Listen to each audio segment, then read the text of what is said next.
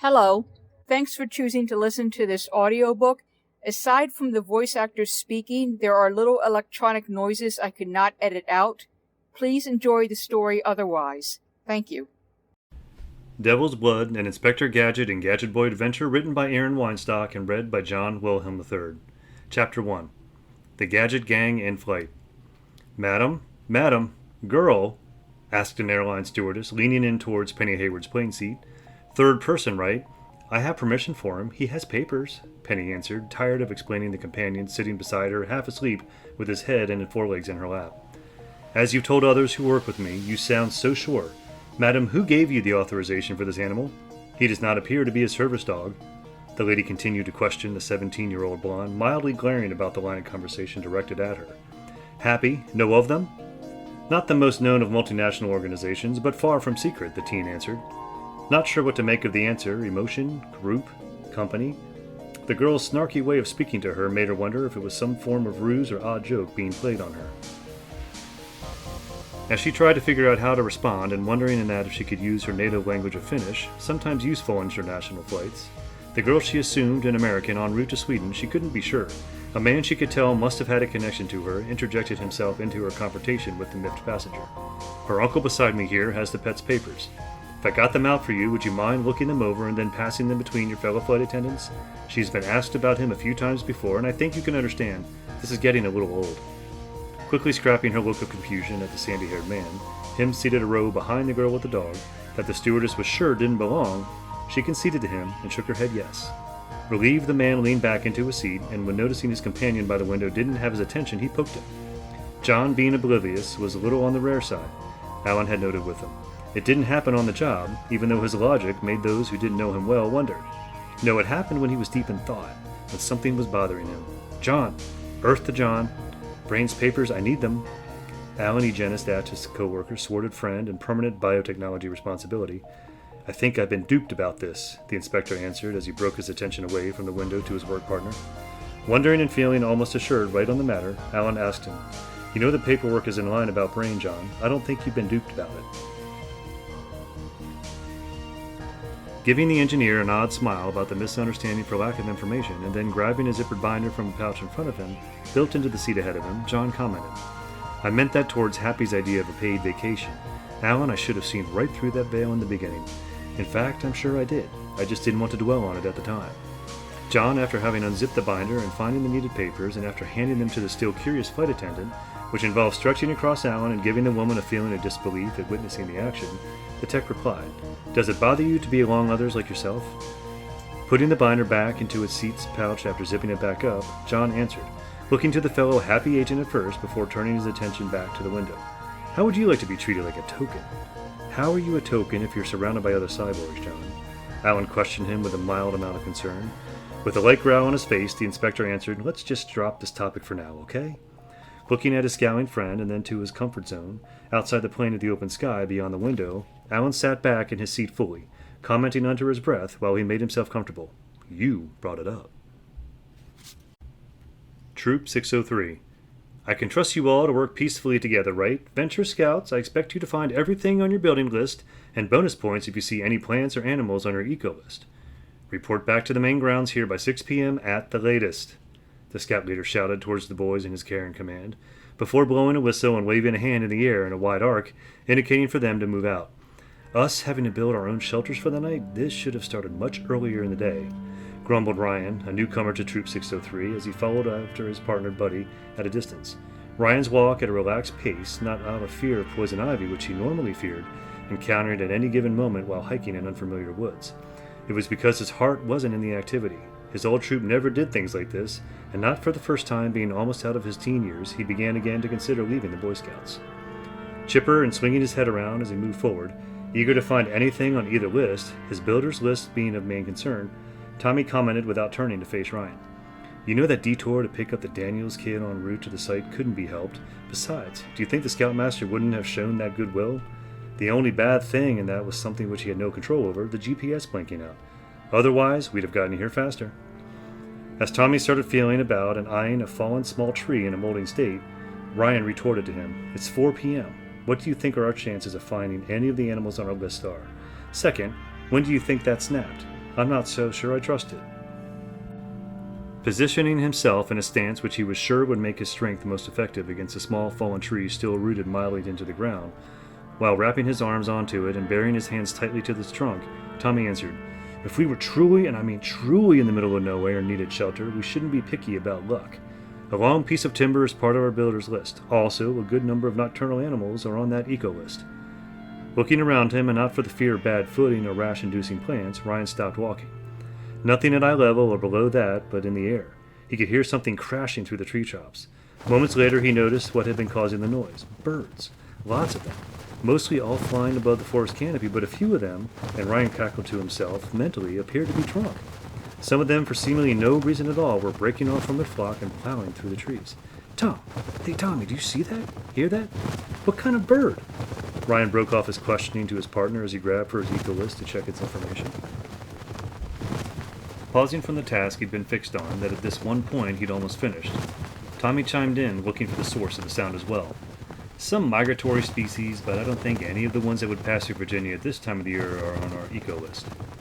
"I want to joke and say dodo birds here," Ryan replied, still watching the drunken birds crash through the treetops. When Tommy returned to his work with the tree, finally breaking it completely free from the ground, Ryan saw something which worried him about the bird's behavior, beyond finding it strangely amusing. He saw one come through the canopy and crash to the ground. "Tom!"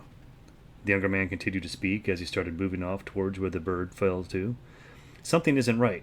I want to check out one of the flying morons. The thing just hit the dirt." Once placing his work prize in a place he felt happy with, Tommy backtracked to move over to the other scout. When coming up on Ryan, he finally got a good view of the bird, the man to track down. A bird he couldn't identify lay sprawled on the ground, still alive from having decked into it.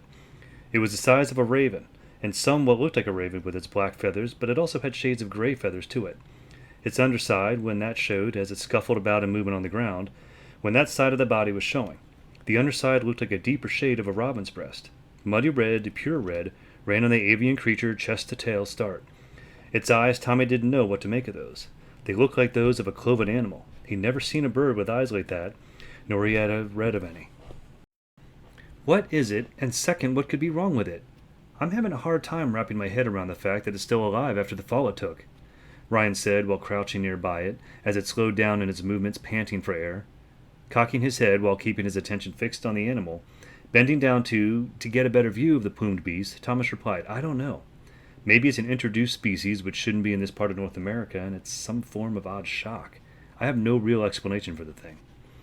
Puffing up its feathers in what the nearly grown men could only assume was some form of defensive behavior, it let the feathers fall and spike out every few moments for a time, and then seemingly no longer acting in random movements, it started to do a type of short hopping walk away from the scouts. One wing spread out from its body, stiffly holding its shape with each jump taken. "It may not be on our eco list, but I wish I had a digital camera on me or my smartphone. But just maybe if our scoutmaster could clear up what this thing is. I'm grabbing one of the feathers it left behind from its crash spot," Tom said, while grabbing for a secondary that had fallen from one of its wings. Smoothing over the tip of the feather held in the other scout's hand, Ryan commented, "Tabin, you know if that strange raven thing doesn't belong around here? There could be bigger consequences than simple identification when the rest of the troop learns of it. Blog-worthy or even environmental scientist-worthy." Pocketing the feather and getting back into a standing position and then facing Ryan, Tommy replied, "Then this camping trip will turn out to be more memorable than expected. We should get back to our free shopping trip hike. I already have one of the main pieces of wood we need for our shelter. Team Adam's Arrow." "Is everyone okay? Natalie? Margaret? Mish?" Henry asked into the darkness of their workspace. Workspace that, until a short time ago, had been busy with normal business. One of Happy's team engineering labs, its purpose to let Team Adam's Arrow, a weapons specialty group, design and sometimes test new projects in its housing. It, along with miles of other underground and a little above-ground property of Happy, now was in ruins, thanks to an earthquake. "We're not to blame for this. The administration knows that, right? It's their damn fault for even having installations here, right near the damn San Andreas Fault," Mish snapped from somewhere off in the dimly lit space that only had breaks in it for minor roofing damage. Plus, minuscule light sources too small to be of any form of effective lighting, added also too dangerous to be considered for handling without proper measures taken. The claustrophobia he'd been able to help with suppress, returning with frightful vengeance, a condition he tried to bury in his mind since the start of working for Happy. That, until now, he had not thought about it in years. An earthquake, materials that were mildly toxic with radioactive activity, likely now exposed to open air. Mish wanted to now scream after having said this 2 cents about their present predicament, his glasses having fallen off him during the quake, aiding his terror. Softer and not sounding as upset, realizing what Mish was going through, Margaret then answered Henry's call. Rescue team should be here soon, right? I mean, yes, Mish. I'm sure administration knew San Francisco might not be a good hub city for underground-based operations, but they, I'm sure, tried to make these installations as stable as possible. In the low lighting of rock, gashed openings, and the spotted dim glow of things best left unbothered, the weapons lab had those broken by a thin beam of concentrated light. It was a small beam, as if made by a penlight, meant to locate keys or used if nothing better, for illumination could be found for a purpose. It darted around the sparsely illuminated engineering lab, and finally stopped its movement only when it appeared to find something of interest. But more accurately, someone. It had located Natalie. She lay unconscious, slumped down on the floor to the lab, blood coming off her from an unseen injury beneath her from somewhere off her shoulder. Henry couldn't tell without coming over to her. As he started to try and pick his way across the damaged lab to his colleagues, the man holding the small penlight moved to join him in his movement to the woman. The engineer questioned this person whom he couldn't see well and holding the light. He also questioned mentally about how the light seemed to be being held. Whoever you are, the help is appreciated. But why use that kind of light at a time like this? I know the earthquake has caught everyone off guard, but where were you? Was there nothing better? The possessor of the insect-sized light let out a short huff, sounded in frustration before replying, "It's built into me. I can't really help how bright it is. I'm sorry for the inconvenience, sir." Built into you? How could that be? Henry then broke off his rambling for lack of understanding the other person's response. It broke off because that's when Henry realized who he had been dealing with. That would explain how a flashlight could be built into one's being. Inspector Gadget? Inspector Hayward? I never thought of you coming here.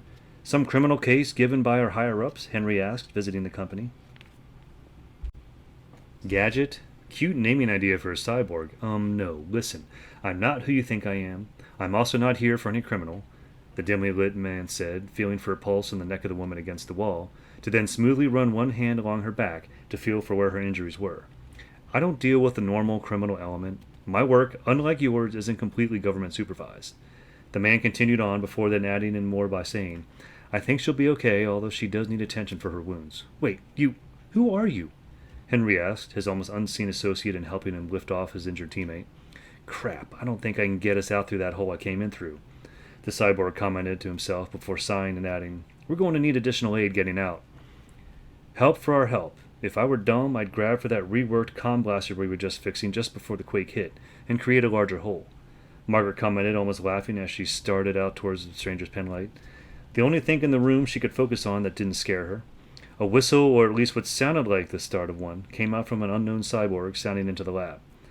What Henry guessed actually meant directed out of the lab.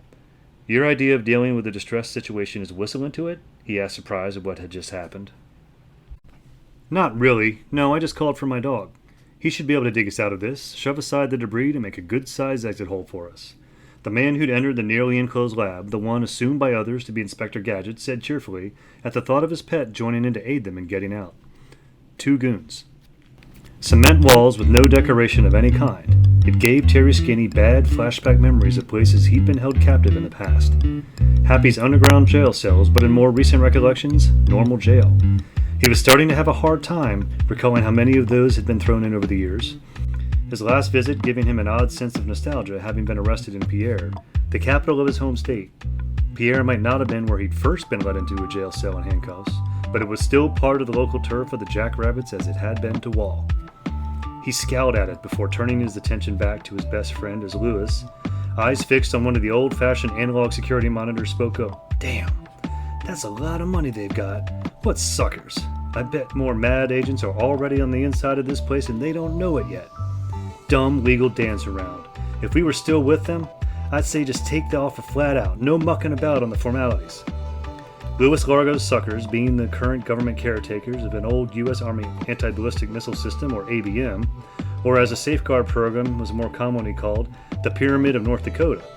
They didn't know they were dealing with MAD. Likely he knew his former employer had already found ways to secure the establishment, minus the use of excessive money. This intrigued the intelligent former grunt of the criminal organization. He knew the sorts of games Mad got forced to play from time to time. These dances always were done to try and avoid legal complexities down the line. Sure, just about every aspect of what Mad did was illegal, but if they could play nice in certain departments about acquiring what they needed, it paid off later if a court case had to happen. Scratching his head, Terry commented his thoughts on the wealth being talked about as payment for the complex and land Mad wanted to have for its new permanently based headquarters. What I can't figure out is where they got it from. I mean, you heard that rumor too that Bruce and Birdman got caught, right? So if they failed in Metro City, where could it have come from unless Mad concocted some new scheme to get it? Leaning back in his chair, Lewis spoke up about what he had felt had been one possible answer to his pal's question.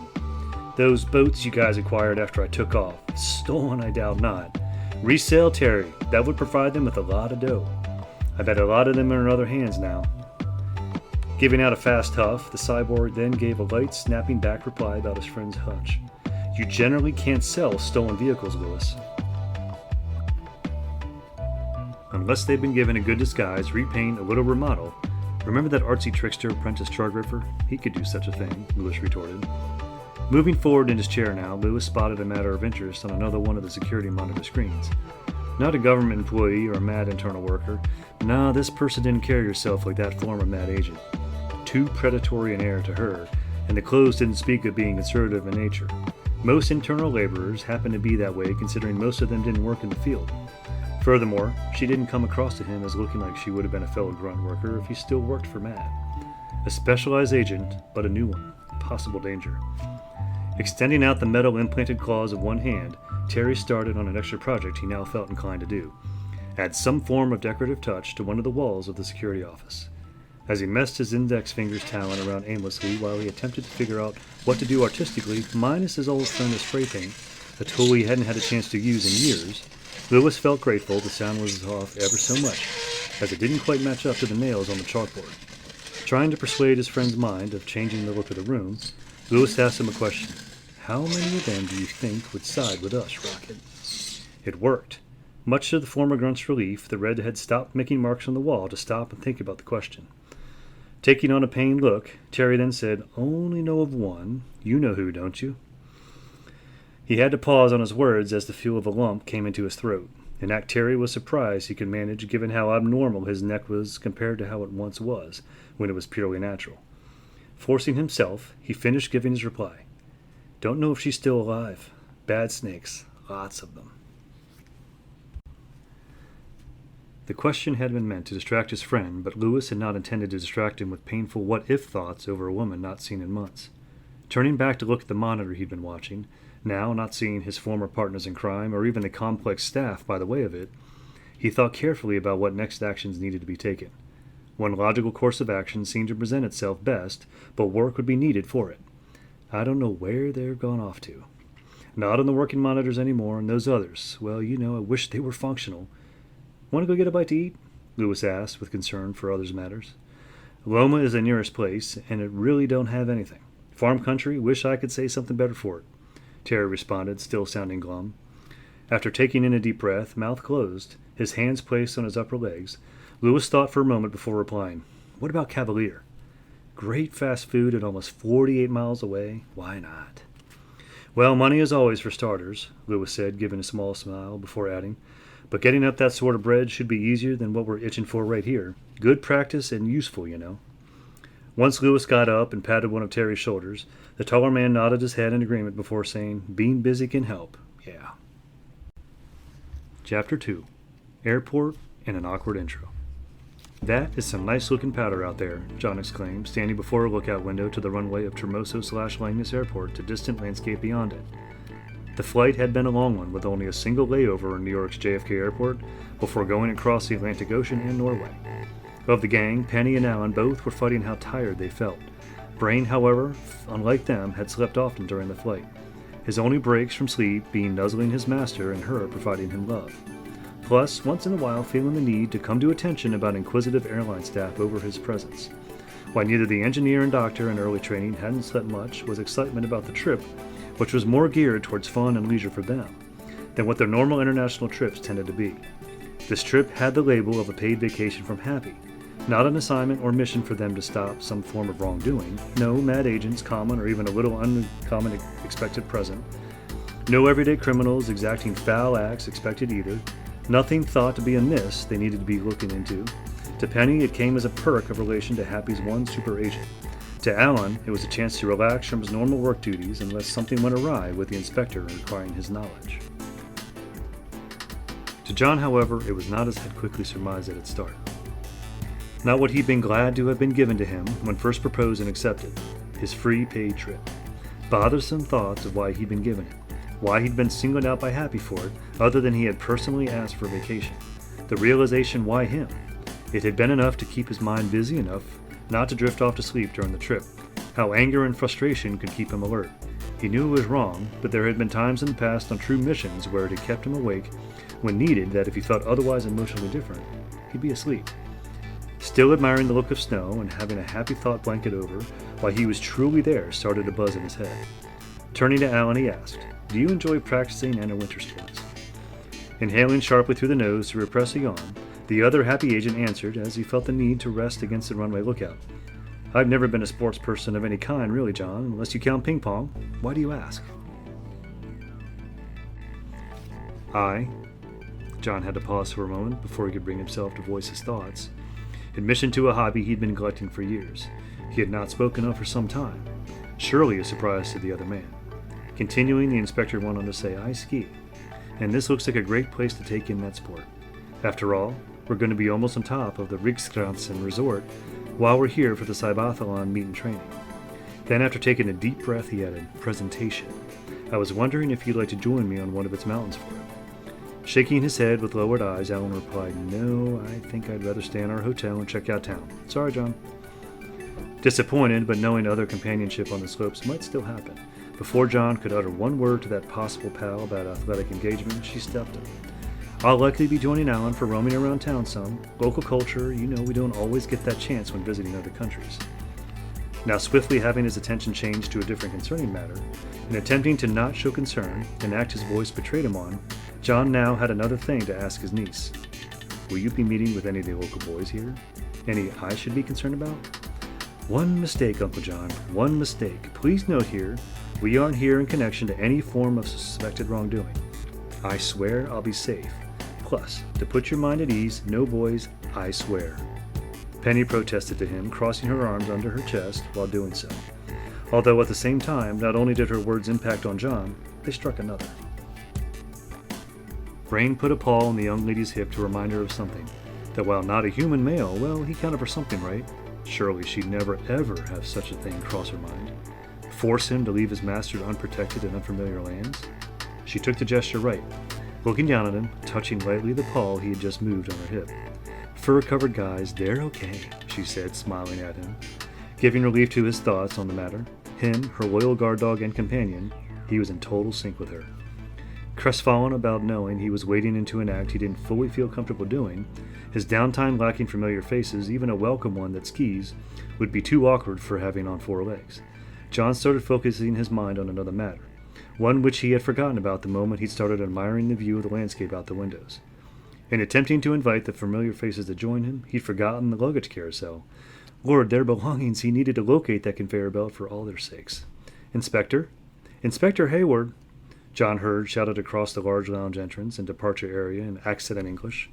His luggage, Penny's, Alan's luggage, had any of them brought something into the country illegal by mistake? No matter. He discovered quickly why the man who called his name, accompanied by a woman in close company, wanted his attention. Maybe nothing was the matter. He or they, at least the man clearly knew he was an inspector, a man in a job of law enforcement. Anything if done incorrectly, if that were the case, he could surely get to the bottom of it to fix it. "He" was all, however, John could think to say in response to the questioning man, as the complex cyborg pointed a finger towards himself, facing the pair approaching him in his company. The couple, once hearing that, both had beaming faces of contentment come over them, a sign to the now no longer experiencing mild anxiety happy agent was glad for. But a further question now came to him about the pair now headed in his direction. "How did you guess who I am? I'm not wearing an ID badge." Taking one of John's hands in his and cupping over his onto the other one he'd taken of the inspector, John got his answer fast, vocally, and unspoken, as a knot formed in his stomach to the second. Still smiling broadly to the man introducing himself and his company. I am Hugo Demikoff, and this wonderful woman to my side is my wife Lily. We are the, in best description, ambassadors for meeting with foreign guests to the Cybathalan meet. Happy described you well, sir. That is how I knew who you were. Once Hugo had released John's hand, Lily immediately took it for a warm, brief shake. Lily's greeting didn't give him a reminder of why he was truly there. The hand she had used to make contact with him, it was her natural right hand. The one of Hugo's, which had in a sense gripped his, artificial, metal, and plastic. Fabric reacting to the manufactured joints, collapsing backwards into well-engineered series of underlying cords curved into a distorted U shape, giving a simulated flesh contraction denoting the intrusive object they were being met with. He had a prosthesis on him. Hugo, in a sense, was like himself, but not like him. Why Happy had picked him, singled him out for this, he wasn't the only person working for them who lived with a body altered by medical science to help them with overcoming otherwise physical challenges, but he was the most advanced of them. No other employee had so far been granted what he had. The best effort he knew of to date in work being done on a person in the field of biotechnology. Isaac Chapelin, he knew, had also been given the best treatment offered after his accident, but the organization didn't have the same and notably more advanced understanding of what they were doing with the human brain when they had worked on the unfortunate security guard. That had unwillingly cost him his job and a normal life. Him, Inspector Jonathan Hayward, being given a paid vacation to Sweden with duties of non-legal matter needing tending to. He was acting as their token and showing what the multinational organization could do to help people. Oh, well, since once in a while my formal job has me go undercover, perhaps I should buy some new clothes while I'm here, John commented, hoping he wasn't blushing when Lily was done in her physical contact of greeting him. Showing pride in the inspector was sure it was not his first time. After all, given his position, Hugo piped up in reply. I think it would be great if you partook for some of the local merchants. I can even recommend a few for tailoring high-quality garb, formal or informal. Also, if it's okay with you, Happy told us you had a different name you go by sometimes. Would you mind if I called you Inspector Gadget? A little shocked, but knowing he should not have been in the least, after a pause he knew might not bode well on him considering his position. Fighting the urge to look away from Hugo, John answered him. I guess I'd like to shop for informal clothes, and I think they failed to tell you this, Happy. Inspector Gadget is a code name for me, as Alan here would call it. It's used on me, and I'll answer to it, but it's not a frequent thing. When John had motioned to the tech, standing not far away from him, Lily questioned the younger man. Code name? For once, not alarming the company he knew him well, Alan took on his normal to having interesting thoughts, Cheshire smile as they saw it. He started to explain to Lily about the co-worker's extra name. It's typically a name only used with the inspector when he's on a mission for Happy. In fact, I invented the name for him. It's caught on a bit since its inception. Tapping a finger on her chin and holding her face in her right hand while looking at Alan, Lily questioned him again. Are you the engineer I heard travels commonly with the inspector when he is working on a job assignment? Yes. Actually, I'm sure you've heard also that I too have a code name. John, Inspector Gadget helped me come up with it, he questioned and stated to the silvering chestnut-haired woman. Before she could answer him, as the tech noticed the quizzical look she had, he further decided to add, Mine is Corporal. Penny cut him off. My cell phone says it's -50 outside. Want to show them why your code name fits you? Seeing a soured expression come over the man's face, even without understanding to the fullest extent why the weather outside somehow inflicted cause for concern, to demonstrating she was sure some kind of interesting talent, she tried to suppress a small laugh about his reaction. Her reaction, because to anyone even one local such as herself, the weather at 50 below would prevent many with common sense from pursuing their goals outdoors.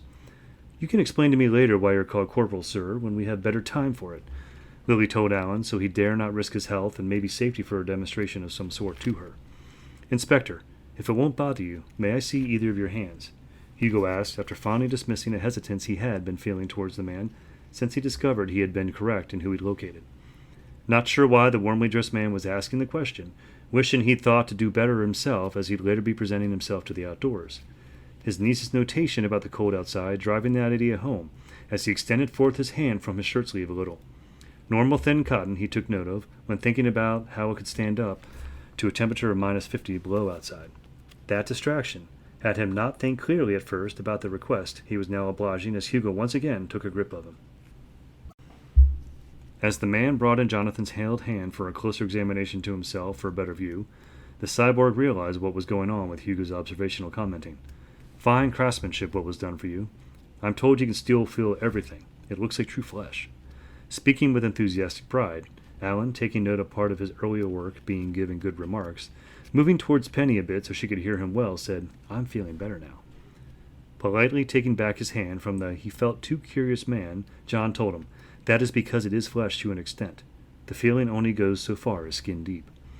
Since that is so, how is the connection to the nervous system and blood flow maintained? Hugo asked him, not taking the hint at John's retraction to him.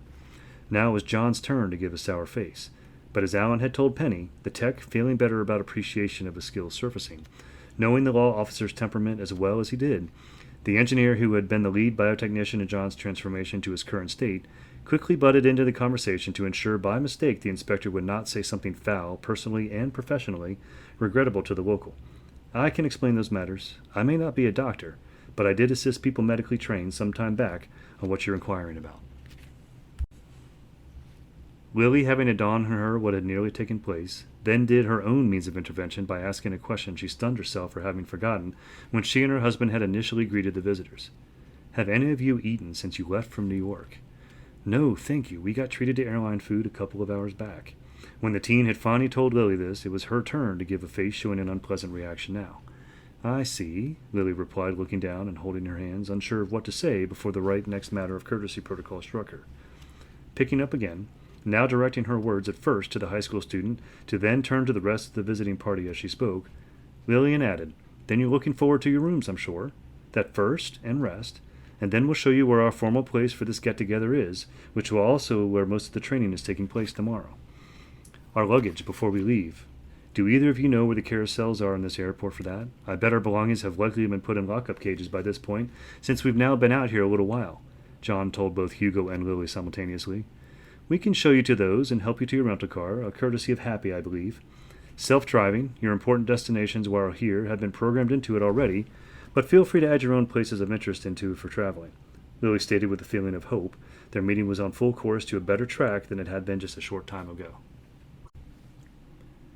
Beautiful. Self-driving means I can practice one of the tricks I've learned to use in coping with jet lag, Alan stated while letting out a yawn. Moving from Wada Dembai Lake.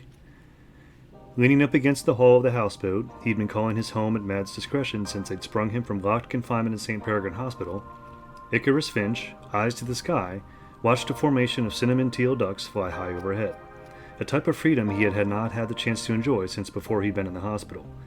His flight suit, that while he pointed out to the cops was damaged, they'd confiscated it from him despite that.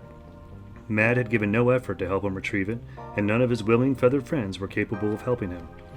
Sighing as he watched the ducks move from his view, he thought, and not for the first time, he'd just have to make himself a new flight suit.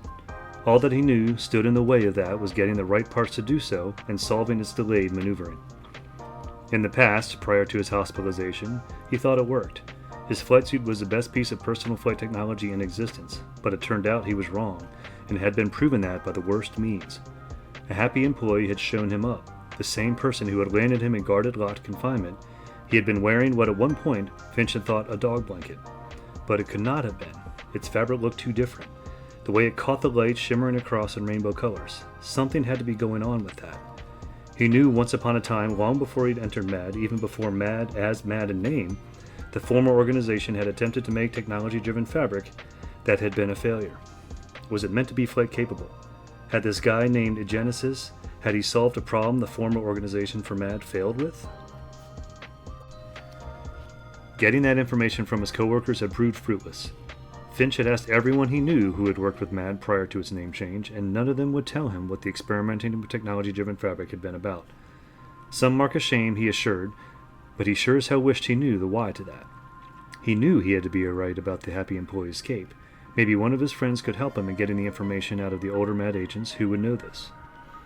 Grabbing the suitcase, which he had set to the side of the hull of the boat, he thought of his best favorite tactic for getting someone to talk that didn't feel like it.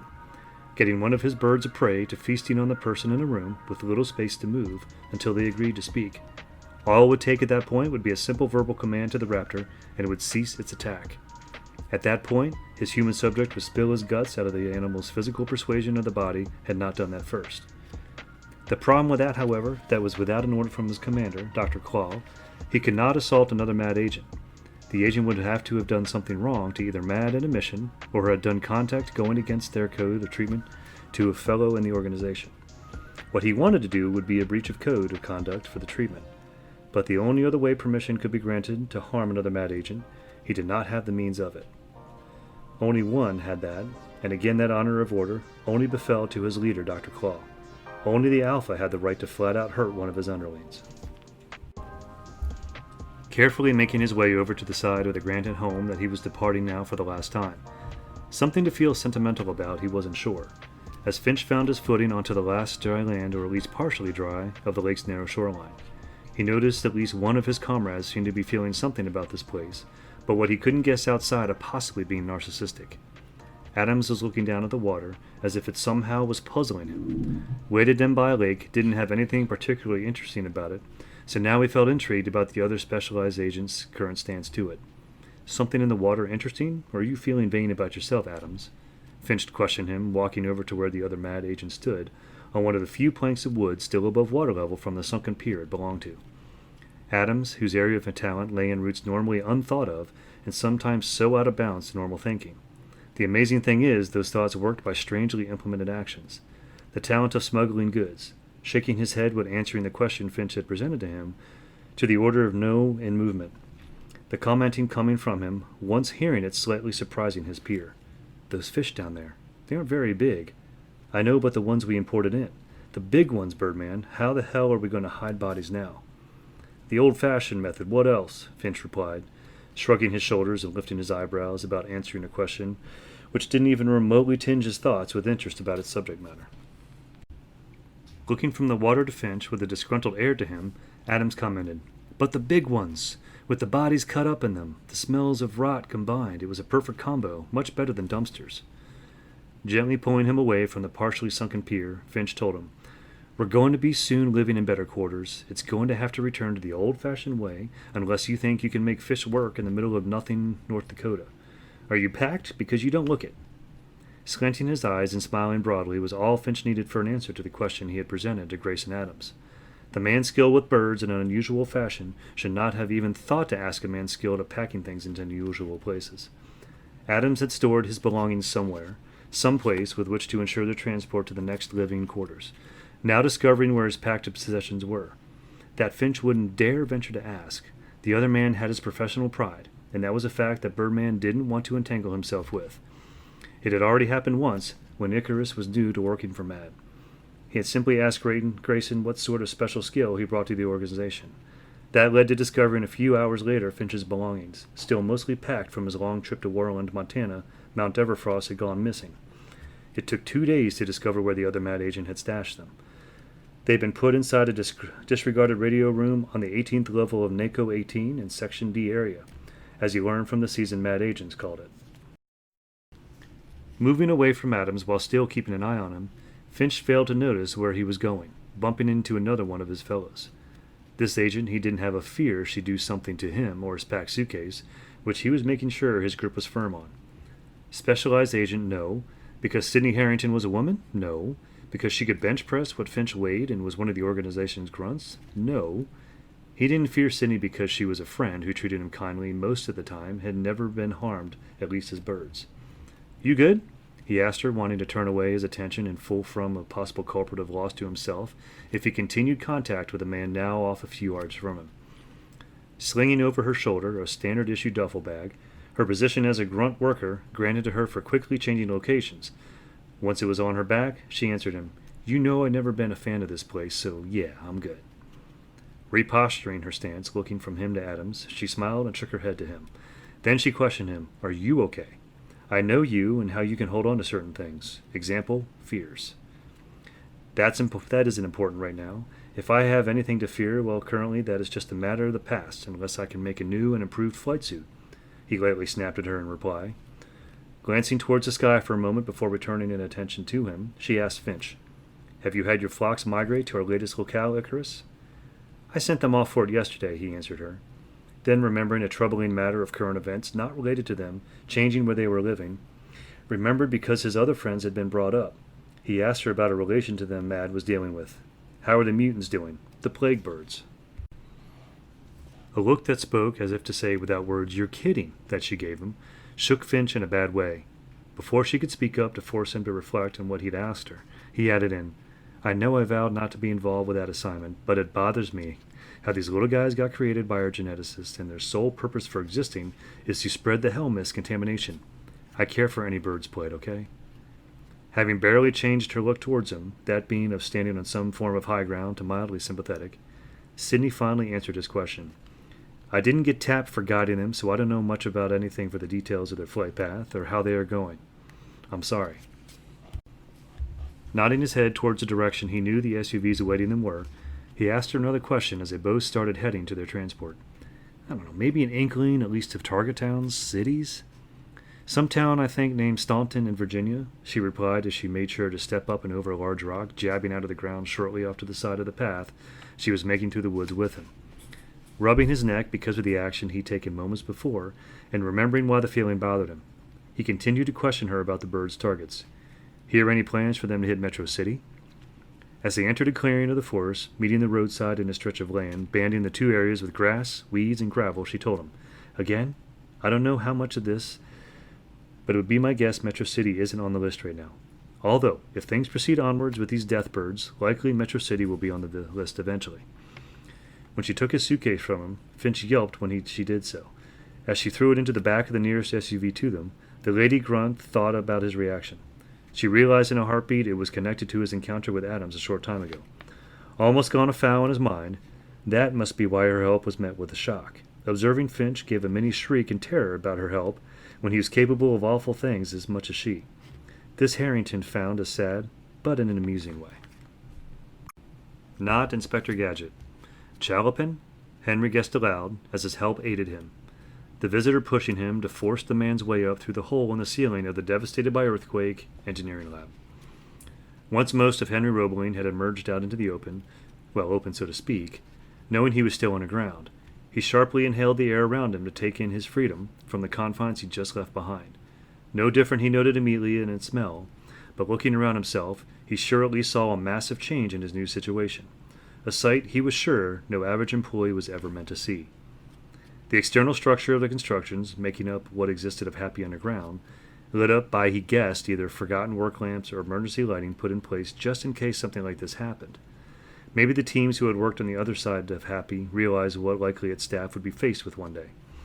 He didn't know, but now seeing the outside of the constructs he had moved around so many times he'd failed to think of to take count, probably hundreds of times walking. He marveled at the engineering that had went into the design for them. A crisscrossing of linking up and down, sideways and leaning box shapes, housings that he was relieved to see were still completely intact. The design he mused reminded him of a mandala, but insane to the organization. "Some assistance from above would be nice," the help from below commented as he held Natalie, looking up at Henry through the ceiling hole. "Of course," the weapons engineer replied as he started helping the outsider carefully pull out his unconscious teammate from the lab. More help aided fast by Margaret, aiding in attempting to smooth out the movement of the limp body through the opening. With a laugh that felt out of place to all at first but Margaret, she spoke up about a matter of Natalie she felt took precedence at the moment at hand. "Poor woman. Just got here. Remember Henry? Mish? Grace's from the Philly hub to here?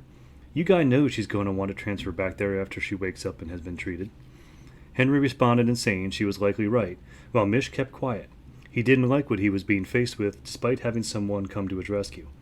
Although, more accurately, someone and their pet dog. A large dog, he noted watching it roam about in outline across the floor of the lab.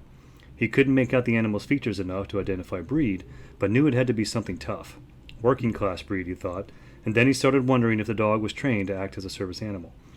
Although those thoughts started flying right out of his mind when he saw the fuzzy outline shape on four legs do the unthinkable, sniffing and licking the only light source in the room with them that was tangible to the canine.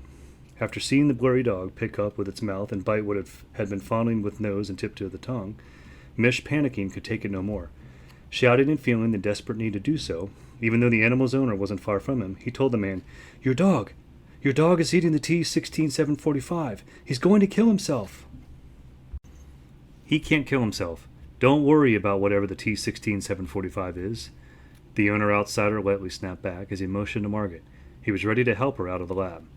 Dumbfounded in disbelief for the lack of concern the owner of the dog was presenting, and wondering if maybe sadly the man had some sort of history of animal abuse, spurred on only by ignorance, Mish added, shouting, "It's a material we were given for powering some of our inventions, a combination of cobalt-60, calcium-40, and uranium-238.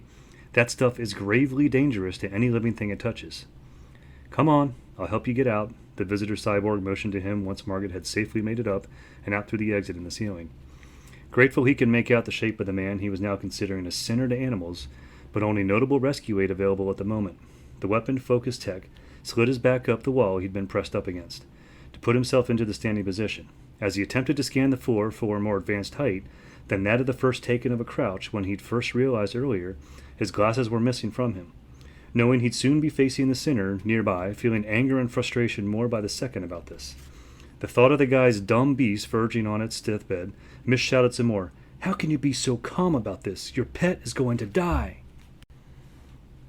Further motioning his readiness to give aid to Mish, and exasperated by the man's continued insistence that his pet was going to die soon if some action wasn't taken to prevent the dog from harming himself, the helper made a comment in reply.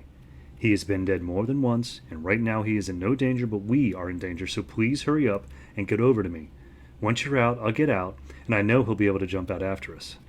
Having made his way carefully over to the visitor, and knowing better than to feel at the floor for his glasses, remembering the T-16745, Mish, now in front of the cyborg, was close enough to make out his appearance in better detail. As he was looking over the man, he stated, "I don't know what you're playing at. I can't figure out what breed your dog is. All I know from seeing his outline is he's big. Clifford-sized or not, that stuff will mark his end." Shaking his head with black and lighter shaded hair which only hugged against his neck, the visitor replied to the engineer, "Put your foot on my hand and I'll boost you up. Also, he, or if you wanted to be kindly untechnical, it's in Kernel 625, polyethylene rubber vinyl microchips, and if you want to note something natural, I'd say the clay and the nanoparticles of some of his more odd polymer-based parts. What he was, and I'm convinced he still is, thinks he is, that being a Boxer Dalmatian mix. G9 is safe from being harmed by that toxic compound you guys have. I think we're all going to have to be decontaminated after this," Mish told everyone present once he had been helped up from the weapons lab. Words not only meant to his teammates on the roof with him, but also to the man still inside his ravaged workspace. Henry, feeling the need to come forward first, having been at the start of the aided rescue effort, to have been given help just before his wounded friend and colleague was carefully given to him, knowing the person who'd come to his aid and co-workers was still below, making sure Natalie was in a safe position before he left her to head over to the large opening he'd come up, to offer a hand to the stranger who himself needed aid. When the man that Mish almost felt like he wanted to yell out some more was almost out of the lab thanks to Henry, Margaret, speaking up, stopped Mish from saying anything with a wave to him, meaning for him to keep quiet, as she took verbal note of something Mish clearly hadn't gathered right and she wanted to know more about. "Robot dog, huh? I'm sure I would have heard about it from one of the other engineering teams. It came from us. But where did you get it from?" The cyborg, now back on the roof and making sure he was in a good spot to still view the engineering lab, slapped one of his upper legs, called to the mechanical animal below him to join him before then replying to Margaret. "My friend Myron once told me from the morgue of the St. Blaise Veterinary Clinic in Baltimore." Jumping and clawing at the edge of the gashed by earthquake rocks and gashed rocks by his thick metal claws with rubber undercoating around the roof's opening, the high-tech beast, after a few tries of this and with the help by way of its owner, managed to get out of the lab space it had been roaming around in. He had been eager to leave behind the place with the exception of wanting to try his jaws around more of the interesting glowing misshapen balls the area had strewn all over its base. After acts of advanced hydraulics had taken place with the assistance of springs designed just as a state-of-the-art, when made as a formal accompaniment they were linked to had ended. Owner and pet united, Henry, replying to the owner's statement about the dog's interesting and unorthodox to just wrong origin, said, "You are a very strange man, mister. I really would like to know what your name is." Shaking Henry's hand, the visiting helper introduced himself more formally. "Jake Anatek." New information noted about now that not a total stranger, a man he finally had dismissed as an animal abuser, Mish asked Jake, "Is more help on the way? We can't be the only ones needing assistance, as awful as that may sound. I placed a call before coming down here and add in a whole city above us in a flurry of activity because of the quake. Happy, being an important government presence here, I bet you don't have to worry for long about getting back into the sunlight again, and Natalie being treated by a hospital," Jake replied as he felt his cell phone in his pants pocket, looking at it momentarily also. With how much movement had just been taking place, having last used it from before, made his way into the cavern, which should have been inaccessible to him from the third entrance to the PDL, or Prairie Dog Lines, for San Francisco. The careful inching through narrow openings, climbing downwards to the first place he saw, needing attention in the cavern. Until now, he had not felt the need to check on where the device was. Jake felt immensely relieved when noting its continued presence on his person. The concern noted on the man's face, one that Henry didn't recognize. The happy agent knew for a damn fact it clearly didn't belong to Inspector Hayward or the retired security guard that he had heard sadly was mentally incoherent, Mr. Shalopin.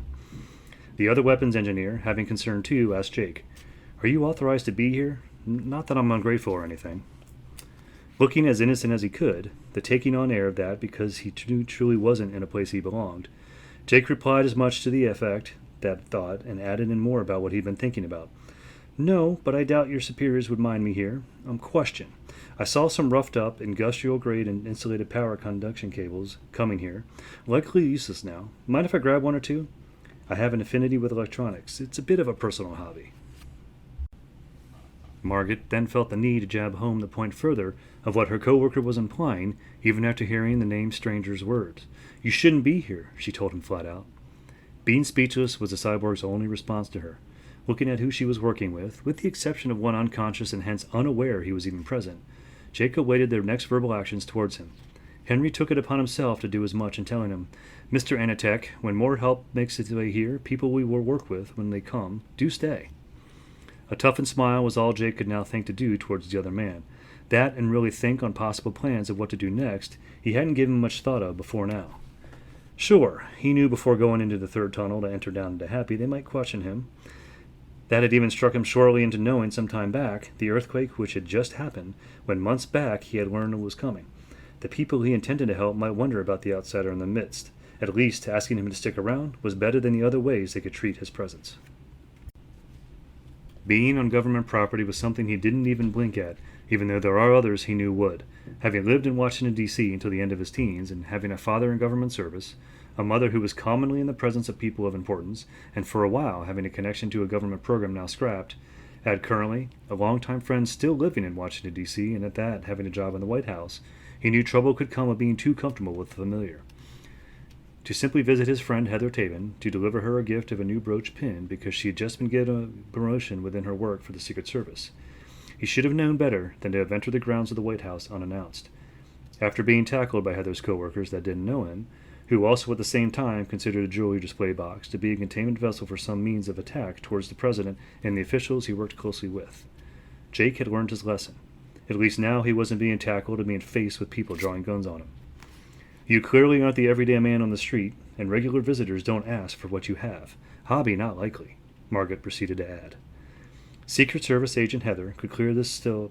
She still was well connected within the government. No happy connection, but Jake was sure she knew people who knew them. Under his breath, he commented as much to himself while he pulled out his cell phone. Just one call to Washington, D.C. That's all this would take for simple clear-up. Just one. Taking it out from sleep mode with the flick of a thumb up to show its lit interface, dial-in application loaded, and then disappointment. No signal, no contact, not a soul here who could vouch for him. Damn, was all Jake could think to say, that as he looked at the 0 bars present in the upper left-hand corner of the phone screen. Chapter 3. Reunion. What luck, and two men couldn't stop reflecting on that. The person they relieved the car from a while back had been so dumb as to leave it unlocked with its keys under the driver's seat. In the whole of stupid things people could do on an average, both former grunts for Mad loved that one the most. That, and others who just made their jobs easy by caving in when they had the upper hand unbeknownst to them. Lewis, not for the first time, took pride in clicking the car's electric remote lock as he and Terry made their way from the vehicle. I still want to repaint the thing. Fine car, 2 keys. Don't see that every day anymore, Terry commented, stopping in his tracks as he took a moment to look back at the car he and Lewis had used to make their way to Cavalier. Rebuffing his former superior, Lewis said, "It doesn't have its true license plate on it. Aside from that, we bumper stickered it to Kingdom Come. The thing never had him before, and the troopers aren't looking for a car matching its current description. Now it looks like it belongs to some weird-ass collector of random crap." After slapping Terry across his back, which is as high as Lewis could go to hit his pal without a tiptoe reach or jump, the man, who some called a human tank, started musing about why they'd come to the town. Food. But grub, that would be an interesting challenge for them to get. That's what he felt up for anyway. A minor challenge before a larger serious thought on the other and much bigger challenge they both wanted to take on. Ripping off some common burger bin feels beneath our class of thieving. Don't really feel like a small-time job, and dumpster diving is definitely out of the question. Not having the ability to leave a matter well enough alone sometimes, and this one feeling like it deserved attention, Terry started back towards the car. Bumper stickers could peel off if not applied right. They were, he now had to side with his friend on this. The car's best disguise, notation from state and local police. As he made his way to the back of the machine, the tall cyborg had to tell his muscled buddy what he thought of the man's last words to him. I don't like skipping out of reason for being in a place. We're nabbing our food. No question to that, Lewis. Terry couldn't see Lewis glaring in his direction the moment the words left the man's mouth. The athletic criminal was already trying to smooth out a bubble he saw on the first sticker he'd chosen to lay his eyes on. Replying, Lewis told him, "You aren't my superior anymore, remember? We also ain't grunts anymore. This is now back to old times. I wonder if we could take a nab at a Schwann delivery." Old times, the redhead knew the two had been plenty of those, even times before they'd been friends. If passing notice at school events counted to that. Those old times, when they'd been formally acquainted as friends. He had to smile about that as he thumped one hand against the car in motion for Lewis to toss him the vehicle's keys. Grand Theft Auto, the real-life Grand Theft Auto, had one of their earlier joint ventures. The keys smacked the ground after Terry failed to catch them from having been thrown in his direction. Grabbing them up quickly, after glancing at Lewis about the miss of his throw, he started trying to unlock the car's trunk, an irresistible curiosity to him from the near start of their possession of the large sedan. He loved opening things, and felt a stranger's car or truck or van or house with unseated items inside meant goods he might enjoy, a present. Thinking on his own mentality to this fact, he soured his face about it. Thoughts again back to those old times of long ago, and that early gaining of the first car they ever stole together. What had been an event that had them really bonding as friends prior to it. Their revenge on the slime that had been picking on him throughout his junior and senior years of high school. When his parents found out about it, his graduation gift from them had gone right out the door. Luckily for him, Lewis felt pity for him on that too. His new best bud stole a car for him as a make-up present to the one he'd lost. He wanted to learn the skill which had gotten him this new ride. A lesson taught, a second car gained, a growing feeling of resentment towards his parents for not understanding why certain things had to happen. It wouldn't open. None of the damn keys opened the trunk lock. Terry griped inwardly to himself about that. How was it possible to have such an easily accessible to its driver and passenger compartment ride, but not have its storage compartment the same? But no matter to him, he now had tools in him he didn't have years ago. The use of his energy cannon, no bad idea. Lewis would never forgive him for that form of overkill to open a locked trunk. His metal talons, on the other hand, they'd likely work for this. He'd been practicing lockpicking with them for a little while now, and only kept improving with each session of trying the new art. Within under a minute, he'd unlocked the trunk using the right pointer finger's claw to work the job. Lifting up the hood of the trunk made him think twice about the effort he put into the act. Nothing in it seemed interesting. The contents appeared downright dull and standard to find of the average middle-classy guess for what there was. Dry cleaning on hangers containing plastic, a dress, and some child's clothes, no use to him. A junior coloring book, jumper cables, blank label CDs fallen from their case binder, plus, of course, a spare tire embedded into the floor of the trunk. At least that last object was of intrigue, he noted.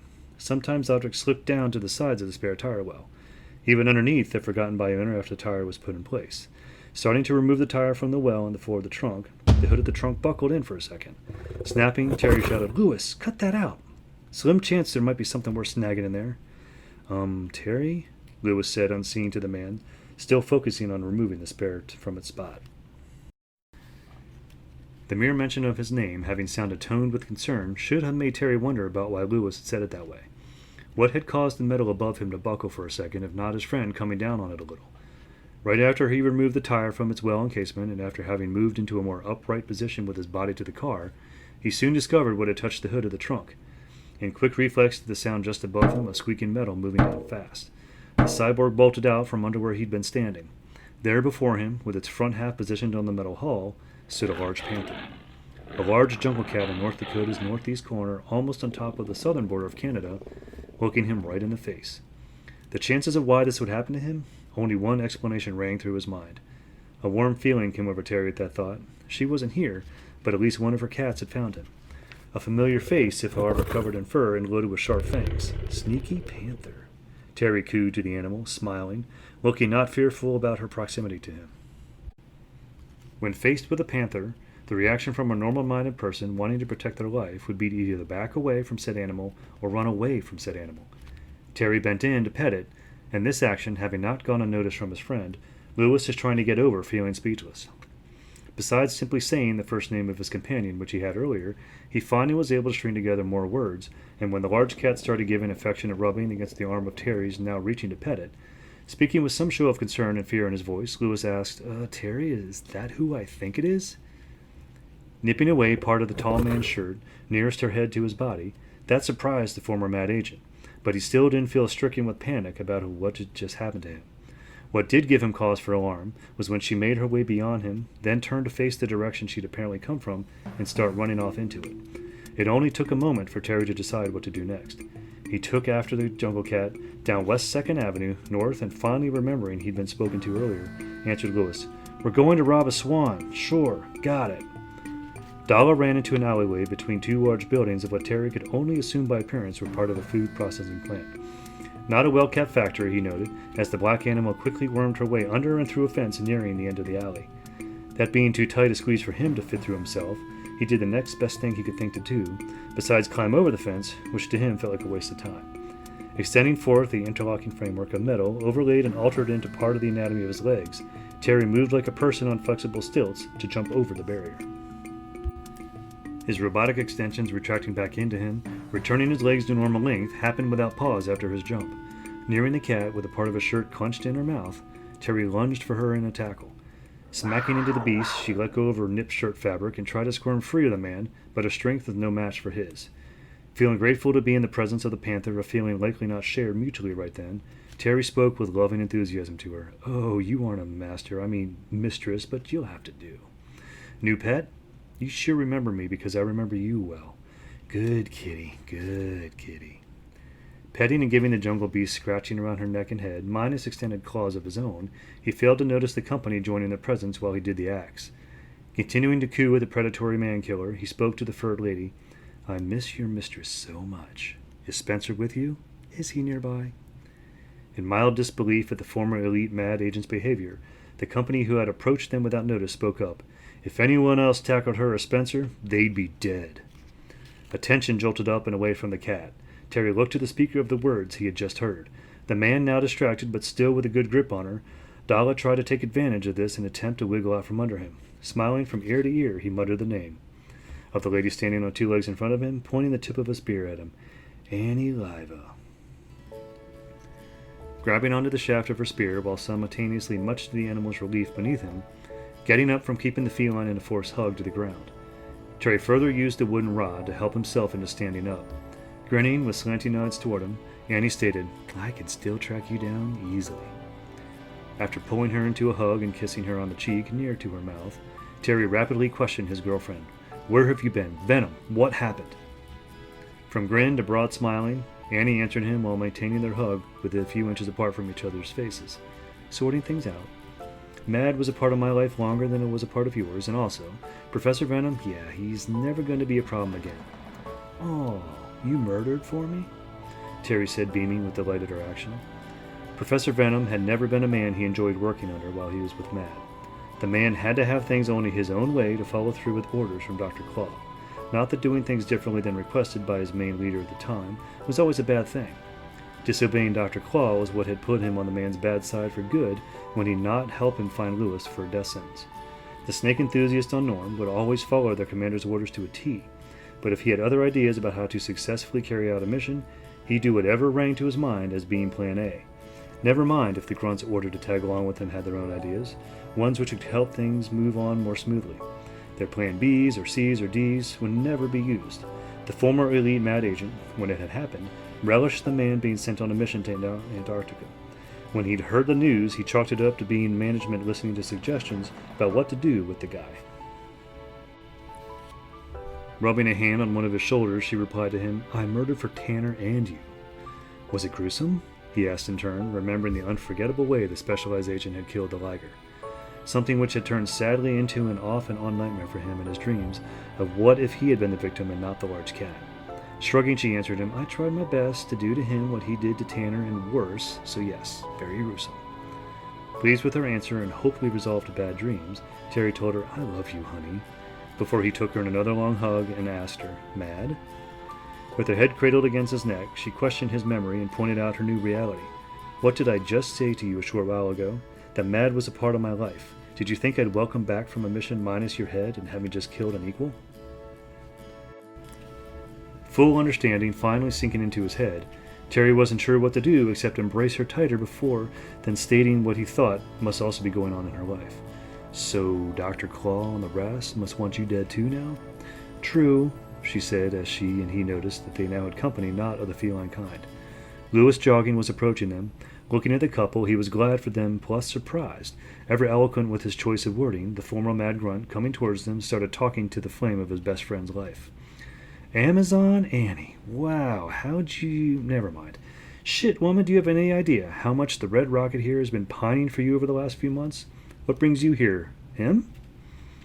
Dividing her attention between the two men as she spoke, Annie replied, Mad has been too busy with other matters to try and take me down lately. I know what they've been up to and have been closely keeping tabs on it, some of it. What you two have been keeping tabs on too. Terry knew this had to be of some relevance to not only himself but his pal. In wondering on a hunch what she could be implying, he blankly asked for her clarification. The approach to ask her in this way is not to make a fool of himself if that hunch was wrong. What are you saying here, Annie? We join forces, we get their money, we live like royalty, wherever we choose, or maybe something more enticing. She answered him, not only confirming what he had suspected she was implying, but in brief, once she'd spoken, kissing him. Looking on towards the reunited couple, Lewis remembered he and Terry had briefly discussed on the base of the Prairie Pyramid that very subject. Things were looking up now, but he knew that wasn't entirely golden. Voicing as much, he told them, Us three against Mad? Good, but not great. We're going to need some extra help. Links Run. A calm and peaceful place for his so-called vacation? Not exactly for Inspector Hayward. Wishing no one would notice him anymore, he stood in a spot that acted as an oxymoron to that idea. He didn't want to be where he was, and so placed himself nearest the door. Standing near the largest door, or more accurately set of doors, to a building currently rented out for minor administrative duties, and general meeting area to all present for the Cybathlon meet and training. Penny had already pointed out to him that he could do better, but he was also representing who he worked for, and blowing this for them might not be a good idea. For a brief amount of time, thinking about how he represented Happy, what they had done to save his life, but in the case now, he felt they were using him as some form of prize show animal. In that amount of time, of about 20 minutes, he thought over again his early inclination to sue them over what they had done. What had stopped him in thinking over those old thoughts were meetings with people interested in meeting him. People who had not been able to benefit from his employer when they needed what he'd gotten without asking for it. Their bionic prostheses were simple compared to his. Theirs weren't as integrated into their bodies and often didn't have the fullest range of motion as they felt they should. He had known what bionics were long before he'd been turned into a cyborg. He'd passed people on the street with them, or had met with them for one reason or another. At no time had those chats of what felt like so long ago felt personal on a level like this. The closest he'd seen to anything like himself had been in science fiction he had no interest in watching.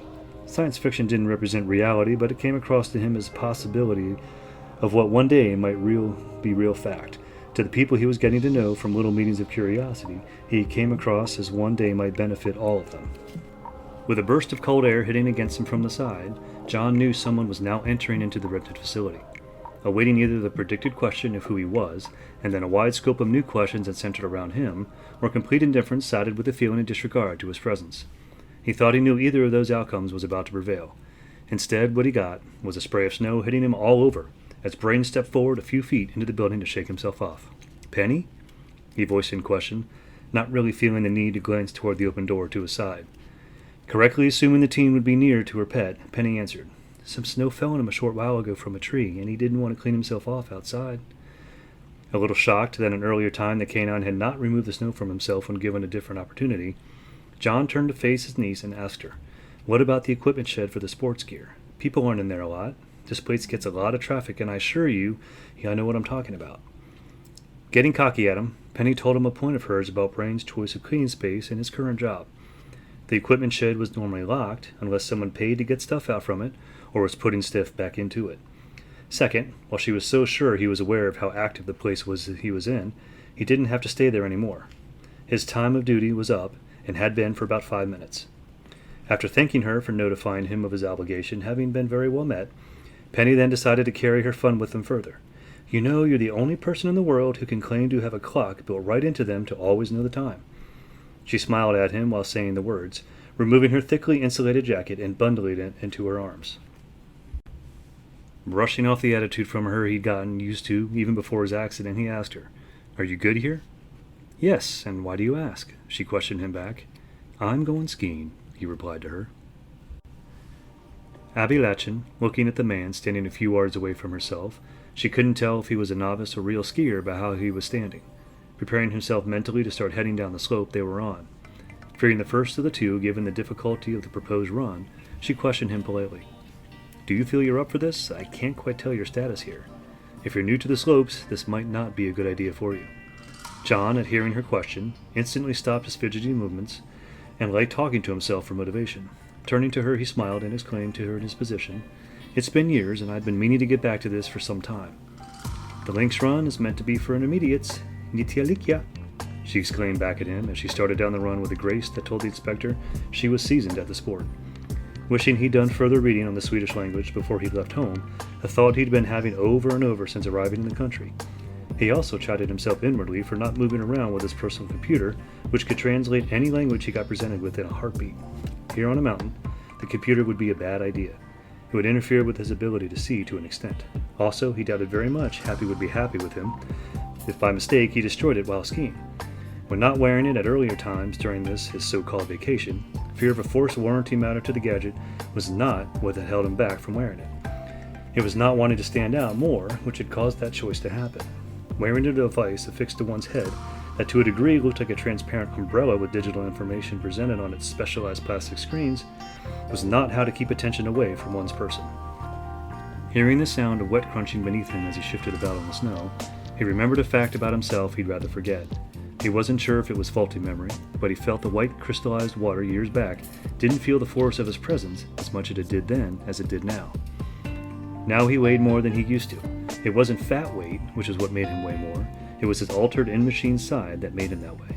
Weighing nearly double what he used to, he'd given up fast weighing himself on scales when he was getting used to being in his current state. When being examined by medical staff at Happy and asked about his weight as standard questions go for pre-examination, he'd just say he didn't know, an annoyance to whoever happened to be his nurse at that moment, but a way to avoid feeling embarrassed about himself over a matter he couldn't help. "Okay, Johnny, you're a big guy, but this powder doesn't look like it should be a problem," he told himself as he readied himself to finally depart for moving down the Lynx Run slope. The progress was slow. Maybe he had misguided how steep the mountain was. No, he'd seen the lady he'd spoken with briefly start down it like a swift breeze. Still feeling the need to be cautious, although be it at the time, more eager than to conquer a slope, meant for a person who was already practiced, he moved forward about a foot. Wondering why she had not at this point seen her temporary companion of the ski path come in nearby, Abby, with a blaze of kick snow at her action, stopped at a quarter of the way down the slope to look back at the man she'd been talking to. Bemused, she wondered if he had lied to her about how skilled he was at the sport. Novice, or could he be skilled in a different form of the sport? She shouted the more polite guess at him. "Was your thing cross-country skiing?" Blushing at her question, knowing he was not a cross-country skier. In fact, he had not even learned to ski that way, unlike most he knew. He'd been introduced to skiing as a child through his father, Jules, and Jules loved the sport, and in everything he did, he had his son try and sometimes made his daughter try. This sport was the only one he'd taken to. First lesson he was proud to think back on was not meant for the regular newcomer. Jules had taken him to a place while looking ready for poles and skis. It was not designed for such. This had led his mom, Annie, concerned to place herself. Jules had felt needlessly at the bottom of the mountain ready with the first aid in case it was needed. It never had to be needed. The why behind that is something the inspector had told few people over the years. Why he had aced that first trip down a mountain skiing when it had not been a cross-country style. Jules had held his hand nearly the whole way through it, plus a few times after that when he was still learning. No, I ski well on slopes like this one. I think me being heavier now is the problem," John proclaimed as he eyed the path he wanted to take before him. Laughing about the inspector's comment that felt out of place to her, she replied, "You don't look fat, and even people overweight don't tend to have problems on this. It clearly isn't off-piste." "I'm not chubby, I just have a—" "It's not an easy explanation," he answered back. now feeling just a bit irritated by the subject of conversation he had actually brought up. Abby shook her head, not knowing how to talk correctly with him. Whatever his block was in speaking to her, she didn't want to press the issue unknown to her. As she prepared to take off again down the run, she made one last comment to him. "When you're ready to finally get to the bottom here, Mountain Goat, I'll give you a few pointers, 'kay?" "I can do that," the cyborg stated to himself under his breath. Jealousy can sometimes be a great motivator to actions not bad but neutral. John felt jealous of his company's skill. Watching her with ease make her way down the mountain, pushing aside his fear, he put himself mentally where he would have years back enjoyed the sport, and launched himself into moving down the ski path at a more normal speed. There wasn't much struggle from that point forward in his descent of the mountain.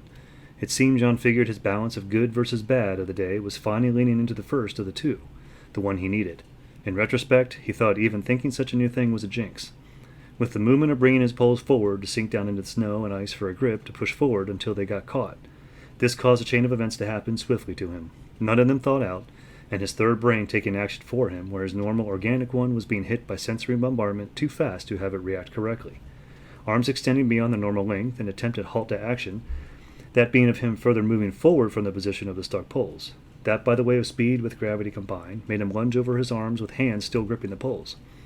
When the flip smacked him on the back, he wasn't sure if letting go of the poles was a conscious action or further reflex. All he knew was in the old days, prior to being a cyborg, such an accident would have meant much different results. His arms breaking rang to mind as a potential injury. Snapped wrist was another potential injury he thought of. He'd never know the answers to those questions he was presenting himself with. All he did know for a fact was in the old days he was likely to have put himself in much more pain. If he had done the flip, he just did and impacted on snow and ice with unseen rock and soil beneath him. Hearing the crunch of what he was now sprawled on his back to, John listened to concerned voices noting themselves in his direction.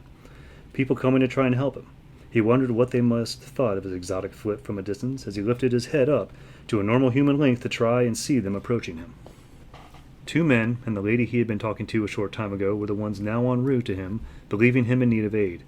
The woman whose skill he now applauded being sharp as he knew his once upon a time, she was no longer wearing her skis. Reasonable, John thought, otherwise she couldn't move as fast as she was to try to reach him going upwards on the slope. But her approaching him and her two associates in tow, he started thinking again on that point. While he was feeling hurt by what had just happened, it didn't feel serious, maybe bruised. He didn't have long to ponder those thoughts alone.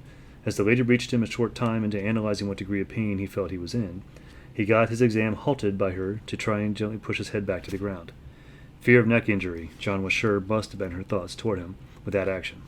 "Mountain Goat, are you okay? I saw you fall. I'm not sure exactly fall how. I think I need my eyes checked on that, but I saw you crash. Are you hurt?" Abby questioned the cyborg in panic. Trying to get it across to her and hopefully her nearby company as much as he felt he had assessed his state of being, also not feeling the need to explain how he had befallen such an odd accident by way of mentioning unneeded what was now a quip, the inspector told her, "I don't feel very hurt. Remember, not chubby." Not an easy explanation. Now within reasonable range of distance of John and possibly a lady friend, the first man nearest questioned him. "Whatever, dude, just honest answer. Do you think you need medical attention?" "On a scale of 1 to 10, I'd say I maybe feel a 1 or a 2. No biggie," John answered and hoped that would be a sufficient reply for them and maybe the second guy if he was in earshot by now. It apparently wasn't, at least not for the other male company speaking up for the first time, the third of the party to now reach him. He eyed John for signs of injury, a feat the happy agent felt sure would be hard for anyone except a well-trained doctor to figure out. Reflecting on that, he then remembered a thought, that he and only 2 other people on Earth, to only they and himself, were the only people who could have their limbs in unnatural positions, with that not meeting injury had occurred to them. The second man, while showing himself just as much of a good Samaritan as his companions were towards him, he did not know that fact of altered body as he spoke to John. "We should probably still help you up. You never know sometimes." When they started to heft John from the ground, the third of the group and last one to speak then added, "Abby, could you grab this guy's skis?" Once Abby had voiced she'd do the task, it took John a second further to have it hit him just how serious they were taking this. Then the first man who spoke and did so again. "Local or not, got a preference of hospital check you?" "I think I'm fine. Besides, someone who knows me physically very well and—" He paused, not sure how to state that further without making them more intrigued by him. He'd had enough of that for one day, minus minor injury bringing that about. Finding what felt like the right way to skirt around Alan's formal position, John continued. "Fixing me up isn't nearby right now. I think he's checking out the local stores. My niece, she's in training. Oddly second thoughts if I was injured. Tourist with a doctor in tow. You travel smart. Being overcome with his need to be honest, something which had hurt him more than once in the past, the cyborg happy agent clarified his quote-unquote doctor to the group by saying, "He's an engineer." "Concussion to the head? Yeah, you need some help," the first man stated as he took hold of John's head. Abby gripped his legs, and the third one of the company gently moved his hands to slide his underneath his back for support. He was going to be treated as if something had just happened to him. He wished he could recollect. The near fatal car accident which had made strange fate bestow its verdict upon him, that was now complicating his interactions with these people because he was trying to control his tongue. He imagined this is likely how he'd been moved on to the ambulance stretcher when that event was about to take place. "I don't think I was badly hit," the inspector exclaimed as he started to struggle lightly before having reality bite him in the butt. The controlled information he had given them, they could not help their concern for him, and he couldn't fight that off. After taking a breath and cooling down, he added, "I don't think I hit my head. Listen, you can help me down off this mountain if you feel it's necessary, but I think I'm good." "I suspect." Edna Venture was feeling antsy and anxious as she tried to control her voice to one of her superiors as she, a skilled doctor and surgeon, told her request. "Please send me out to San Francisco." Beatrice Kratz felt sorry for Edna, but knew where things were standing, telling her as much. San Francisco locally has sent in everyone they have, everyone they can spare also. I'm sure skilled doctors and nurses working in that tub are already on the job. "What is going on in the foggy city that's so dire, Dr. Venture?" Dirk Huang asked while approaching her, with his brother Finn coming as well not far behind him. As Edna watched Miss Kratz walk away from her, feeling panged with forced regret, with looking to see which of the twin boys had spoken, she answered, "An earthquake, a massive one in fact. I'm surprised you don't already know of it. Inspector Hayward or someone suspected of being him is already there on the scene." "Is Penny okay?" both teens asked at once, and she knew why the pair hung around her, and it had nothing to do with illness, since neither was normally sick. Also, neither wanted to be tutored by her in her patients, but they knew of who was being tutored by her. Both young men had a crush on Penny Hayward, and so readily had themselves in the doctor's presence for any needed orders from her. She felt sorry for their puppy love with the girl, which Ida knew was one way, the twins wanting to date the unofficial happy agent whom the doctor had around herself sometimes. She wondered what that unrequited love might lead to one day, and she also wondered what would happen if Penny ever felt something for either of them and what that might lead to. The girl could only date one of them, and Ida doubted the high school student would do something so cruel as to date both at once. Cruel. That thought of emotion, she had to reply fast to them, considering their worry for the lady. "I didn't hear anything about Penny in the report, sorry," Ida exclaimed to both men at once. Then, realizing they, of course, per usual norm to the Huang twins, likely didn't have a job being worked on at that moment, she felt the need to supply one, at least the only one she could think of, given their age and the fact they only had made it into working for Happy since their parents were employed by the organization. Happy rarely had set them to any tasks. It was their lack of direction, she'd heard stated, and why their parents had gotten them in to begin with. "Dirk, could you do me a big favor? Could you try nudging my superiors into sending me out to San Francisco Hub so I can help with the relief effort?" The doctor asked the twin, dressed in formal clothes, all hued towards blue in the color spectrum. Puzzled a little by the request, and that while it made sense, since she wanted to help their colleagues on the West Coast, one thing didn't seem right, so Dirk asked her about it. "Don't you know anyone working in the San Francisco Hub? Couldn't one of them send an order here requesting you?" Pinching the bridge of her nose and closing her eyes for a moment, she exhaled in a long sigh before answering him. "I know a few working over there, and none medically trained. None who can authorize me traveling there now, who I do know are people I've treated, who I normally worked there. One of my nurses, Sean, he used to work in that hub before being on my team." Dirk non-verbally replied to her with the recognition of nodding, and then giving a salute to Ida before heading off in the direction he'd noticed Miss Kratz go off in. Finn, looking to the doctor, then gave his non-verbal commenting, which was by way of simply being a questioning glance at her she knew that it must mean. She wasn't sure what to tell the young man. After stumbling a little in her speech, she came to an idea. Voicing it, she told him, "Could you pack a bag for me? A couple change of clothes, bathroom amenities, and Type 1 and Type 2 first aid kits." Now was Finn's moment of being puzzled by the woman's words, which led him to asking her, "You have clothes you keep here?" I'm not the only person here who does this. Haven't Xuan and Kong, your parents, ever had to work long shifts?" She queried him, hoping he wouldn't press for any further details of her work. When times like those long shifts happen, life-saving when en masse was messy. Doing it even with all available staff present called for coffee, sleep minus a proper room, and garments free of blood as needed.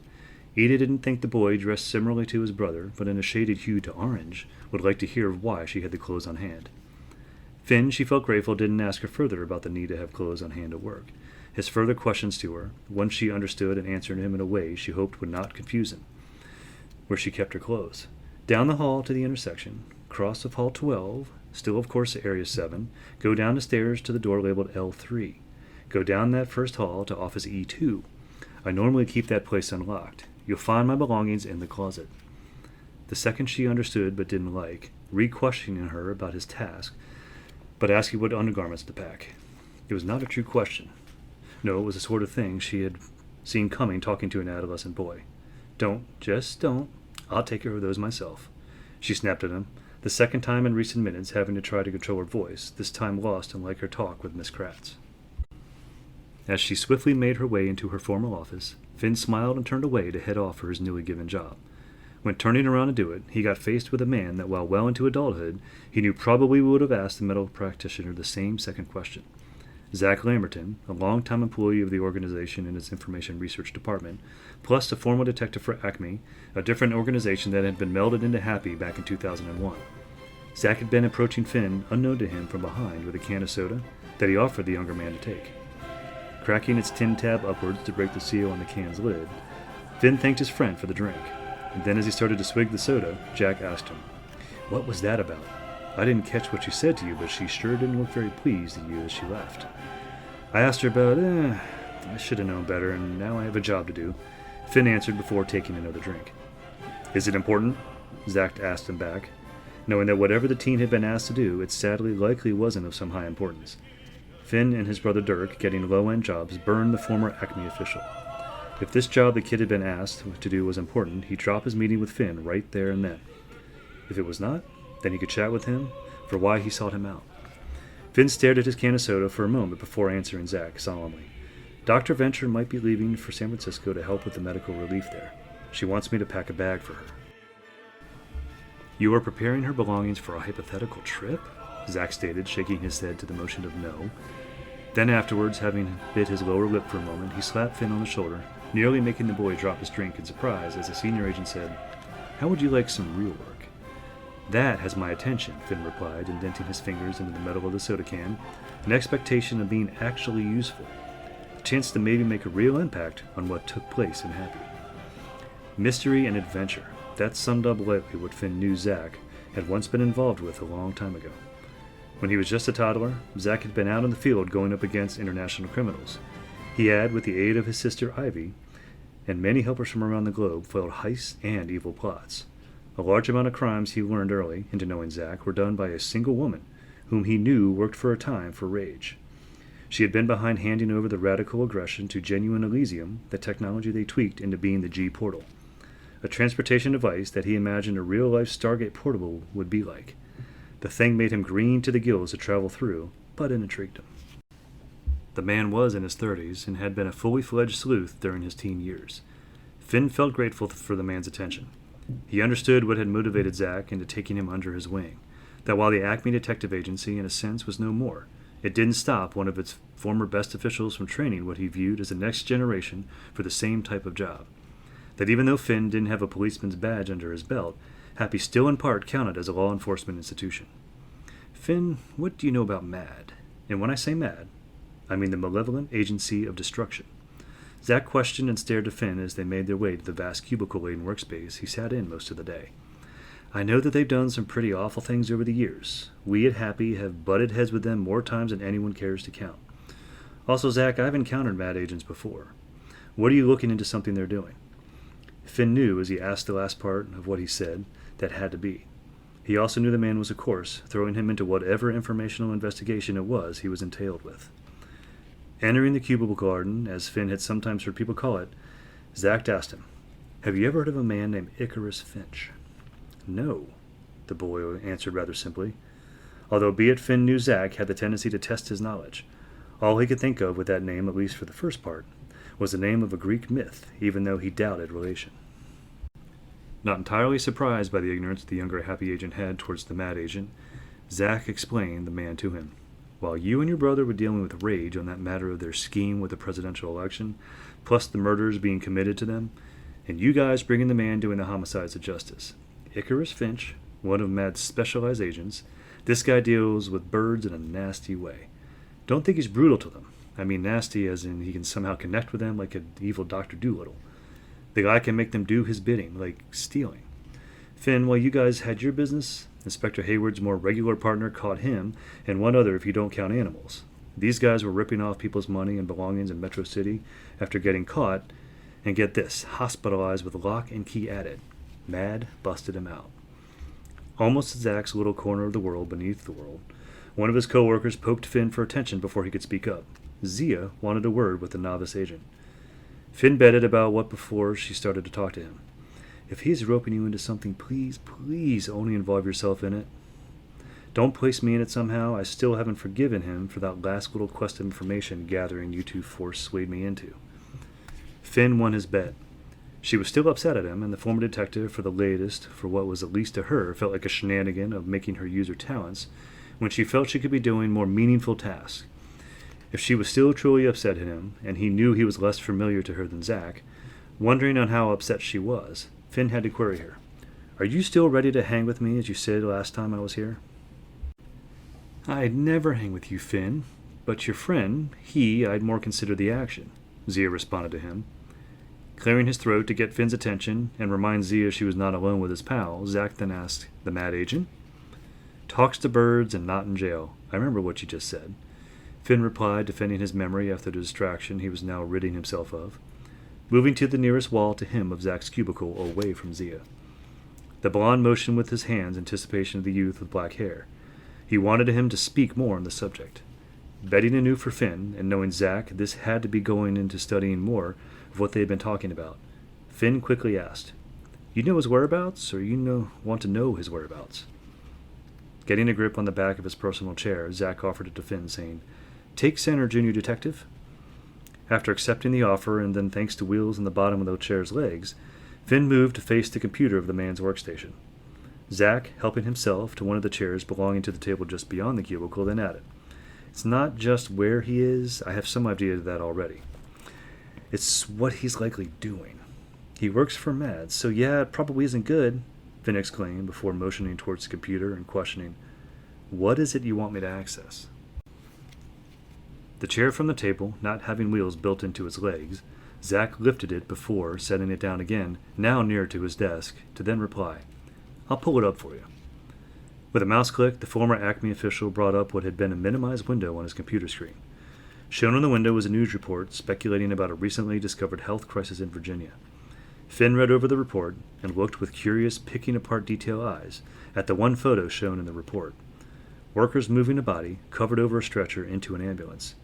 Due to what the news article had said in it, Finn surmised likely that covered body was a person who had just recently died from what he'd been reading about.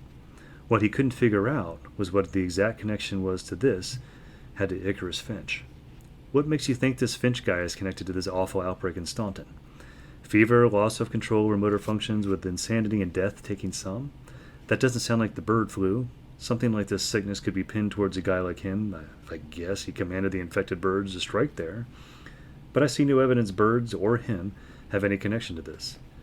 Finn commented to Zach, pointing a finger at the computer screen as he did so. Trying to focus on a sight less grim than what he put on the computer for the boy to see, Zach's eyes cast downwards looked to the carpeting beneath him as he answered back. I should have had a second window up to show you. Finn, of all things, and He paused, fighting off a smile as he shook his head before continuing. When looking into this, I caught some Twitter comments on it by the locals at the site. Strange birds invaded the place right before this started up, and the townsfolk, some of them believe the birds are at fault for what is going on. Contact with them. Does anyone think there is a connection with Matt on this? Finn asked. Well, I do, and the government which leapt on this fast. I don't know how this turned their noggins in the blink of an eye to notice it, but be grateful. They think Mad might be connected, but aren't sure how that is exactly. Zach stated, glancing up from the floor to speak directly at Finn. Clarify, please, Finn requested. When Happy took in those Mad agents a while back, after the explosion of Mount Everfrost, some of them fell prey to the same symptoms. But what was the cause behind them getting sick wasn't really looked into since Mad nabbed back most of those agents in custody, Zach elaborated. What do you know about that case? what happened with Mad's headquarters, because just after my brother and I learned about our parents dragging us into this work, Finn stopped and blushed at what he was saying.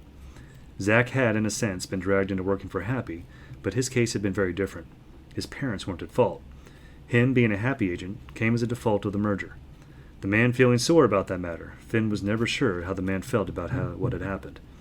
It was that understanding of it might be an opening an old wound that made him stop the verbal path he was on and say, I'm sorry if... Thicker-skinned, if that was the case at all, Zack brushed off what Finn was worried about. Sorry for what? What is it? He asked, seemingly unclear as to what had made his friend falter and what he was trying to relay to him. After breathing a sigh of relief, Finn continued and stated, We read up on all the inspector's cases, Inspector Hayward or Inspector Gadget, as I prefer to call him. Zack, that mountain was toxic. Now you clarify, Zack requested. Moving away from the computer to back to the chair he was sitting against the wall of the cubicle they were in, Finn answered. The place was en route to hell, a.k.a. some kind of dimension filled with hate. When it was sinking into that pit, so to speak, its lower levels had an atmosphere that was dangerous and unbreathable, that I'd say could have made all those mad agents sick. Instead of moving his seat again, intrigued, Zack took to now standing in front of his computer, positioned like he was, ready to start typing. Ready, but also still wanting to hear more from Finn. He commented before pulling up on a screen a window that's command program was over personnel with mission assignments listed as a sub-option of viewing to any given name. That is something I didn't know about. You think Mad make that toxic stew gas something more? I think it's a possibility they've turned their birds into carriers for it and weaponized it. Finn guessed as he felt a pit in his own, form in his stomach about the thought. I wonder why the inspector and his engineering buddy weren't infected with this ailment. Zack buzzed aloud, as with his attention focused on his computer, while he read over a summary of the mission Finn had been talking about. Maybe they just didn't get as much exposure to it as the Mad agents. Neither of them spent much time in there, and remember what you said. Not all of their agents showed signs of the sickness. The younger agent, Happy, replied, feeling sure about his first part of what he had said, even if he'd stated it in a question. Reviewing the information reported to file, Zack did a second read of it. The inspector had only spent less than 5 minutes in the lower depths of Mad, the first time he'd been exposed to the toxic haze. When he had returned with his partner and another, in a sense, Happy agent, that being a holographic android which understandably didn't have to breathe. When those three and single Mad agent had been exposed that second time, that lasted just over an hour. It didn't take much to figure more exposure time would have been needed for him or his partner to get sick after those times in the lower levels of Mad's headquarters. We need this Finch guy here for questioning, Zack said matter-of-factly about what Happy needed to do in general. Finn smugly replied, I think we have 2 good choices here for that, both flight-capable. Inspector Hayward with his helicopter, or the guy he works with who caught Icarus Finch, I can't explain the Cape Tech, but great, 2 on the same team who could catch him, Zack exclaimed mildly, laughing with delight at the agents being well capable of snagging their needed query. Then, after catching himself, prompted Finn into giving him a high five. Now we just have to get Inspector Gadget and Mr. Enginus onto the case of catching this Mad agent. Can you contact Chief Quimby for me? He doesn't tend to take me too seriously when I try and talk with him. Not sure how he's going to take the request to call those 2 back from San Francisco given what is happening there. Finn told Zack, and in doing so grabbed the former Acme official by surprise of some kind with the look the teen quickly noticed on his face at the tail end of the statement. Is something wrong? Being relatively new to Happy, at least as an employee, Finn worried about messing up. Being fired was not first and forefront of his mind to him if he messed up. Reputation and history both combined. Separating his current status in life from having grown up around Happy's facilities, not having a position outside child of 2 established agents, being counted as an agent now. Proving his salt so far had not come easy from his history, or mixed school records the organization had on file for him. When I pulled up the inspector's file a short while ago, the man's place right now, he isn't in San Francisco, he's in Sweden, and I don't think Quimby will mind getting him for this assignment when he's not doing a high-priority duty for Happy. The guy is on a semi-vacation as I see it. Zack responded with an even look that still spoke to say he was wondering about what his apparent detective had said to him. Oh, was all Finn could think to say in reply until Zack grunted, which the teen knew meant the man wanted to hear more. Finding the words he needed, the novice agent continued with, or someone suspected of being the inspector is in San Francisco. Yeah, I forgot about Dr. Venture saying that. After standing up and pausing in thought for a few moments, Zack then spoke up. I think we know fast if this suspect, Inspector Gadget, is a Mad agent or even former one. Jalapin and him didn't look anything alike. You know, I think this makes yet for another pressing reason to get the man back here stateside. I'll contact Quimby for you. Chapter 4. Break time, work time, worry time. Pitching, pulling, and scrolling around the image of her cell phone screen, Heather Tabin looked at what was on it with great scrutiny. The image of the bird sent to her looked nothing like she'd ever seen personally or had heard of. The special officer of the Secret Service, being so enthralled with her cell phone, was not something Vivian was used to seeing. Vivian Hill had been working for the Washington, D.C. office for the last 6 years, and had known Agent Tabin since just after being assigned there. Their relationship had started as being strictly professional to slowly becoming friends. The redhead being engrossed with her cell phone could only mean one thing. Not an interesting text, email, or game. It had to be some kind of research. Questioning Heather, she asked, "What are you looking at?" "Some kind of bird. I've never seen this species before," Heather exclaimed almost under her breath, as she tapped the image on the screen to scale it down so she could hold open the phone's internet browser. "This is over your nephew? That infected town, right?" Vivian asked, getting up from where she'd been sitting in the break room lounge. She and the others were currently trying to kick back in. It could have been a tad nicer and more spirited in appearance. Instead, the lounge for the Secret Service agents, a basement room of the U.S. General Services Administration building, had the warmth of a military campus common area. Leave personal thoughts at the door for any artistic room design and have only the bare bones needed to accommodate its intended guests at any given time. Standing on his beige carpeting by Heather, Vivian prompted her to enlarge the image of the bird again so she could see it. "You're right on both, Vivi," Heather replied to the agent, who was part of the motorcade support unit. Almost taking the cell phone from Heather to get a better look at its screen, Vivian then commented, "Unnatural is what I say. Are your thoughts going there too, Brizo?" Both women were supposed to not be working right now. That could very well be said for a fact at the moment. No official needed Vivian to assistance in being escorted from one location to another right then. No one needed Heather to perform one of her many job-assigned duties. Vivian, dipping into her second language of Spanish on break, caught the rest of the agents in the room off guard and hearing it. Normally, she only did that on duty. The circumstances behind change of used language only happened for one of the two following reasons. One, she was playfully but seriously addressing one of her coworkers or an understanding official who knew her well. Two, she was using the second language next to a verbal profanity on road traffic as she tried to do her job. She was not being the only one who Heather knew had the extra work she did outside her paid work.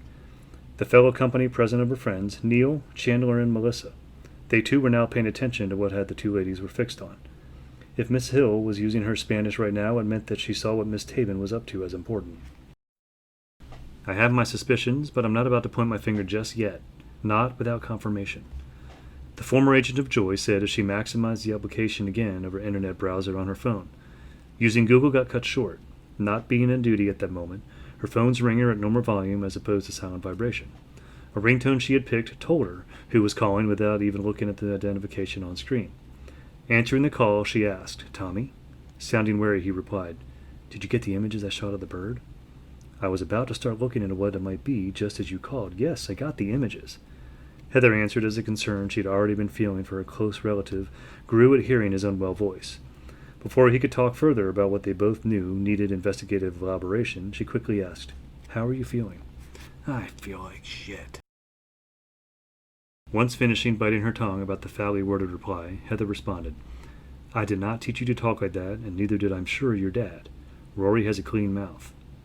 As she had been wrapping up her words of disdain for his language, and that pointing out how her brother talked, a note she didn't think often about hit her. Rory Tabin did have a mouth on him for curse words. It just didn't come out as commonplace for him. He only cursed if something really bad had just happened. Could Tommy have heard him dealing with some form of crisis, or could this have come from his mom, Bonnie? Television? She knew she shouldn't stress on learning this knowledge right then, and instead asked, "How was the rest of Troop 603 doing?"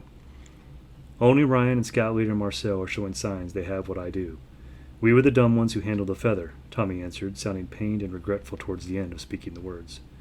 Clearing his throat, he then asked the Secret Service agent, "What is the bird? I know it can't be native." Using the internet browser finally, after the tap to put Thomas on speakerphone, feeling disappointment and suspicion grow in her, she scrolled through what felt like endless results with the words she'd used for her hunt. The images presented, none looking like the strange raven she was trying to get information on. Who had released the animal into the wild from its unknown former placement was now blowing more in her thoughts than a while back. Confirmation to that who, she was now feeling more sure by on the second about with each wrong image presented on the phone screen. Tommy broke what to him not seeing her came as silence needing a reply from his aunt. Do you think it's from the Evil Darkness Halloween Incorporated group? Caving into agreement when the thought he had now voiced to her that she as well had been pondering, Heather told him, Likely, but I'd have to really look into that before saying anything. Vivian, who'd been listening to Heather's speakerphone conversation like an animal with its ears perked forward, leapt out about what she could do on her coworker's behalf. I can cover for you if you go. The motorcade woman, being not the only one present eavesdropping on the loud cell phone call, Chandler Drummond, an agent of the counter sniper team, felt the need to butt into what was being talked about, with his commenting directed at Vivian. Lightly hushed as to try to not interrupt the phone call in progress. You don't have the same type of duties she does. You can't cover for her. I meant it in explaining why she wouldn't be at work, Vivian shot back, using the same tone of voice on him as he had used on her. Listening, but knowing he should not interrupt, Tommy spoke up once he noticed he didn't hear any more background banter from the other end with who he was talking to. Has the one nearest to Evil Darkness heard anything about the birds?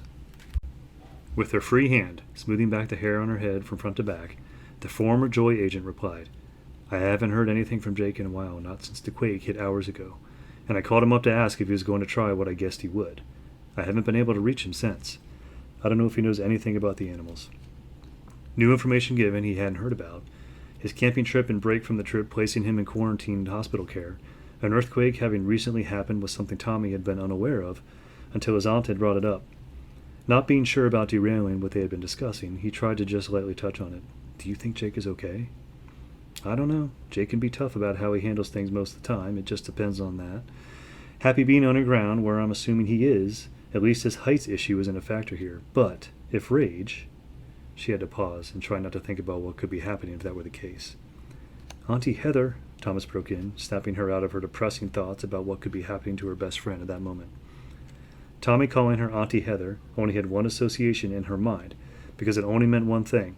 Her nephew, for as far back as she could recall, at least as far back to knowing him since he could talk, walk, and comprehend what an adult was telling him, Tommy Tabin was fixated on the idea one day he wanted to be a protector and provider of justice outside the common police force.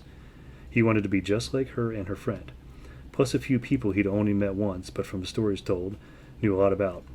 It had been cute to her when he was younger. It was something that, as she acknowledged him becoming a young adult, she encouraged. But how she'd been sculpted into what she was, how her fellows had been, that he looked up to, Joy had ceased to be before he had been born. The opportunities it had awarded her and them, the doors it had opened up, now were not present.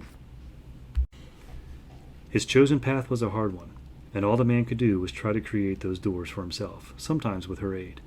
But her aid could only go so far. His Auntie Heather's comment was a plea to her to get himself involved in what she was placed in.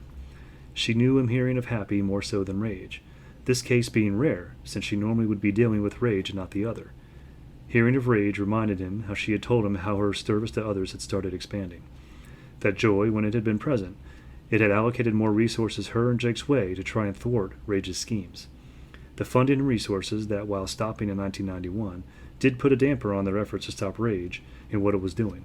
Support to the government had not entirely died there. Those that knew them, that still had government jobs, they could pull strings. Happy to Tommy was not some form of an offshoot of Joy.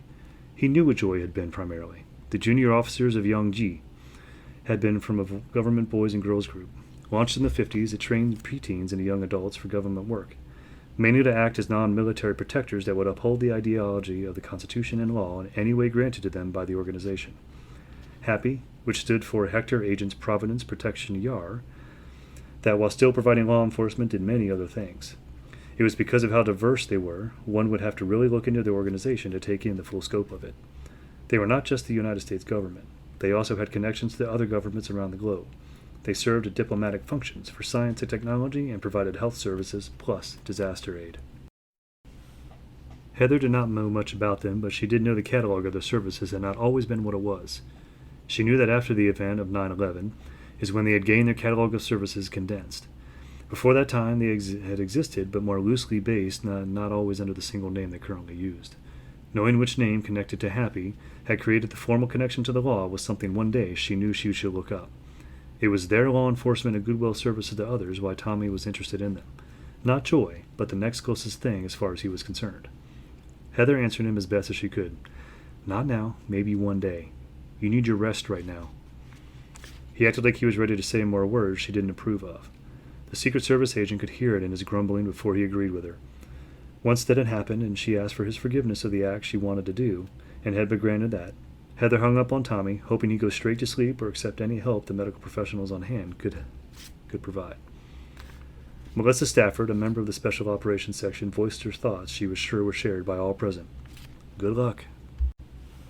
After tapping the back of her cell phone before pocketing it, Agent Heather then proceeded to pace about in the area of the room she had chosen to stand in.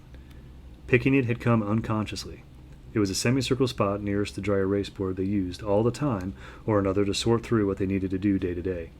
The spot was used at times for their superiors to lecture them in an assignment they were about to fulfill wasn't quite the norm and needed some form of extra attention to detail. Ever since the latest president had been sworn in, it had been used more often than it had ever in the past. None of the agents were fond of this change, but even though Heather Taven, outside her position, was far from their top dog, she at least they had the respect for. While the intendant on the floor semicircle was where she had picked to be, their respect drove them to try and assist her once she had let loose with their thoughts about being wished luck. This won't be easy. The town is under quarantine in its surrounding area. I'm no as near to where Rage is based compared to Jake, and I don't even know what he's doing. Speaking as he often did in his unofficial alpha to the group of mixed service agent friends, Chandler commented, Air Force One is not at your disposal for this, and you don't have Stowell granted access to use the PDL. I have $300, Vivian chirped up, hoping maybe her friend could catch a cheap flight or bus trip. Shaking her head no and realizing why Vivian had opted to hand Heather the money, Melissa then pointed out, I don't think Southwest Airlines would fly you out to California for that much. Neil Washburn spoke up then. Not having his normal company with him, a Bedlington Terrier named Ikanga, to bark at inconvenient timing to a speech, the member of the canine unit was free to safely talk without fear of interruption. I know how important this is, but can't you just wait until cellular service returns again? Remembering in a brief summary what Rage had not only tried to do to her over the years, but also Jake. Which one of them had suffered more? She was willing to bet him for a multitude of reasons. The thought of simply waiting for his cellular service to return didn't really feel in the cards to her. She had vowed ages back not to let the man out of her sight on missions anymore. Once he had moved out of Washington, D.C., that had greatly strained the vow. Often at making it, she could not uphold it. Lives were at stake, and likely his among them for very different reasoning, unless he too had caught the sickness she strongly suspected Rage was behind. Although different, a thought nagged at her. Rage might not be behind the sickness. They might not for once be threatening factor if a monkey-sized feather nuisance was to be believed. Mad? She didn't think so. Gremlins could rarely be trusted, and even though that particular one seemed to have predicted some of the present, the little beast appeared more interested in self-preservation than really being helpful when she and Jake had tried to interrogate him. Furthermore, another means of events in play which could be threatening his life. If he was only doing what he told her he'd try to do, lend a hand in trying to help the employees out of a mess that couldn't be helped with one of their underground locations, using less than stellar constructions in that. To that she was not as worried, but still, if the former, what she felt she was right about. Jake has a good carrier, and would have to be one heck of an interesting place for him to be in for his phone not to work. Trust me, Rage if he's dealing with them. Interesting places they can provide, I assure you. Also, if he is with Happy Underground, that too could be a reason his phone is not being reachable, although I doubt that. With their budget, they have to have a good signal going over a mile beneath the earth in places unless they have some kind of special setup.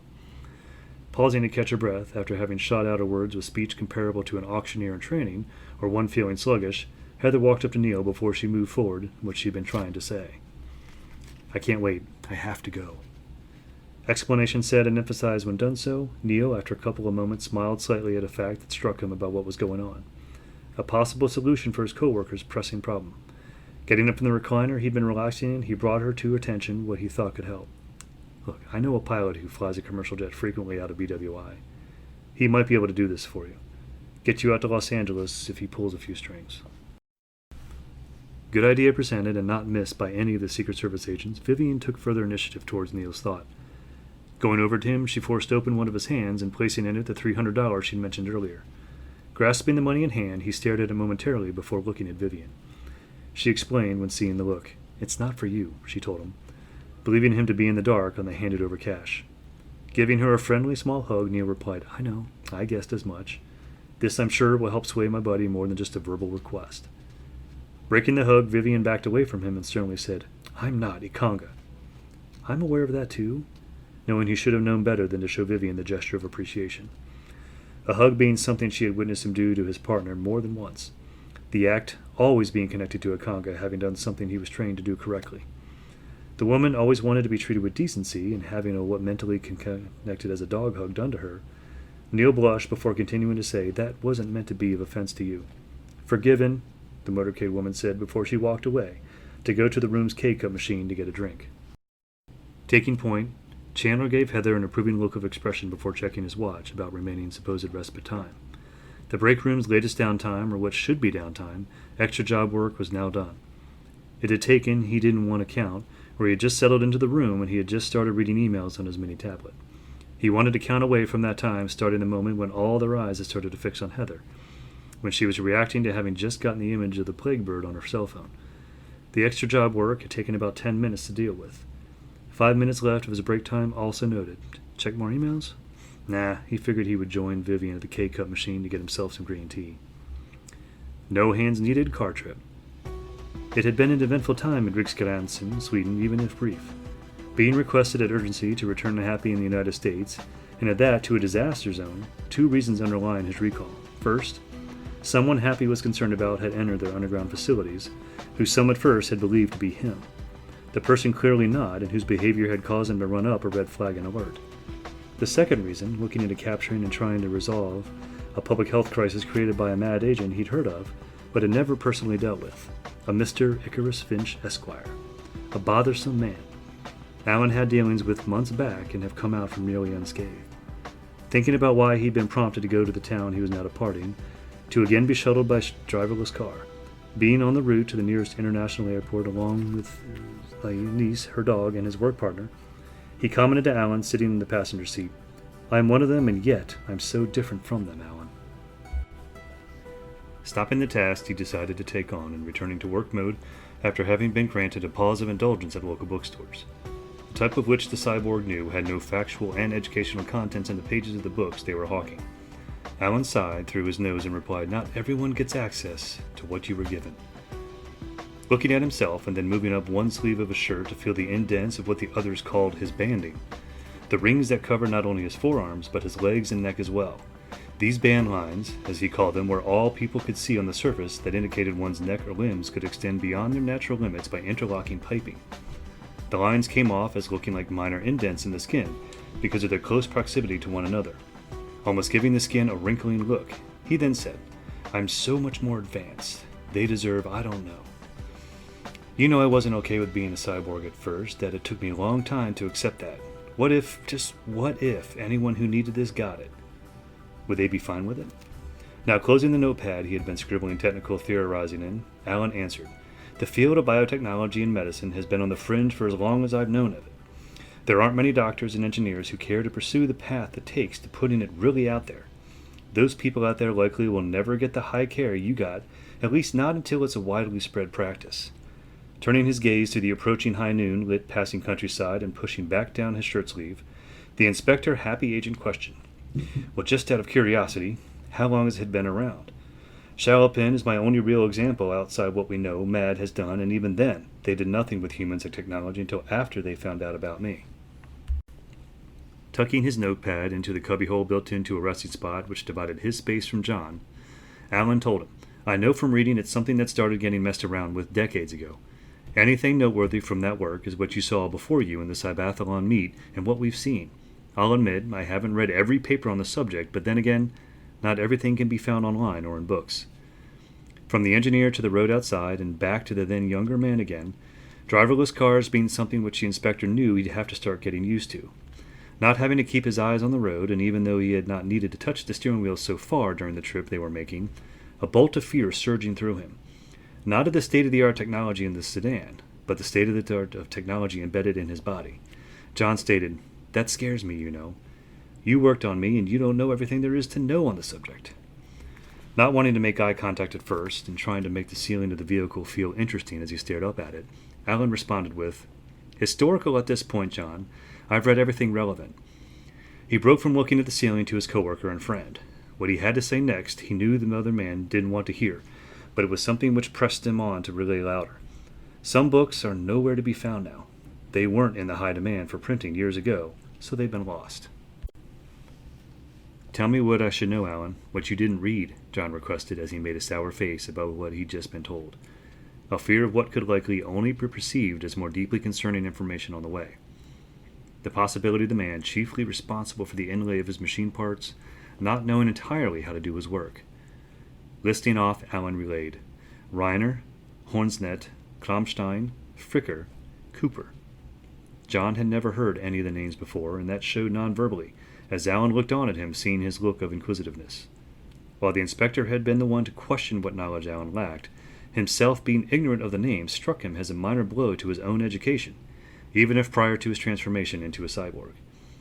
He had never cared even once to learn anything about the field of biotechnology science, being a man always on the lookout for ways to improve his formal education with expanded reading, while not having an interest at all in what Alan had helped perform on him.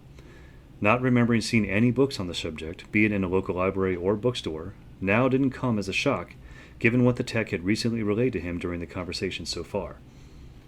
Wanting to be enlightened further, John asked, what did they do?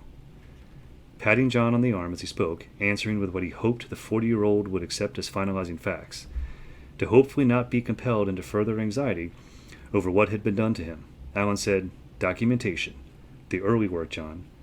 What I do was built from, you don't need to worry. You turned out okay. Making a gruff noise in his throat as he turned his expression from that of being intrigued to sheer grumpiness, John replied, tell that to Shalopin. In defense, Alan retorted in saying, I didn't work on him. Grumpy look further defined from John in reaction, Alan further commented, Happy, Ada and I, and others, we want to help the guy. He isn't lost. Satisfied, the man he saw as an unfortunate lab rat tested on prior to him joining Happy, getting overdue medical attention thrust his way. Inspector Hayward, feeling less tense about his situation, and in a congratulatory mood to the former security guard included, replied simply saying, good. Super 7 Motel. Willard MacBorneo, like any of his comrades with him working for MAD, had not been wild about the long drive it had taken to get from White-a-Denby Lake, Idaho to Miles City, Montana. Uneventful and too slow. He preferred air travel, and the fun one-on-one bouts with TSA agents.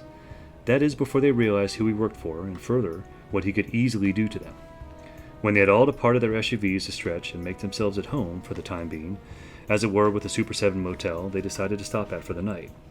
When he'd heard a pass-down order for everyone to subdue the motel staff and make them willing to cooperate with MAD, Willard was only too happy to participate with the order. With the order having not been directed at any particular agent, it meant truly all of them could do their own what the Claw wanted. Not since he'd had access to a proper lab had he been able to do his specialty. Biological warfare as he saw it should be more legal among governments than it was. If it was, then he'd never had to seek out non-government work to let his talent shine. His last truly felt useful time with his contained germs and toxins in a proper setting had been shortly before he'd heard they'd be getting to a headquarters soon, and all of them would have to relocate for that. Then he'd been forced to return to his houseboat living quarters to get ready for the move. He had not even had time to see the genetic engineered creations he had helped guide mad scientists to make, leaving the nest for their hatching. The birds that in their blood, in their DNA carried the hell-mist dice disease. He knew what this disease he changed from its formerly gaseous contaminant could do. He tested it on those who his boss wanted no more of. Since those tests, he'd had no chance to see his gift to the world take action. Super 7's manager needed to know MAD meant business, that he should not call the cops, and if he'd even glanced at the emergency alarm to reach them, that was unthinkable as well. Willard had decided he wanted the privilege of taking care of the manager to those ends. A small dose of the hell-mist dice disease from a loaded syringe was all that it would take to achieve those goals. If the man died from the small dose, well, that meant he had really fashioned himself a prize credit to his record of accomplishments. He had added dice into the name of the disease since it affected everyone differently, but there was always certain things it would do. Death was at its most extreme act on the body, but personally he liked it more when the infected person went crazy, more than its other possible effects. Sadly, this wasn't his day to see the latest glory do its more nasty work. The manager only seemed to be showing signs of the fever it sometimes brought on. Grabbing a chair from the motel's lobby and placing it behind the check-in counter, he sat down in it, attention fixed on the manager in agony. He failed to notice when he'd been joined by more company. The company questioned him, breaking his wondering thoughts about how to improve upon the disease to ensure its dice effect tended to lean into more lethal than it already was. Have you chosen a room yet? or do you intend to stay there all night? Huh? The mad agent, whose specialty laid biological cytology engineering, had barely took notice of the questions, presented by another of his ranking, even though his specialty skill in a different field. Finch didn't take offense about the lack of acknowledgement, but frankly it concerned him a little. Willard was one of the agents Dr. Call had praised for his latest work. Work that was still in play, even if he wasn't directly involved with it anymore. To Finch, the man acting as distracted as a flock of plague-carrying birds wreaked havoc with the disease he had not cared to create a cure for. That bothered him. The what if somehow backfired in on Mad and McBorneo didn't care to try and help them because he'd moved on to something else that he saw important. The man also concerned Finch for another reason, what the bioengineer was famous for. He never wanted to be on its receiving end directly, although not in Willard's personal good graces. The avian specialist felt just a bit glad the other man hadn't really noticed his questions. As Finch decided, he didn't want to stick around to try and press Willard again on what he was asking. As the man of Turkish ancestry started heading in the direction of the hallway he knew would lead him to his room. Willard, turning away from the motel's manager, noticing him. "What were you saying, Chicken Man?" "Birdman, Chicken Man." Neither nickname bothered Finch, but Chicken Man was a name Willard solely used on Finch. It, other mad agents had agreed, felt fitting to be used on him, even if they didn't care to say it themselves, and so kept on calling him Birdman instead. Willard had started to call Finch by a new nickname when he had refused to help with their latest mission. Finch had the ability to direct birds most of the time to do anything he wished them to do, but not accepting the job of commanding the plague flock. That decision had forced Mad to further sink money into the project to get more skilled men working on how to work around his refusal. The chicken had created a delay with Willard's most recent accomplishment getting acknowledged to the world. Nothing, it wasn't important, Finch got out, grateful he'd been able to control his voice when he felt sure if Willard had used a different tone to him, he would have stammered. Not wanting to let go of the chicken just yet, wanting to verbally confront him more than he had already on several previous occasions. Willard heightened his voice and questioned as if announcing, "You know you're nothing, right? You have your little pets, can't do jobs with them anymore. How does it make you feel?" Turning towards Willard and pointing towards the ceiling above them was all Finch could think to answer with.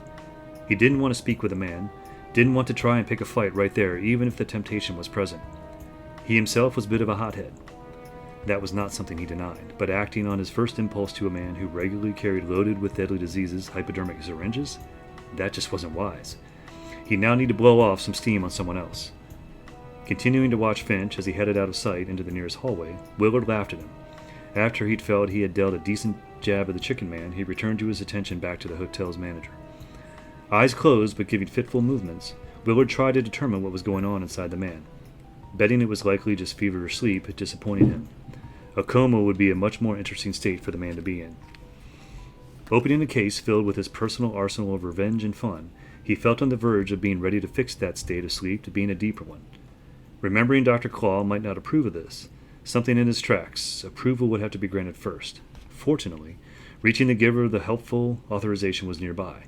Claw now had the manager's rooms. 2 spaces the feverish man would normally be putting to use if not for his current state. An office, and connected into that, one of the finer motel rooms meant for why the place existed, a place to rest. This is not what the suite held for Dr. Call at that moment.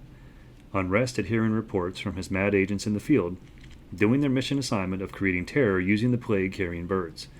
It was known the town of Staunton and its surrounding area, the place had been infected. The government, minus being contracted by Mad, had somehow become alert to the situation. His agents in the area had not even had the chance to tell the locals why their town had been picked before actions started being taken of quarantine. A demonstration of what Mad had in its control, a new killer blight, which had no cure but could be held at bay, was being spread. The quarantine had blocked his agents from entering where the main populace was. He was upset and needed to rectify the mission in play. The adjoining room to the one he was in, the office normally used by the motel's manager, it was accommodating to help with such a need. Ignoring the stickered across it blemishes showing the location of every Super 7 across the nation with phone numbers to boot, the map helped him think about where might his agents control the flock strike next. His alone time in contemplating this got put to an end with a knock on the door to his office, which connected out to the space behind the counter of the lobby. Not irritated much by being interrupted, having all but announced his now further plans to his employees, Dr. Claw answered the knock. "Is this important?" On the other side of the door, Willard felt compelled to keep to where he was standing and not enter the office. He knew as well as anyone else you never moved forward directly with armored-gloved leader to them all, unless he told you it was okay. Willard, taking on an air of professionalism in his voice he'd felt no need to use in Finch's presence, replied, "I only want your permission to subdue the manager of this establishment further, Dr. Claw." "You may proceed, but first I need you in here," Dr. Claw replied to the specialized mad agent as he opened the door which the man had knocked on a moment earlier. Lightly stunned, but not in a state of fear that he knew most of his coworkers would take at Claw initiating a confrontation with any of them. The lack of fear coming from to his knowledge he had done nothing against the grain to MAD or its leader. The bioengineer stepped forward into the office and waited for his boss to take further initiative to tell him why he was needed at that moment.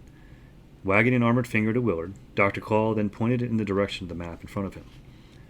Confused, Willard questioned aloud what MAD's leader was indicating. The route planned to have us in Nicomo by the time he'd hopefully secured our new permanent headquarters. Something is wrong with it. Road construction? Pausing as if the thought were a grasp at a straw, he then added, "Law enforcement?" Using a voice that sounded more menacing than normal, Dr. Claw replied, "We need a larger target, one that can't be sectioned off easily. Staunton, that effort became a wasted thing. We lost our opportunity too soon." To what could have gone wrong in Staunton, Willard inwardly started speculating about. He knew the town wasn't a large target, so its loss of population would not bother those outside of it too deeply just by that mere fact, knowing just from what he'd been told that sectioning off was an issue, that he guessed maybe the town had been thrown into quarantine faster than expected. Not sure how big Dr. Claw wanted this taken for the second place targeted, Willard said a name at random. Pittsburgh Landing. From underneath the brim of the hat that obscured most of Dr. Claw's face, without seeing the man's face, Willard could tell the name had given his leader pause. But why was that? Why had he picked that town? Pittsburgh was pretty large, and he remembered it being under consideration for a time to house MAD's new headquarters. Although Pittsburgh Landing? At that moment he wished his brain didn't work how it did, flashing upon inspiration from sources which felt random, but most often worked well to whatever ends he was working on. Death, a bloodbath, the place, the Battle of Shiloh. Dr. Claw commented, whether to himself or Willard. The bioengineer wasn't sure without seeing his eyes. Returning his attention to the lower mad agent knew had to be the map by head turn, Claw then said, "A choice I applaud, but no. It would not suit this." Not wanting to misstep the mad's top dog, Willard hesitated before asking, "Could you elaborate to me further what sort of place it is you would like for a target, sir?"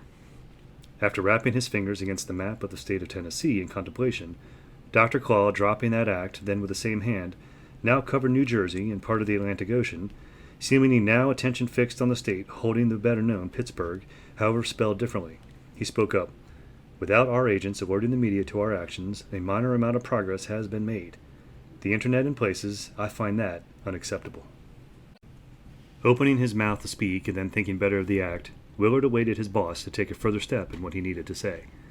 The specialized agent's opinions, while considered valuable to the point by Dr. Claw when needed, this wasn't something he knew he should speak up on. He knew biochemistry, not the sort of network that was the World Wide Web. While he could surf for information, check emails, and make use of its global delivery and virtual stores, an expert he was not. MAD had lost its data digger months ago without explanation. Not even the discovery of an arrest warrant, which normally held the key to finding missing agents. Dr. Spectrum had somehow fallen off the map. He'd have known what Dr. Claw was as wrong as the internet being a source of information discovery to one of MAD's latest endeavors. Frankly, this stumped the bioengineer. Realizing his underling had no intentions of saying whatever he'd opened his mouth to say, Dr. Claw further explained, "What we are doing are poisoning of the people to get those in power with money to take notice of us. The ransom we need to draw attention to it of no more lives lost for what we want. We need a target the televised news portals will notice." As Dr. Claw slid an armored finger from the more known Pittsburgh across the map to Philadelphia, Willard figured out what had been wrong. The man was old school, and didn't view the internet as a valuable source of information over certain matters. He had hired another of Willard's rank to sort through the internet's information for him, and that man was gone. The understanding specialist, who would have eased the man over computer information trust, plus, with growing complaints over what sources could be trusted online, Dr. Claw had to feel that work in Staunton was being met with skepticism from anyone who encountered his notation on the web. "The city of brotherly love?" Willard asked. Positive Dr. Claw had made his choice, the statement from the boss having been nonverbal. Hearing confirmation aloud was always helpful in the presence of a man who could easily kill you for a mistake, even a small one like an assumption. The nation's second capital and a cesspit that needs to be wiped clean. I have never seen it for its nickname, for its validity. Dr. Claw replied, confirming the choice. No siblings, Willard then questioned, wondering if his boss's disdain for the nickname was of the known more figurative sense of it, or if it was a family thing. Clenching both his fists, Dr. Claw turned toward his subordinate. Willard didn't have sufficient time to back away from the man. While the leader of MAD was older than him, he was still fast. Death, the bioengineer felt grateful, was not the result, but instead a shove up against the wall just to the side of the door he'd come through. Growling, Dr. Claw answered, Theodore's not important right now. Understand? Fear drove Willard to simply nod agreement to Dr. Claw's desire not to continue to talk of relatives. Idiocy, he felt, drove him to open his big mouth again. What about the nation's current capital, Washington, D.C.? Relaxing his hold on the specialized agent, then removing his contact from the man, Dr. Claw replied, Nothing would please me more, but I doubt it will come to be necessary. Dunn, the cytology expert of Scottish background, asked almost in a squeak of a voice, eager to leave the office. In a backwards, short-distance fall, Dr. Claw's back met the wall with a map on it. The hour was feeling late, and he knew he was dealing with his agents when they acted as Willard was now. There was not much point in speaking to them. Earned reputation he enjoyed, having made people like the graying-haired man before him fear him. Looking at Willard's ashen face, expecting the worst, Dr. Claw then waved for him to leave the room. The lower-in-rank MAD agent, with haste, leaving his presence so abruptly, he forgot one detail of his departure. Dr. Claw fixed the detail. Moving away from the wall he'd chosen to lean up against just moments ago, he left to make his way back to the door to the office to close it. As he slowly finished off his dinner, Finch watched the fan affixed in the center of the ceiling spin its blades at an equal pace to his eating. They didn't seem to be doing anything other than their motorized, propelled motion. If they were forcing the air to move about his room, he couldn't feel it. Lucky for him, the fan's presence wasn't needed at that time. The room's temperature was comfortable. Why it was on had not been his doing. He'd found it in motion just after he'd entered the room for the first time, after proclaiming to his fellow MAD agents nearby him in the hallway it was his. The room also had an air conditioning unit built into the wall by the room's one large window. Given how useful the fan seemed at its job, he guessed that it had either been installed in there for show or if the AC unit broke. If the latter, then the fan had to have controls somewhere he had not noticed yet. He couldn't help comparing it right now. It was currently making him think of a helicopter, the transportation winding down its motor as it ceased its operational usage. A helicopter made very noticeable movement of the air surrounding it as it flew. So did planes, so did jets, so did rockets. Each displaced their surrounding airspace when in flight. When he had worn his flight suit with its jet engine firing off from its center placement on his back, that too had cooperated with the normal laws of physics. Birds, while not having anything manufactured by man to them, flew by natural design. They too in flight, he understood. So why couldn't he solve the puzzle of the flight ability by the man who would not only cost him a mission, but also his flight suit? Sidney and Bruce had told him to lay off the obsession to try to figure it out, but he couldn't. But if he could never figure out, that only left him one path back to the sky. The delay his old suit had in maneuvering, it had never been a problem prior to his accident. Overconfidence had led to the accident, against a foe he'd yet to figure out. So in that, if it was just a single mystery of physics he couldn't fathom, then all he need extra to help him in his flight was added protection. He'd be damned if he let Willard McBorneo say anything for truth with him. He was more than his peculiar talent to shepherd Abe's actions. Being pinned to the ground was something he'd fix. He'd have a new flight suit, a better one. All he needed for it was added padding. Not wanting to have his thoughts go to waste, he almost leapt out of the chair he'd been sitting in to race to his bed with nightstand positioned by it. Just as expected with any motel or hotel he'd ever stayed in, this one had its standard contents in the top drawer of the nightstand, one menu of a promoted national restaurant chain who delivered kindly right to his room, plus a pen branded with the establishment's name, and a small notepad of paper.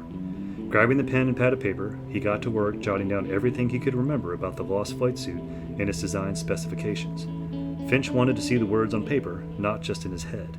If he was going to make a better flight suit, he'd have to compare the old design parameters to the new ones he intended to put on the same paper.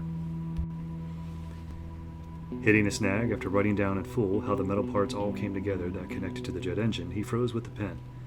All the metal in it had been custom made. Only Mad had the stuff, and it only had come from one agent, a missing one. Finch had doubts that Lucius Ambrosius was dead, so he thought otherwise, missing. Ambrosius had held a position with Mad less criminal than most. He was one of its internal laborers. He had been with MAD on its creative engineering end. The organization's cyborg animals had benefited from him greatly. He had created a new metal meant to make the animals lighter than they'd be if they had contained in their own machine parts commonplace metals. Lighter metals meant barely audible moving internal mechanics, and even when the metal parts moved externally, they'd make even less noise. The lighter metal also meant the cyborg animals were easier to lift for transport. Citrocom had been his prize creation until he had decided he could do better. Ambrosius wanted to make a variant of his prize work, one that could store solar energy and relay that energy into the machine parts it was connected to for a far less complex design. Less moving parts meant less chance of breakdown. The modern-day alchemist had sought out to make his dream a reality, and that was the last Finch had known directly of the man. Telling Finch as he boarded an elevator inside Mad's old headquarters, set for the floor labeled Santo 1. He added he was even going to try to make the improved alloy a different color. Yellow was what he had hoped for. Santo 1 had numerous sections to it. All of them had been administrative. Finch's co-workers had concluded at this note the alchemist had done what he had viewed as the right thing. Running his new goal by Dr. Claw in hopes of it being approved for him to pursue work on, that when the leader of MAD heard of the man's idea, it somehow displeased him, and that in turn had caused Ambrosius to lose his life. But Finch had not heard of anyone clearing up his pal's body, nor had he heard of the carnivorous animals MAD kept disposing of it either. He'd figured somehow Ambrosius had gotten lucky. The carrot-haired, fat man had avoided being dispatched by Dr. Claw and/or Pet Cat. How Finch couldn't figure out, but he had ideas about the mystery. The idea he fixated on was that Mount Everfrost, thanks to how it had been hollowed out back in the 1930s, contained many, many hidden solid rock corridors which opened up into the establishment's many rooms and outdoors even. Ambrosius might have known which one would allow him to escape the outside of the mountain to the town outside of Warland, minus Dr. Claw or Cat being able to follow him. Finch missed him and missed what he could do. That Citrocom he'd known how to create was a blessing. While humans didn't have hollow bones like birds, and most metals tend to weigh a lot when heavily used in a project, Citrocom had been so light it was what had made his flight suit practical to be built. It had provided him external hollow bones that provided him more ease to break away from Earth's gravity than he could have hoped for with his jet engine. Now, without his help to provide the Citrocom, the Birdman not only had to rethink his protection, he also had to think of how to secure a more beefier, more powerful jet engine for the new suit to handle the normal alloys in bulk. Finch thought about that as he laid back on the king-size bed. In boredom, the pen he'd been writing with found its way to his mouth, and he held the cap end in his teeth and flicked it about. Mad had plenty on his plate right now, and he doubted Dr. Claw would approve him pursuing the project at that moment. Because of that fact, could he somehow do the project behind Mad's back? He held the pen like a rod in place as he considered how might such a thing be done. Having just recently thought about his missing pal, that beyond doubt sure as hell hoped he wasn't dead. Ambrosius vanishing at the dawn of a proposed project gave Finch cause for thinking of personal caution to the matter. Looking at the spinning ceiling fan didn't help his puzzle or predicament. A helicopter which couldn't go anywhere and seemed useless. It didn't make air. He needed air. Getting up from the bed and moving to the lounge chair nearest the door, he grabbed for the olive-hued hoodie he'd removed from himself after he'd entered the place. Putting it on made him feel ready to take on new challenges. Maybe that was because he'd owned it for a very long time. He had it prior to creating the lost suit, and when the suit had been in the making, he had proposed to Ambrosius it be used in the design. The man had refused to use it, and had instead procured him a blue and green one for the project. Once he'd left the room, the hallway and its sprawl to either side of him, it was a no-brainer which path to take to make his way outside. Not the path which would eventually find its way to the main entrance of the building. Willard was in that direction, in the lobby area. No, he needed the back exit. And two, he stopped that idea fast. To the roof, to really get some air, for now he'd just have to settle on the ground. No choice in that. Moving down the hall, he noticed wasn't the only one out of the room to catch breath, or at least a soda. He was bearing witness to not fellow special agents like himself, but internal laborers and also grunts moving around carrying or drinking from pop cans. He had one of the SUVs they'd been transported in, carrying a large stash of the drink. Yes, could have been the answer, but that didn't feel quite right. Something was going on, and he wanted to know what that was. Going even further down the hall, the answer started to come to him, even if it wasn't visible to him when that was what that was. Psst! Bam! Bam! As Finch drew closer to the sounds, it became more evident what was taking place. Bam! Laughter could be heard sometimes after the sound of impact. Psst! Requests could also be heard as he moved closer still to the source of the loud noises, and the content fellow agents gulping down their new drinks. Bam! "Sydney, see if you could score me an orange," came one request and shout from the unseen space inside of the vending machine laundry room. It was open to the hallway, no door as far as Finch could see approaching it. Psik! At the entrance to the room, where all the action was taking place, Finch saw his sometimes partner in crime, beating up a soda machine. Bam! Sitting on one of the tables meant for laundry folding, a man Finch barely interacted with because of being new to Mad, he heard others call Pike, slapped one of his legs. He'd done the act because of apparently the observation of what the lady grunt had lifted out from the slot of the soda machine. Some type of generic lemon and lime drink held.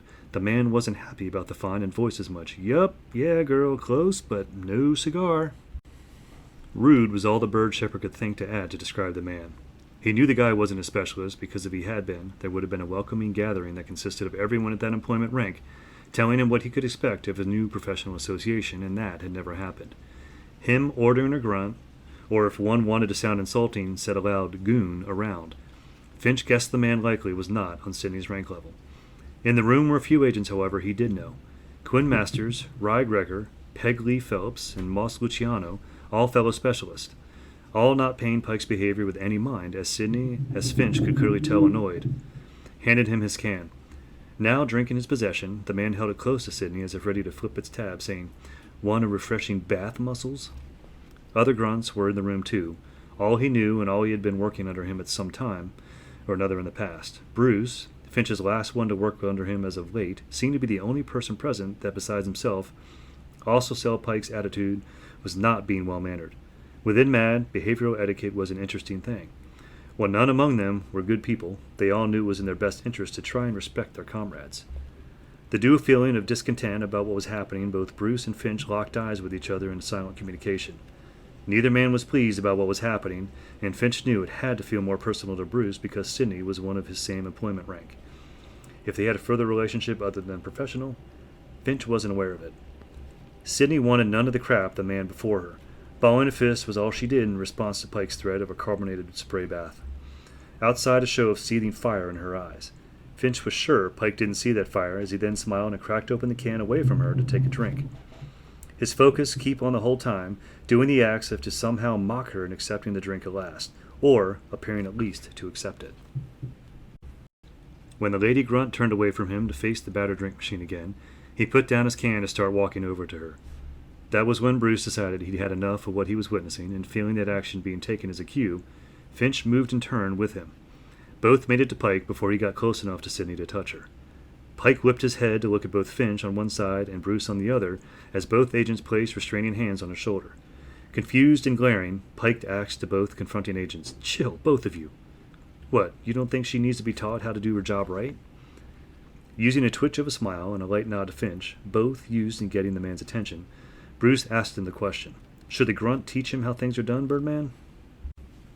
At hearing the proposal of a person of their status ranking put to work, the grunts not involved in the dispute instinctively turned their attention on the trio, or more accurately quartet, counting Sydney. She too was not immune to hearing the possible call to action, and turning around to see the bearer of the voice belonged to who she thought it did, Bruce. That surprised her, but what further shocked her was who he was with. She had not noticed the bird shepherd enter the room. Both men were confronting Pike Wicks, and to the fact it was a fellow grunt who had made the query. She could see in her mind Bruce's plan of action, and she hoped her friend was wise enough to realize it. Looking around the room, she wondered if any of her fellows' pay-grade company knew what was going on. Sydney was sure they did, as their attention too was focused on the group. Finch, being a specialized agent, a man of higher rank than Bruce or herself and every other grunt present, he didn't let them down in replying to the mad agent across from him with this organization symbol shaved into his hair. Yes, do teach him how things are done, grunt. She did try her best to do what was asked for of her, albeit none for someone of high standing, whatever that is.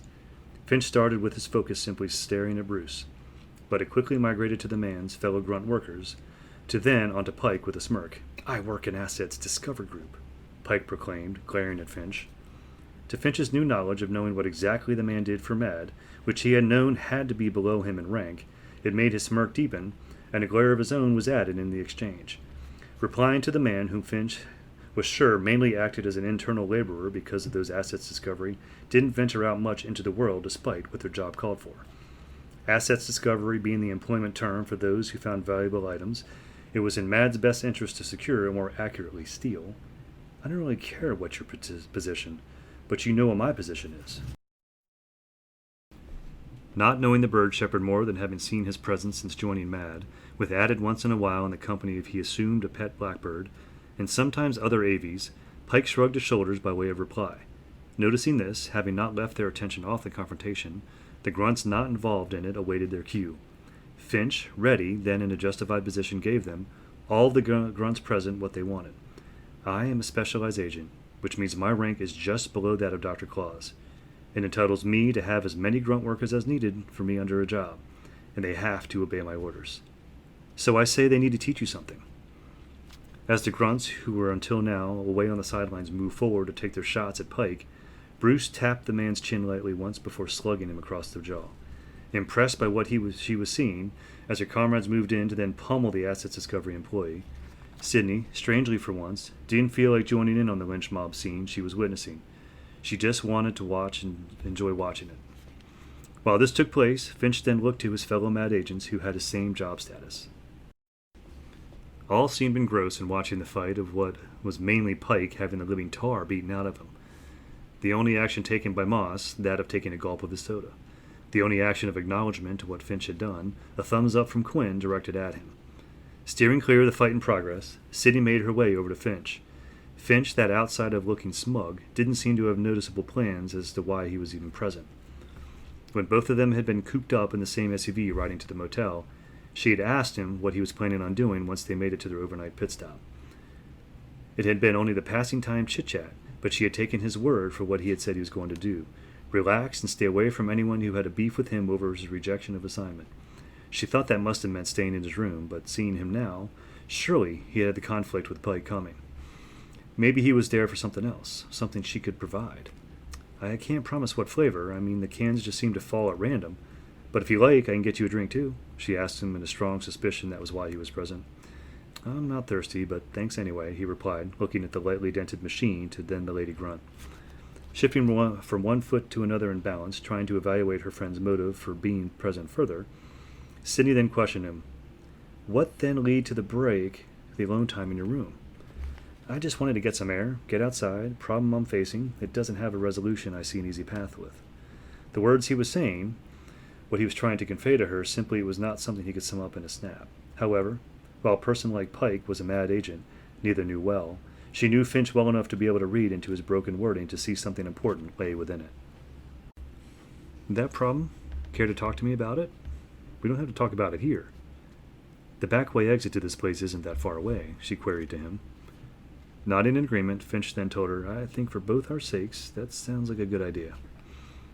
Not mad, but not content either. Eyeing looks at his approval, curiosity, and fears what the trio of former MAD agents with felines in tow got directed at them.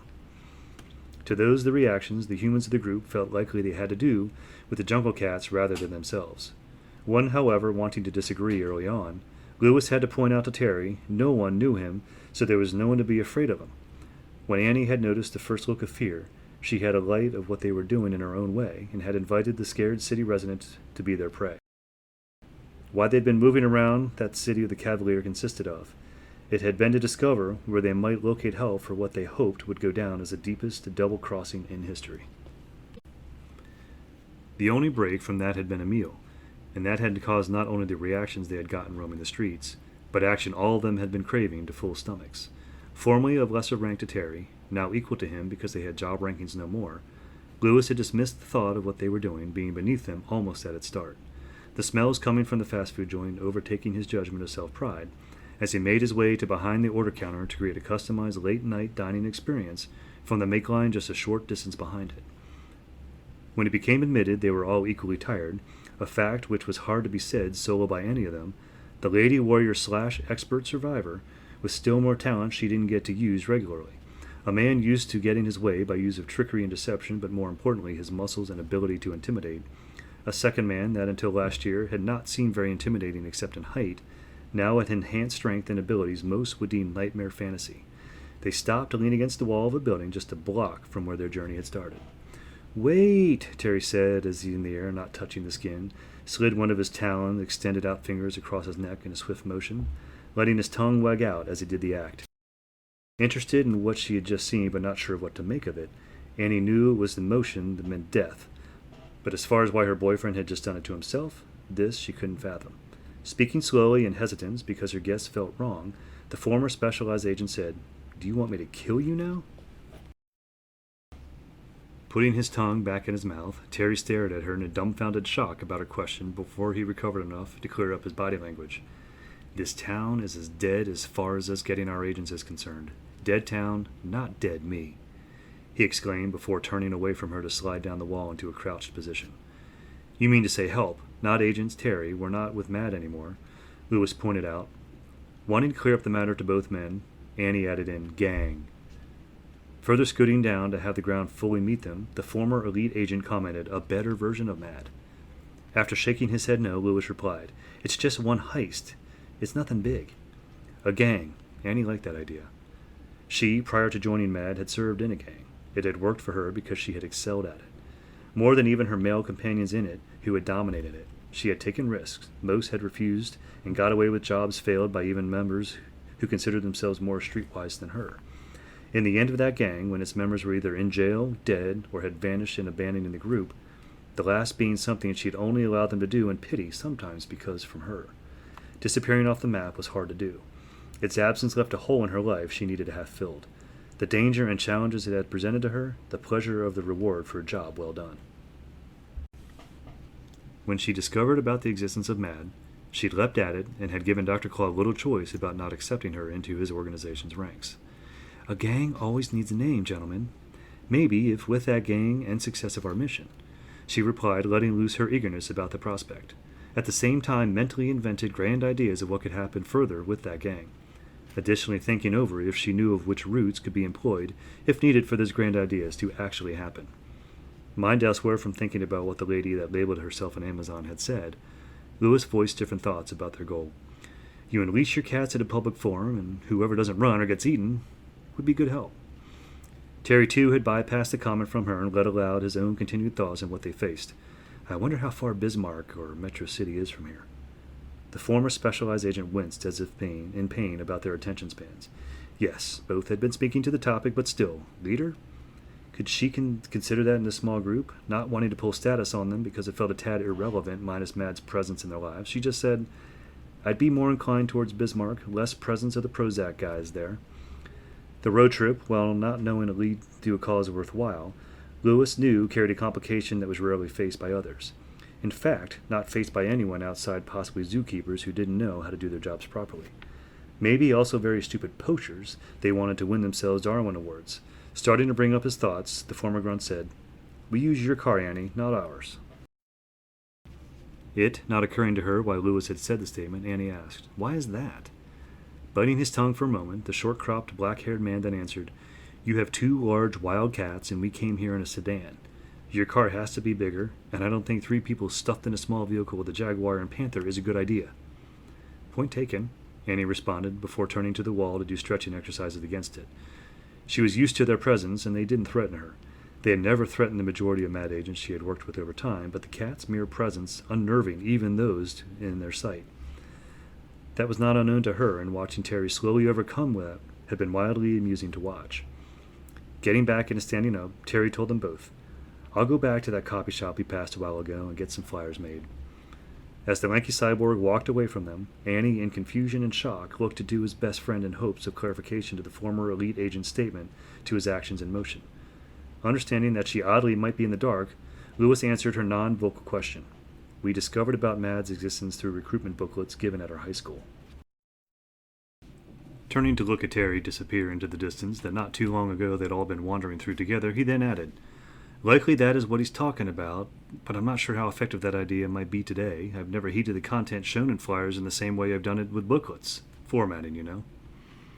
From a small burst of a chuckle to full-on laughter, Annie then said she liked his test with her cats as a better-sounding idea. That thought, as far as the jungle cats were concerned, gained nonplussed reactions. Spencer had his own ideas that had nothing to do with his master's wishes or those she was in company with.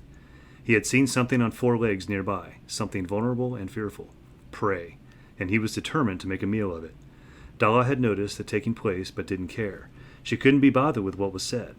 Her name had not been said. No request had been made telling her to pursue, maul, and maim, or kill someone. Spencer's rodent interest didn't feel mutual. Her master had fed both her and her spotted companion well in the place of many aromas and people. The spotted brute could eat for his fill for all she cared. If her master was being true to her words, if fun was to be had later, she had better rest up for it and let the fatter one lag behind. While she got to sink her teeth into the prey that were targets which couldn't scamper away into holes with less size than her paws. Chapter 5. Analog and Digital. Huh, so you're the guy Happy thought at first was me, the inspector said, eyeing up and down the man sitting in a chair a short distance from him. The former agent for Joy / current employee to the Oakland security firm Locktech did the same but attempted to be more discreet about it than the man circling him. I don't see a resemblance at all, John said after a moment more, before withdrawing from Jake to stand by Alan's side. Shifting his positioning lightly in the chair he was in, the one he'd been ordered to by Happy's own local security for not knowing what to do with him, Jake then smiled and responded with, "As odd as it sounds, I don't think natural characteristics play a role in that confusion when your coworkers called me Inspector Gadget. I thought it sounded mildly fitting, if however very incorrect. I've never been an inspector, at least not for law enforcement." A second-long international flight lay over New York, and then a flight to the city of Cheyenne. Then a third flight, he felt grateful much shorter, to the city of Sacramento. Now on land, a forced matter of the Sacramento landing because Oakland's airport was inaccessible to all incoming aircraft for the time being because of the earthquake which had recently struck the area. A drive to San Francisco, to then further escorting, be it on foot, to an entrance down into the city's underground hub placement for Happy. One which all concerned had deemed still stable, passed through and then even further guidance since neither inspector or tech was familiar with the underside of the San Francisco hub, how to find the security check office, the unknown, who said his name was Jake Anitek, was in. Plus, also told in an adjacent room what was said to constitute his pet, whatever that meant, Alan having felt, and he was sure had to feel mutual to John, the grueling event coming to form a conclusion he'd hoped. He felt nonetheless also was intrigued by the stranger. Stated fact and concerned fear at the same time to the man of brown eyes and brown jacket watching him. The engineer said, "I didn't have a hand in making you a cyborg, so who did it? Mad?" Attention jolted now with adrenaline to higher than it already had been, John looking back and forth between his common work partner and the helpful if yet mysterious intruder, quickly replying, Wait, you can't be the result of Happy. Has Mad started to delete program back up again?" Confused himself and finding his curiosity deepening about the circumstance he'd put himself in, a cyborg before him who he knew nothing about outside name, and he worked for Happy's law enforcement side, with note, Mad, an organization he very rarely dealt with, brought up. Its mention understandably making the inspector on edge. Something further said he felt fully in the dark about added in, beginning to try and get answers for himself, this being a touch novel because he had been placed in the security office since Happy had questions about him. Jake commented, "Boy, you guys are jumpy. I have nothing to do with Mad and second elite program. What the hell is that? I've never heard of it before." Being given a puzzle which should have been self-explanatory, a person who apparently was a cyborg like his friend, but at the same time not like the ones recently encountered at the Cybathlon meet and training, that had less advanced robotics joined into their bodies. They, while like John Hayward, were cyborgs, but could not be mistaken for him. This man being one, having been mistaken for the inspector, added given his augmentations weren't put into his body by Mad, racking his brain for an answer on what he knew of the practice of biotechnology science. No answers coming from that. Alan tried to speak on the dilemma to the facts he knew. Mad is the only organization else Happy which... okay, now I'm going to say wait. Turning to John, mulling over an answer, however one he wished he could back up with more information, Alan continued, "We just got here from the Cybathlon meet. John, that alone is proof it's not just bad guys who are cyborgs. Good people can be too, if however less complex in tech." Putting aside the fact it felt rude to do so, John then asked Jake, "Forgive the personal question if it bothers you, an arm? A leg? Why Happy staff thought you were me?" Starting to get up from the chair he'd been sitting in, to then be forced with one of John's hands cupping the man's shoulder to force him back down, Jake replied, "This I find mildly sad. I'm not even sure where to begin explaining myself to you guys, but listen, I'll start with 2 details on myself. Okay, one isn't myself exactly, but I used to work for them. Joy made me a cyborg and got that part." The name didn't ring a bell to John at all, although its existence a new fact to him was one he would not dismiss. His employer Happy, he'd never heard of them until a year ago. The same he shamefully admitted to knowing of Mad. They too had been news to him, but news he caught wind of earlier than starting his time with Happy, if Chief Quimby was to be believed. Suspects of a high-profile robbery, the man that at the time John had thought only held the rank of sergeant had growled under his breath he thought he'd heard were mad agents. John had been present at the time of the grumbling and had dismissed it apparently, a fact Charles Quimby much later had chided him for. Rage was yet another name he'd never heard of until a few months ago. Furthermore, there was another he had been told of, but had not personally encountered, which came in still yet another acronym, uneasy.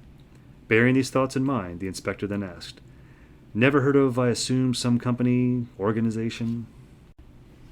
"I'm drawing a blank on the name outside of emotion myself too, but yes, I'll take it whoever they are. They did what they did to you." Alan admitted, mentally wishing the puzzle of this man was a jigsaw one, that with an answer more from him would bring out an image of the fully completed picture, one he'd understand. Worthy of shuddering at the lack of knowledge or find it amusing, Jake wasn't sure which he should emotionally latch on to, and perhaps both. His body language he kept silent at first. Inwardly he went through it. These people currently working for the government, he felt, should know what he had brought up. Then again, his longtime friend Heather still had a government position, and to his knowledge had invested much in learning what she could of Happy. Happy didn't have a place in their lives, and aside from both of them having a casual interest in knowing basically who they were, Heather, she had told him, had been forced to do some digging up on the organization, not for her job or one of her many extra jobs, but for her ever-curious nephew. Letting a grin twinge at one corner of his mouth, Jake replied, "Considering you work for a multinational organization, the United States government being part of that, wow, I feel you guys have missed out half my childhood, essentially." "Explain," John requested. The nature of his work, what his instinct drove him to do, the inspector wanted to know everything he could about the new, or stated in better context, old organization the man was talking about. Half his childhood? To whatever Joy was, it had to date back far. Jake showed little more silver in his hair than a few strands John had discovered in his own, and Jake had been with Joy back when? The 1980s? Maybe the 90s? Furthermore to that case, they had made the man into a cyborg. How had that happened? Was someone from Happy moonlighting for Joy? Surely Mad had no involvement with them, or Jake would have known what the elite program was, unless the Mad agent working for Joy had failed to put that in their resume. Mad agent, semi-good at the field of being a biotechnician, once killed many other Mad agents, had one success who went insane, had another success who was very violent. Sighing, Jack tried to get up from his chair again, only to yet again have John force him back down into it. Annoyed, the former Joy agent said, "Detail 2. My machine side is a bit more complex than average bionics. I have technology in me which, to my knowledge, only I have. Even technology not given by Joy, thanks to the fact I've learned how to modify it myself." The seated man talking to the field of biotechnology that was a science John had never felt comfortable thinking about, talking about, or even learning about. To who knew of it well, who could speak of it at great length, and the only person present that knew anything about it, at least the one person he trusted. The invader helper could have been lying about pretty much everything he had said as far as Jonathan was concerned. Questioning without turning to that trusted bearer of knowledge, John said, "Alan?" "I don't want to pry, but at the same time I can't help but be intrigued by what you're saying," the engineer replied, as he too looked on at the man by the moment, seeming to be getting more antsy about leaving where he was. The feeling of antsiness being something the younger man could relate to then, it got Alan going into his habit of starting to fidget with the low edge of the vest he was wearing. An eye roll was all Jake could think to do in response to the man. Shorter than the inspector by maybe half a foot, the act coming across as unwelcome to John, who thought the intruder should be acting as compliant as possible with both him and his coworker. John then felt the need to ask Jake, "You don't plan to make any trouble for Happy, right?" Unbelievable but understandable were the first thoughts to ring through the older cyborg's mind about that question. Him cause trouble? Not for the likes of them or many others. Grabbing at his cell phone for what time he was beginning to lose count, Jake checked the bars on its screen to see if he finally had signal on it. No luck again. He then answered, "If you recall from report, I was trying to help." A non-human answer was the first to greet all present after his comment. A yelping, whining sound from nearby that in the whining part that didn't sound quite right. The two Happy agents present looked off into the direction of the room joining where they were. Both men looked perplexed, and Jake noted what they'd heard. Him explaining G9's sometimes electronic vocalizations that sounded not dog-like, but borderline kazoo-sounding, was something he didn't feel he needed to do. Let the men wonder about it. Neither had seen the robotic dog yet, and he wasn't sure how these Happy agents would react to it. Turning away from where the odd sounding had come from, Alan then stated, "Part of the report we got says you wanted things which really aren't meant for non-staff to be handling. Damaged and disregarded? I take something if I feel I can use it and no one wants it, Jake replied, and attempting to relay in brief the skin of a hobby he'd taken over time. The inspector glared now at Jake. The man sitting before him he felt was now justified in his placement, a room that on occasion held disreputable people whom Happy needed to politely do away with. The taking the form of either being escorted out of the organization's local underground HQ, or, if the person was a sort who really rattled them and what they had done to deserve the placement in that room. To that case, they'd be escorted to one of their jail cells. "You're a thief," John questioned Jake, unwavering in his look of disapproval towards him. Knowing how the inspector sometimes jumped the gun on what he believed for fact, Alan sure that the man had misrepresented the supposed Joy agent's actions, the tech then said, "You like to get a hold of trash?" Shrugging about the accusation laid on him, Jake replied, "Things can be repurposed if handled right. As I told the others you work with, hobby." While equally as curious about Anatech as Alan, all John could do was stare at the man and being still unsure what to make of him. He, however, was not the only reason the inspector had been told to come back to the United States. A different matter, one more important, was pressing. The apprehended cyborg, if he was one, could be dealt with at a later time. After taking a deep breath, John said, "We have other matters to deal with. I'll tell Happy to let you go, but keep an eye on you. If you try for anything other than disregarded junk, you're going to be in handcuffs." Now the former Joy agent was giving his own stare at the Happy agent who'd just spoken to him. Utter disbelief. He'd been held in the room he was in too long, in his opinion. At least the staff had been so kind as to allow him small stacks, bathroom breaks, and meetings with his dog to assure the robot animal they'd gone to once things were cleared up. He'd now been in the room how many hours? Checking his watch, he discovered he'd been in the place 5 hours since he'd last checked. It was noon now, and the Happy agents who had placed him in there that had happened before the unseen sunrise had come the day. The clearing above his presence, he knew, had to happen when the man he'd initially mistaken for came to talk with him to evaluate him, for the man to discover if Happy should be concerned about his presence.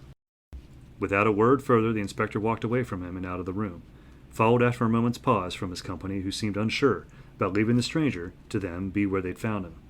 When both Happy agents were well beyond the security check office, this being mainly due to John's striding in his walk, something that forced Alan to move quickly to keep up with.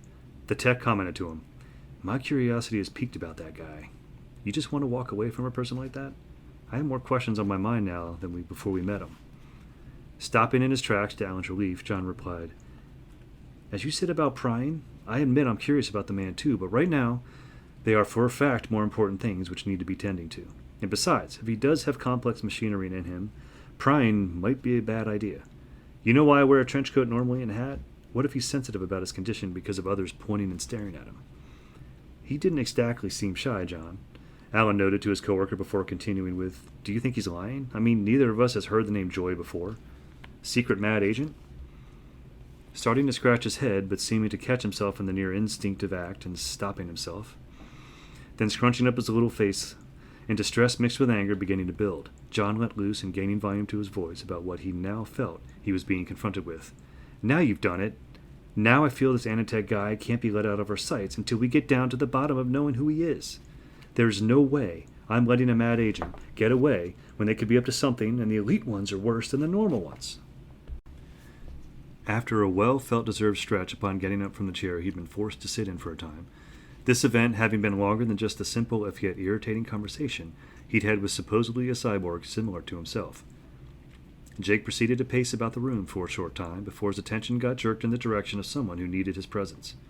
At hearing the rough sound of G9's metal claws scraping against the door to the room he was confined to, the security systems analyst knelt down and then, leaning against the door to the room that's the other side had trapped the robotic dog, and told him, "I know these guys are good guys, G9. They're just being dumb right now, and you shouldn't have to suffer for that. I'll get you out of there. Hold on." Removing his jacket and rolling up his left shirt sleeve to expose the embedded control interface for most of his bodily incorporated machinery. Once placing the hand to that arm, palm flattened out to cover the lock of the door as completely as possible, Jake, pressing an ear against the door, then started with great care selecting the buttons on the interface just above his memory intake scanner's panel door. As he pressed the minute incised buttons that to the untrained eye looked like a string of moles, slightly different in skin color from the rest of his natural body, the door's lock, he could hear it shifting into his will. More specifically, with the electromagnet in the hand pressed to the lock, was now commanding with various waves of its effectiveness and how they were moving. Figuring out and developing the skill had come by necessity. Normal daily life had not promoted learning how to do the act. Dealing with rage had prompted figuring out how to do it. Them locking him up on occasion, him with added company, unlocking doors this way, is a skill learned that is dramatically improved once with help his electromagnetics got altered to be more adapting with the added ability to program them instead of simply turning them on. An alteration done to him years back he forever felt grateful for. From having his electromagnetics being switched on and off and acting on default, ultra effectiveness to not having that necessarily happen on start command. If the former Joy agent recalled correctly, he'd kissed his palms once the alteration had been made, and he had also tried his best to kiss his bare feet. The act had been forced to stop with his feet after first attempt reached when his friends noticed that he was trying to do. Opening the door to the room Jake was in, John and Alan saw the result of what Jake had presently been trying to do with success of yielding result. His hand still pressed against the lock to the door he was beside, minus seeming to grip in by a means visible to them. He opened the door to let his metallic man's best friend out from where he'd been. As the man sat with the dog by his side, he started cooing to the boxer mix facsimile. "Good dog. You did okay, Looking into the room that had contained the dog, Jake checked for signs of his canine pal had done things Happy would not be pleased with. Fortunately, nothing looked damaged or chewed upon. He was relieved the two Happy agents standing nearby were in shock. Without taking notice of them, Jake finished saying his compliments to his four-legged companion. "You did very well. Nothing destroyed that is a B point for you with these people." "Your pet?" The inspector's question drew Jake's attention away from G9 to the man. Smirk given on a whim about the sudden observation of the robotic animal, Jake replied, "Custom made." Not turning away from the sight of the man and the dog, but fixed to the sight of the dog, the tech shook his head and commented, "I admit, that is awesome." Having seen to a great extent what Alan, along with the rest of his dubbed launched bug engineering team for Happy, had produced in the past, with a few projects in development, now was John's turn to shake his head. Only his attention was fixed on his partner when doing it and not on the robotic animal. Returning his attention for a moment to the robotic dog, somehow enjoying a pet, although how that could happen minus flesh, the inspector had to wonder. John asked, "Made by someone's or one working for MAD?" Ending his petting session to G9, the act before only a mastery of those who didn't know the pair well enough to figure out, the construct had micro-sized sensors covering it that relayed touch feedback to the computer brain of the synthetic animal. Feeling miffed about a cleared-up mystery he had already answered on, Jake replied, "Made by Joy, by the efforts mainly of an old friend. You seem to be a little hung up on the idea that I'm not totally faithful with you, Inspector. Just Google Joy, okay? The organization was far from being secret when it was around." "So this establishment who made you a cyborg, they're gone?" Alan asked, his curiosity piqued, not just to hear the former Joy agent explain them, but also his company. Shutting the door G9 was now clear for getting caught in, Jake answered, "For many years." Extending an arm beyond its normal reach to the ground, John picked up Jake's jacket to hand it to him. Now it was Jake's turn to feel he had been caught off guard.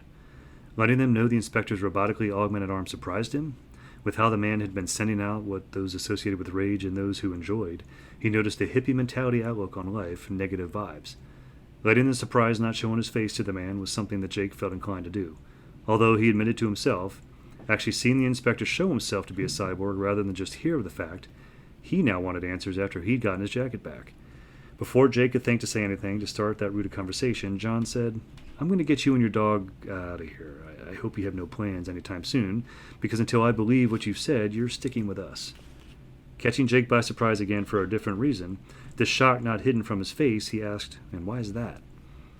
Wagging a finger at the older cyborg, John explained, "I will look into this group you're calling Joy, but in the meantime, I can't shake a suspicion about you that warrants observations of your behavior."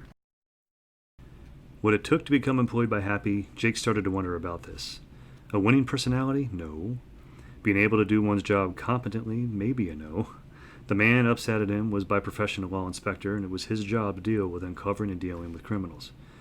He was no criminal, and yet this man, despite knowing the good intentions he'd come to Happy with, wanted to treat him as a suspect. To what exactly? Is this how one was supposed to be treated if it was discovered they were a cyborg? God or gods and goddesses to others he knew. For the longest time he thought he'd held a unique position in the world. It's the most unorthodox, complex cyborg in existence. This man, this Inspector Gadget, who he just noticed actually had a robotic side, knew to Jake's knowledge the man likely being the other cyborg like himself, unless that earlier comment about the elite program meant something. Jake concluded the inspector was acting dumb about him and hopefully far from represented Happy's common employment base. "Oh, sure. Since you seem like such a pleasant example of one of Happy's staff, I'd be glad to hang around with you two." "Fear my machine side is highly weaponized?" Jake queried John, giving him a sarcastic look that could also be heard in his toning of his voice. John, showing to his expression he meant no nonsense, told him in response, "Something like that." Motioning as he spoke, never losing the air of sarcasm he decided to take on, Jake said to John, "Well, then I'm going to say yes to this, but once I can access having a useful phone again, and you get a chance to hear from people who know me, I can't wait to see you blush in surprise at what an awful person I am." Once the former Joy agent had put on his jacket, the inspector for Happy grabbed him by an arm, showing full intent to lead him where he wanted him to go. Very strong. Jake had missed this while John Hayward had been trying to keep Jake sitting in his chair he'd found him in when first entering the room. This show of strength, yes, he could try and resist, but where would he get him? On the bad side, further with people he didn't feel he should make enemies with? Nah, he really would go along with this, but first. Patting his pant leg, Jake called to G9, "Come on, old dog. Time to hang around with a confirmed Happy Agent jerk and his friend." Tookenny Creek Park. At first, the sound of the small breaking branches was met with mild confusion that felt like it could easily be ignored by the mad agents in Tookenny Creek Park. When the sound started anew from a different direction, still coming from above them, that is when it took on an importance in noticing the cause of the sound. The sounds were coming from the less than mentally coherent plague birds they were supposed to be guiding. North Stasania heard no sound as a genetically altered raven smacked itself into the van he and his fellows were using for not only transporting themselves but also their equipment. An easy bet. He would have heard the bang against the metal of the roof it had been inside the vehicle when the bird committed likely accidental suicide. He could hear more of the flock's disheveled flight elsewhere, but he couldn't quite pin where he was hearing it from. He hoped not from still within the park. So immersed in the thought of figuring out from where he was hearing the sounds of the other treetops being bombarded by Mad's little deathbringers, his cell phone set to ring and vibrate made him jump nearly out of his skin. In fact, at least one thing nearly suffered other than just his professional pride, but that would have bit the dust if it had fallen, the worst fate. He nearly dropped the specially constructed controller he'd been holding. After he fumbled with it, he felt lucky for a second set of hands joining in near his to catch it, to keep it from hitting the ground. One of the three grunts assigned to him for the mission he was on, Gale, who just helped him, was not one of the most common grunts he'd like to have working with him. Neither were Cade and Rita for that matter. Dr. Claw had picked them out for him. Why was concerning as a chief boss and never explained it to him in full. All Dr. Claw had shared with him, if he failed, one of them had orders to carry out that he, North, had no control over. This idea of failure, the specialized agent could only guess at. He felt grateful to have discovered failure wasn't a simple thing. That being when the Virginian town he'd been told they should deal with it first didn't have its ultimate goal met by Mad's presence, but still, if he damaged a controller, or in the end Mad didn't have its ransom met? The three made him nervous, just based on not knowing which of them was poised to carry out Dr. Claw's order. The controller held firmly in Gale's hands, and the man smiled at him to assure him all was good. Not for the first time, North tried to push away the suspicion he felt towards the man, who shared the same ranking as his other companions. Answering the cell would take his mind off this, he hoped. "Hello?" North questioned just after he pressed the talk button, all sounding of his nervousness tucked away to being hard to notice unless by anyone that knew him well. It was McBorneo's voice that replied. North, while having a respect for the man, didn't fear him in the same sense he feared the chief boss. Willard wanted updates about the progress Stasina was making. The man seemed more curious in results of a different nature than that of the top dog's interest. The man was a freaking sadist, the atmospheric disruption expert figured. Fitting for a mad agent, but too sick even for his taste. The cytology expert, of course, had called him for an update, a question asked in only one word. "In Cheltenham, Pennsylvania, as we speak. I started working with them more one-on-one about 35 minutes ago," North replied, knowing there had to be more coming from the bioengineer. There always was. No disappointment meant, Willard then asked what the group was doing in Cheltenham, Pennsylvania, when the goal was to infect Philadelphia. The specialized agent, motioning to Gale, irritated by the man not present on his geography ignorance, then said, "Cheltenham is the suburb of Philly. We did the same thing with Staunton. We set up nearby as not to get caught up in this sickness of yours ourselves." Snapping and insults were Willard's next responses to North until realizing the sickness the atmospheric disruption expert had meant was to plague birds and not him. That's when they got an interruption by one of the birds. North didn't see how it had happened exactly, what part of the animal's body struck first. He only knew the poor feathered beast, at cannibal force, had hit a stream offshoot of the creek for which the park he was in drew its name from. Willard, picking up on the sudden splash sound he'd heard over the phone, questioned it. "We just provided water contamination, Mr. McBorneo," North told him, figuring it would please him to know more work was being done he wasn't already aware of, helping their overall mission. Rather than accepting the bare-bones answer at face value, the mad agent not present persisted for clarification. The quiet words coming to North, as grateful to his peace of mind, Rita mouthed to him that the fallen bird was still alive. The cytology expert, learning the animals he'd helped to create, were that more dumb than originally thought? North didn't feel like breaking that sort of news to him. Lying about the little dimwits was better for pride's sake. "Ever visit a place named Applebottom?" North started, with already a plan in mind about where he was going in his lie. Receiving a question with request for clarification, the name wasn't of some cutely named orchard. Otherwise, and Willard hoped it not so because lack of the name making sense how North had said it, it somehow meant the underside of a real piece of fruit. Grateful the other specialized agent didn't know what it was, and even some fact-checking wouldn't be all that harmful to his lie, North relayed. "It's a nuclear power plant, south from here, that does other work which isn't quite public. My team, we got a hold of some of that other work." Yet more questions then came from the mad agent not present, after guessing about what sort of work the Applebottom plant had been doing. North had correctly given him the idea the Maryland power plant was making hazardous toxic material meant for wartime use. What he'd failed to think of in advance is if this man had asked him who was working at Applebottom on such a project or projects. Willard, North had forgotten, had once for the real traveled in scientific social circles which did such things. The sicko wanted to know who at the plant had aided North's team, so he could try and tear into them. "I don't remember. We tried to get in and out of the place first, not in the mission plan, and shit. Forbid we get caught doing extra stuff," North stated, hoping finally Willard would end asking him about the fiction he had started inventing on the fly. The man who still thought of himself as a Dane got relief when it did end on that note for the Scot asking about the now uncomfortable fib of a story. Now Willard wanted to know if he and his team had checked to make sure their broadcasting equipment was working. Step 3 of Mad's plan of mission to this, if one counted public knowledge starting to build about what they were being faced with. The broadcasting equipment was in their van, ready for use. Its job to override non-cable digital television with the programmed blue screen of death, added furthermore with Mad's logo and an audio of a message that North had to deliver to the local population. He'd not had the chance to put it to use back in Virginia, but that was the last place he had checked on it. When they made it to their destination, and were getting ready to start working more closely with the birds and directing their flight path with use of the remote, taking in a gulp of air, North replied, "We checked on it back to Virginia. It should still be good." Before hanging up on the atmospheric disruption expert, Willard snapped at him to make sure it was still in good working order, ending his talk with yelling the word potholes, the cell phone screen proclaiming call ended 10 minutes 6 seconds, how long they had talked.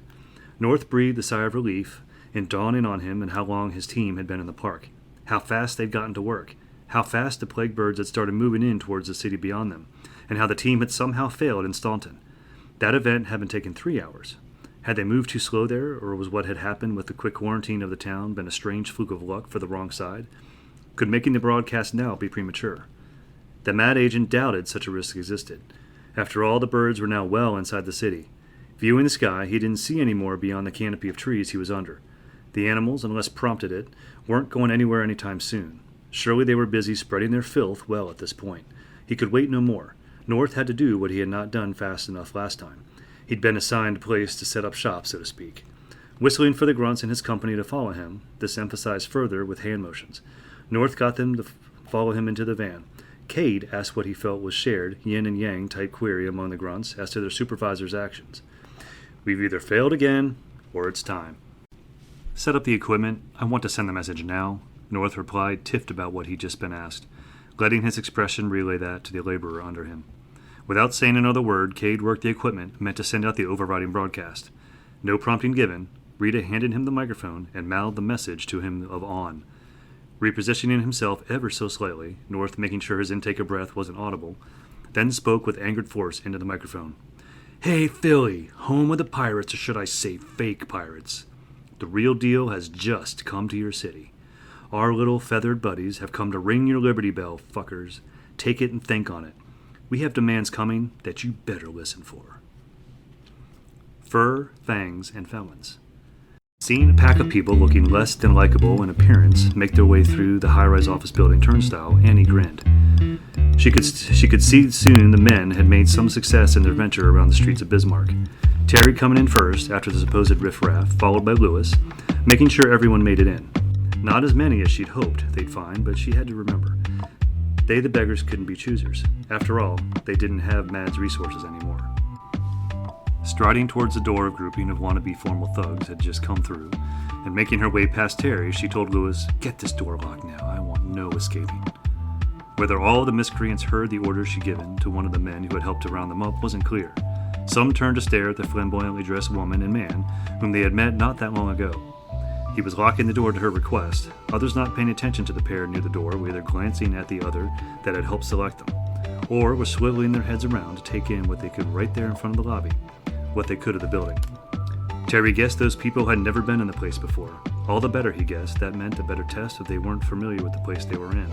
Others present, those that belonged to the building, all of them seemed to have the exact same reaction towards seeing the found possible new gang members: fear. They were trying their best to hide, but at the same time, it was clear they were curious about what was taking place. He felt sure some of that curiosity himself. He knew why they were here, at least everyone he knew personally. His friend had given a good suggestion back in Cavalier. Let Annie's cats be the test, the survivors being the winners. Although he knew it had to be more complex than that, his girl had insisted she have the time to really do some prep work before their test started on the thugs. What could that have been? Had she given a pep talk to Dalla and Spencer? Knowing she noticed his eyes on her, Terry gave Annie the silent question that was okay what was to ask next. Catching it, she moved into almost the center of the lobby and shouted towards the group of people that had just been ushered into the building. "Ladies and gentlemen, the future of our gang, we hope. I have 2 large pets roaming this building, and for the first time in a while, they have some fellow wild company. I do mean wild, people. I got these guys out from your local zoo, very nasty bunch." Now everyone had their attention on her, which is exactly what she wanted. Noting this, she continued, "The goal is to get what valuables you can without getting eaten, because they will attack. If you show compassion towards the people who work here, you are out. If you die for my pets or the extras I brought in, then clearly you are no good." Stopping her speech again, she moved to Terry and Lewis to hand them both small vials. Uncapping his to smell it, Terry made a disgusted look about the contents he caught a whiff of. Much to his displeasure, Annie silently told him in motioning to dab it onto himself. When the former elite Mad agent shook his head no in protest, she took charge, making sure the action was taken, and applied the contents of the vial to him, and to then afterwards, turning away from him, she concluded her speech. "Likely someone here has called the cops already. I give you all 10 minutes to do this work. All still with us at the end, to be in our gang. Go." With the exception of a few, all the potential gang members did as ordered. Although one, in shock and disbelief, one of the stragglers asked, "Is she serious?" With the exception of a few of them, all the potential gang members did as ordered. Although one, in shock and disbelief, one of the stragglers asked, "Is she serious?" Cracking his knuckles before answering, Lewis said, "Do you want out?" The native to the city, realizing this was happening, that yes, he was being given the opportunity to join into their group criminal effort. Also, yes, he was being asked to rob as much as he could from an office building loaded with wild predatory animals. This order given as much of a test to his worthiness to a role position. Further, yes, if he didn't do as such, he'd likely get the snot beaten out of him by the more muscular of the 2 men who'd found him. Answering in motion and voice, he replied to Lewis, "No." Pointing towards a wall with 4 elevators implanted in them, Lewis told the riffraff who had questioned him, "Then get out of there." Not liking how the goon, Lewis mentally corrected himself, how the grunt jogged towards the first of the elevators. He now shook his head no. Lifting up to really look at it, the vial Annie had handed him, he wondered about it before glancing at Terry, grimacing as he gave himself dainty pats of it all over his body. Wondering now what was so awful about it to make his friend act in such a way, he uncapped it to try and get an answer. Facepalm was all the former specialized agent could think to do before confronting the former grunt about the vial's contents, keeping her voice low as to make sure the potential help could not overhear her or the people who worked in the building they had overtaken. Annie stated to him, "It is a form of repellent. It should keep the animals I have not trained from attacking you or Terry. Keep them waiting to stay a distance from you." "What's in it?" Lewis queried as he dabbed an amount of it on a couple of his fingers. "You don't want to know," was all the lady of the Peruvian ancestry could think he'd want to hear her say. Artificial parchment paper glowing against black contrasting words in medium-sized font on screen to its near cream hue. Information about the office work test and its overall effectiveness being relayed as follows. Location, sign set outside this place is the Flickertail Consulting Firm. Casualties, 1 dead. Think the name was Rose Dalton. Injuries, thug named Curtis Noonan, discovered by Terry, given deep in the flesh and likely bone mauling to left leg by Tiger. Disqualified? Yes. Thug named Moses Bernstein, discovered by me, bitten in the right thigh. Disqualified? No, due to him turning towards his assailant and shooting the fossa with a gun. Cowards, the man whose name is not worth mentioning in this file that questioned me at the start of the test. Notice disabling the lock, put on the emergency exit, and leaving before capture and punishment. Also one more dumb dick that lied to try to pass the test. A lie brought to light by a fellow named Jimmy Kylene, writing him out as having seen him duck into a closet to avoid what feels a name of eye-rolling to a point, a panda bear. Leaving the closet well after the spotted bear had decided to leave him alone, and the call to come center in the lobby of the building was yelled at by Annie. Total new gang members? 6. Gus Frado, Salvatore Green, Philip, this guy can't be given his real last name here, Pyro Gasboom, and Moses Bernstein. The ladies Opal Parker and Pearl Moran. Total procured loot, 400 in cash, 8 credit cards, jewelry hoped not to be made of fake metals and stones, 3 smartphones, keys to 1 luxury car and 1 tablet computer. Losses due to police arriving on scene, a single fatality, think his name was Wyatt. Looking over the statistics he'd made just to file on his new tablet computer, Lewis beamed a little. They'd had a good test, but in the end had less people than they had at its start. Its ending when the cops had come. At the moment they weren't a full problem, although that could easily change. Annie had gotten them off their backs with those she put to use, making the whole thing interesting. She'd gotten the wild animals outside, but once the cops were done with them, he knew they had to get moving before that happened or more cops would come. Interested in seeing what he'd been paying attention to on the tablet, Annie took it out of his hand to view before handing it back, building tension. It had been starting to rise ever since Terry had come back into their view after his excursion to the copy shop, which had been met with no result of printing made. Who was the gang's leader? She snatching away the tablet from him. The latest act of aggression to this, the alpha fight they had made in silence with each other. The fight unknown to the 6 new gang members, all they could do was await new orders as they stood in readiness and confusion about what was going to happen next. The red and blue lights flashing at a short distance from them outside, making them antsy. The fight guessed at by the mutual pal to them both, Terry, like the new gang members, wasn't sure what to do. Although at least he knew while he wanted to be the last person to speak up, at least he could do something to break the silent quarrel. But best friend versus best girl? Distance was the best idea. Distance is what they knew they needed right now. We need to get these guys in the van. Come on, Lewis, I need your help. We have our pyramid gang now, Terry stated as he motioned with one hand towards himself to get his buddy to come towards him, plus the 6 new thugs in their party to where he was standing by the building's entrance. That is an awful name for a gang or any group trying to take on Mad, Lewis replied, bemused by the first name suggested presented so far by any of them. As the former grunt made his way to the turnstile and others soon around it, Annie broke into the conversation, eager to start adding her thoughts to the naming question. Something which speaks of our goal but could be used further later on. How about the Deadly Embers? Turning back to face her for a moment, Lewis told her, Deadly Embers? How does that sound threatening? Knowing she'd likely be questioned for his choice in name, the first one she had decided on in mental debate seemed fitting. Amazon Annie unleashed her reasoning aloud. Embers are the leftover of a larger fire, and then when prodded can create a new fire from the old. Still a force to be reckoned with. Opal knew she had no rank, at least one that mattered for now. Now what mattered aside from them all leaving in time before the police could take action on her and her new colleagues in crime, she wanted one thing answered before hopping into their transportation. Tapping Lewis as he came within her range of reach, she asked him once she knew she had his attention. We're going to take on Mad? The biggest organized criminal group in the world? Ignoring the novice thug for a second, Lewis stated what was on his mind to Annie. Sounds sissy. What about crew railing on Scorn superbly? Then turning, addressed the lady near to his side. Do you have a problem with that? No, but you and the machine dude didn't say they were the ones we'd all be stealing from at first. Do you think we have a real chance? Opal sounded so unsure, and Lewis couldn't help but think to do this to her. Rhyme her name to what she was conveying. Opal was being hopeful as well. The man remembering what it took to break into the newbie grunts and Mad, and also remembering he too once held a position. Answering her with a smile, he assured her about the chances things would work out.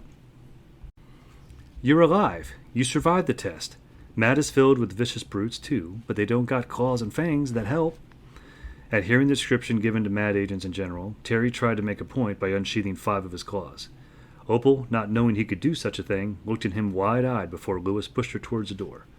Lewis, knowing why Terry had done the demonstration, made his own point. "We aren't with them anymore, dummy. Aside from animals, they really don't have any clawed agents." Still not saying anything, Terry raised an eyebrow to Lewis's remark. It took the former grunt a few seconds for it to click in his head what it meant. Then he replied with, "Dr. Claw doesn't count in that comment, and you know that." Shouting, Annie got Lewis's attention back to her as he showed approval to Salvatore, who had just shown him a bloody knife not noticed earlier. "No one now name it, too. It's a long way back to Nakoma. We'll discuss it en route." They were both on the same side, and Lewis knew that. But he felt a challenge was a challenge. Ready to not let it go, he told her, "We'll talk about it now." How Mad from Within had devised its ranking of employment status, or more accurately, had been carried on from the Skullx Enterprises in that, its specialized agents normally had to have 2 key characteristics outside devious intelligence. A skill which could be very useful to Mad's future or current endeavors, and being able to handle guiding those working under them. Annie, while not working for them anymore, had been with them long enough to have their way of handling things ingrained into her mental habits. She, turning Lewis back to face the door, stated, "That is the direction my minivan is in. We'll talk about it en route." Complying with her requesting order, Lewis started for the door, but turning to the only one present who should have emphasized with him, "Terry, help me out here." Mouthing no and shaking his head to the same order was all Terry could think to do in response. A puzzle to Lewis, he then stressed his side. What is wrong with you? Her side or my side?" Here on naming the gang. The former elite agent couldn't look at him or Annie in the eyes when he said, "I'm not answering that." Annie, acknowledging her boyfriend's sad predicament, smiled with a dawning realization. Lewis, having now hit him what was going on, told his friend, "We'd better give the new guys a better idea what they might be facing. We'll figure out a name." As almost everyone that currently should matter in his life was outside the building, settling into the van, at least for that moment. This made Spencer give a head bump to his lady master's side. Taking notice of the pet, she told him, "I know what you're up to. We'll just have to tolerate it if we're all going to be on the same team." Dala, after going to sit right before her, pawned one of the lady's feet and swiveled her feline head around to then look back at her with slitted eyes. In response to the pantheress, Annie said, "No, the other animals aren't coming. Only you and Spencer are important enough for that. They'll have prey here, and you know this building is large, and I see that blood around your mouth. Don't think that black fur hides it. You've got someone here, and I'm sure they will too in the city." Moving to sit beside Dala, Spencer proceeded to stare at his master as well. Knowing he needed her to say more, Annie added, "The minivan will still be big enough for the both of you. Those new guys won't be a problem." Done seeing the new to their gang, instituted thugs knew what they were to expect and had started discussing game plans. Terry rolled shut the minivan's doors on them. Lewis nearby, motioning for him to stay by the van, an uneasy task, considering the sounds coming from not far off, of policemen he knew they had to scram from, were sounding in both their ears. He knew better than to try and lure the man back into the name debate with Annie present. They'd had their chat on it. That would have to be enough for now between them working on the dilemma. Going back into the building to continue the debate with Annie one-on-one, and to get her and the animal company she kept finally into the van, Lewis asked her, "Terry and I did some discussing. How do these names sound? First one, Best Illegal Task Team or Equal Rational?" Annie's reaction as he got within a few feet of her and her cats was her reply was slowly shaking her head no. Feeling slighted but not letting it get too much to him, Lewis then said a suggestion he knew now was his third and total voiced. Important, ruthless action terror effort. Former work superior crossing her arms in front of her, giving a stink eye to the already started from the door Lewis. The former grunt gave his fourth suggestion. What about major agency of naturally intense citizens? At seeing signs outside something had gone wrong, noticing Terry's stance, with a hand on the nearest and reach door barrier to the turnstile, Annie finally commented to him, "Do you realize every name you said, everything you and Terry have concocted is an emotional variant on the word mad? Bitter, irate, manic, and your first suggestion alone came out as cross." Letting a moment go by, Lewis then added in his fifth suggestion to her, "We came up with one more. How about ideal, negative, satisfy, absolutely necessary, and voice?" In shock of how awful an idea that name was to you, she didn't wait to say her single thought on it. "Insane. No way. I'll come up with something to call us. No more suggestions unless you want to help feed Spencer and Della. Once she was outside, it became clear what was going on. More cops had come in, and so had vehicles labeled the enforced animal control. Terry was in readiness to fire his cannon, and from a smoking area of ground not far from him, Annie knew he had already let loose with one warning shot. Jumpy slightly, he fired a shot just beyond his feet when she put a hand on his shoulder to notify him they were all ready to leave for their mission. Chapter 6. Pack Hierarchy. Putting aside the thoughts Jake Gadget was a possible mad agent had been hard, but it had been done. John felt saddened that the heart of the task was trying to help the man to do a task he could have done in a heartbeat. Making a phone call, letting this man of suspect use one of theirs? He didn't feel inclined to let that happen. He had a phone built into him, which could work virtually anywhere, thanks to how it had been designed to send and receive signals.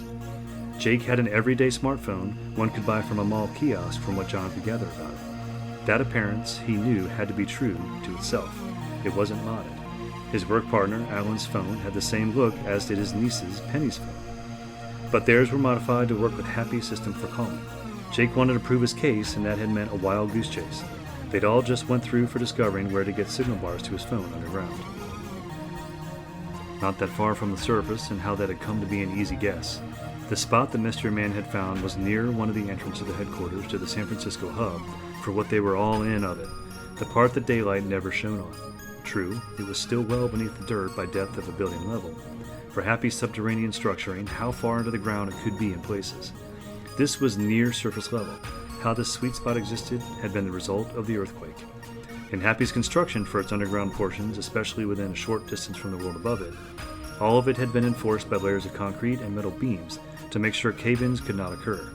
That fact prevented normal cell phones from working in the subterranean housings of this place. The spot, the earth, the metal, the concrete, and John was sure many other materials, like water piping and electrical wiring to a short list of ideas on that. The spot allowed Jake's phone 3 bars for service, as the man placed a call to his friend to help further clear up who he was. It miffed the inspector how the man now was feeling like a major waste of time to him. Whatever this person has to say about the man working for the local security service provider, it had better be good.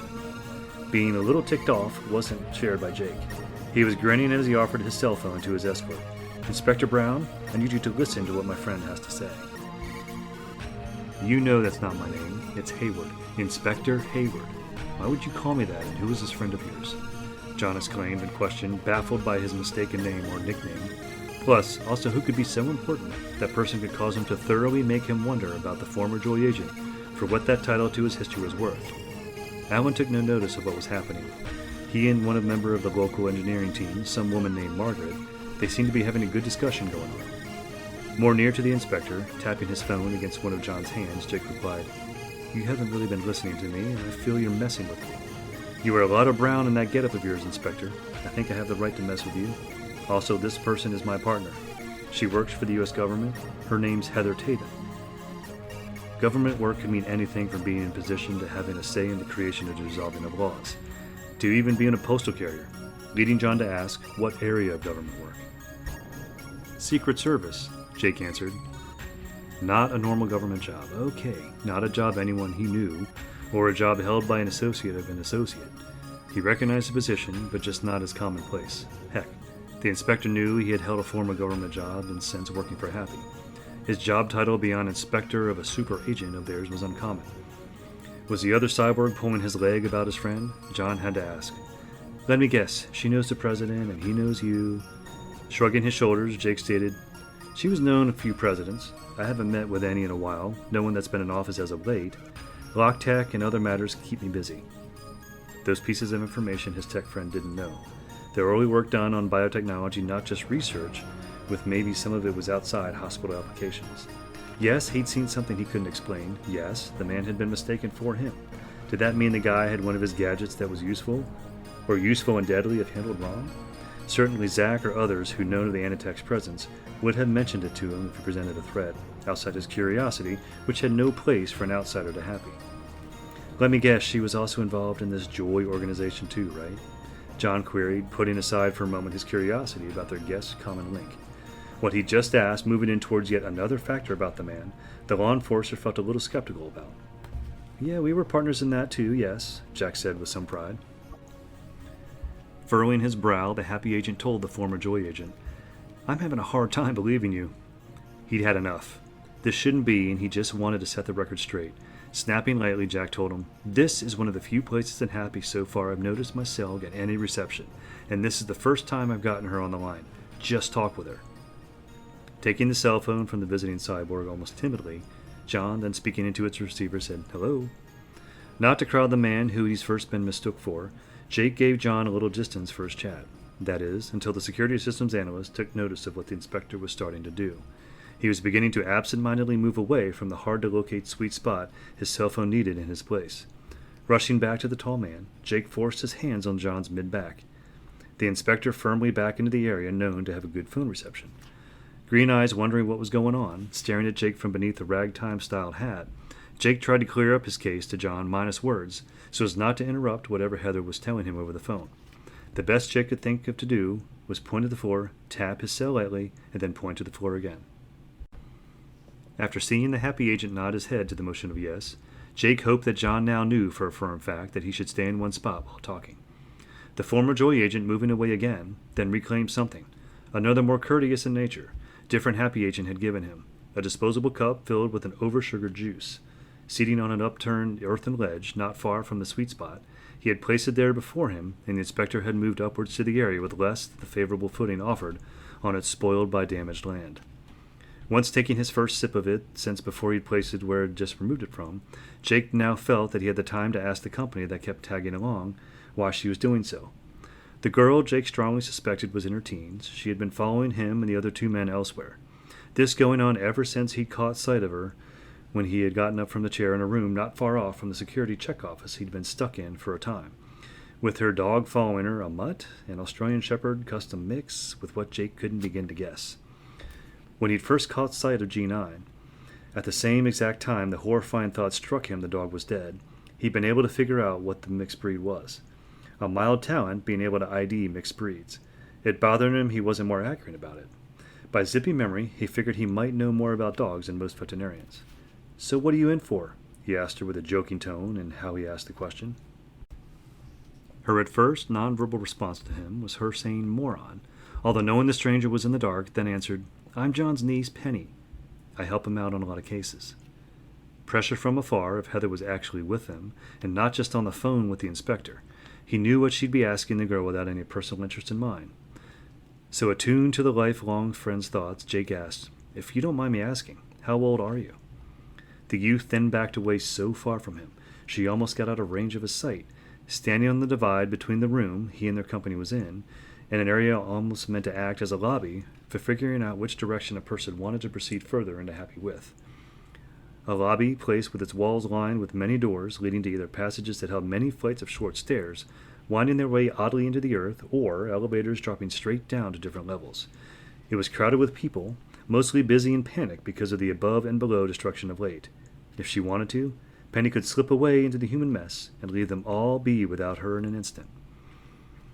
Organic dog Mutt, Penny's companion, he'd seen his master's reaction to the unknown person, whom had been the cause of them having to come to the San Francisco hub.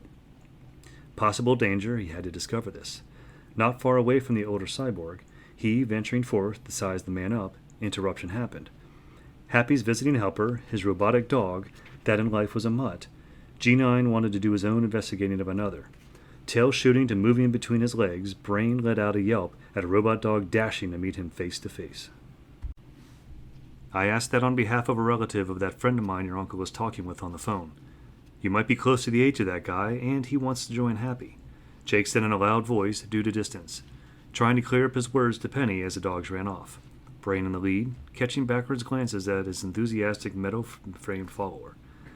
Servant/protector, unsure what to do and wishing for access to his favorite toy, that being a piece of technology a few hundred miles northwest, and but more correctly stated underneath Metro City and Happy's local HQ there. The holographic android that was normally somewhere in or near by the main work area reserved for team-launched Bug, that made him feel more like a powerful a fact that he felt conflicted about. He was a dog, he had powerful jaw with full set of fangs in it, and he had claws his master rarely trimmed. He had faced down other dogs and had won most fights against them when fighting was needed. He was also normally on the winning side of dealing with the stray cats that bothered him regularly. his conflict with the holographic android's use on it making him feel like more. The gadget gave him advantages no other dog ever had before. It gave him, in the best description, a bipedal, paws, no hands with thumbs, human speech capable avatar.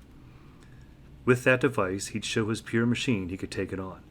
Although, since he couldn't reach it right then, well, he'd have to do the next best thing with Ring to mind. Let his master show the artificial creature who was better. Circling Penny's legs to try and avoid the robot's inquisitive drive to encounter him better made Brain feel like he really needed a better plan. Damn it, that now that he had his obligation to his master, now that she was keeping one place unlike earlier when all in their pack were moving about everywhere. Now he couldn't really race away far from the mechanical dog, to then after a while return to her later. How he gotten away with the behavior then was she didn't particularly need him at the time. Given that the interloper had just said a question to his master she'd taken in a disquieting way. Now Brain knew she needed him present. Resisting the urge to assure her pet she doubted the robot meant anything bad to him, hoping Brain would wise up on his own, the girl shouted at Jake, "I'm not official. Those near me in age, yeah. You have to know someone on the inside, like have parents working here." Taking a lean up against the teen, four-legged paws nested to just above her waist for support while he stood on his hind legs, Brain gave Penny a look she had learnt meant in his language, "I'm sorry, please forgive me," before running into the crowd of people milling around the lobby below, the robotic dog chasing after him along the way. Originally Jake's chuckle being mistaken for a moment, Penny thought directed about how the two dogs were acting. She learned fast it had nothing to do with the pet's scampering, but something else had brought it up, with sounds like what my dad did ages ago, him talking with a guy named Drake Aquino. But that was made easy since joy was meant for young ones.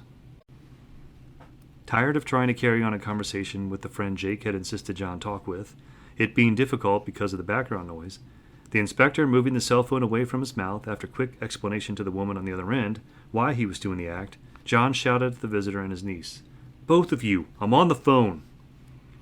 Without caring to further pay either of them mind and his attention, John then attempted to pace about the sweet spot and continuing his talk. "I know what I've seen, which I'll state is very little. Nonetheless, it is concerning." He was pressing, and appeared he was pressing hidden buttons in his skin to unlock a door above the skin.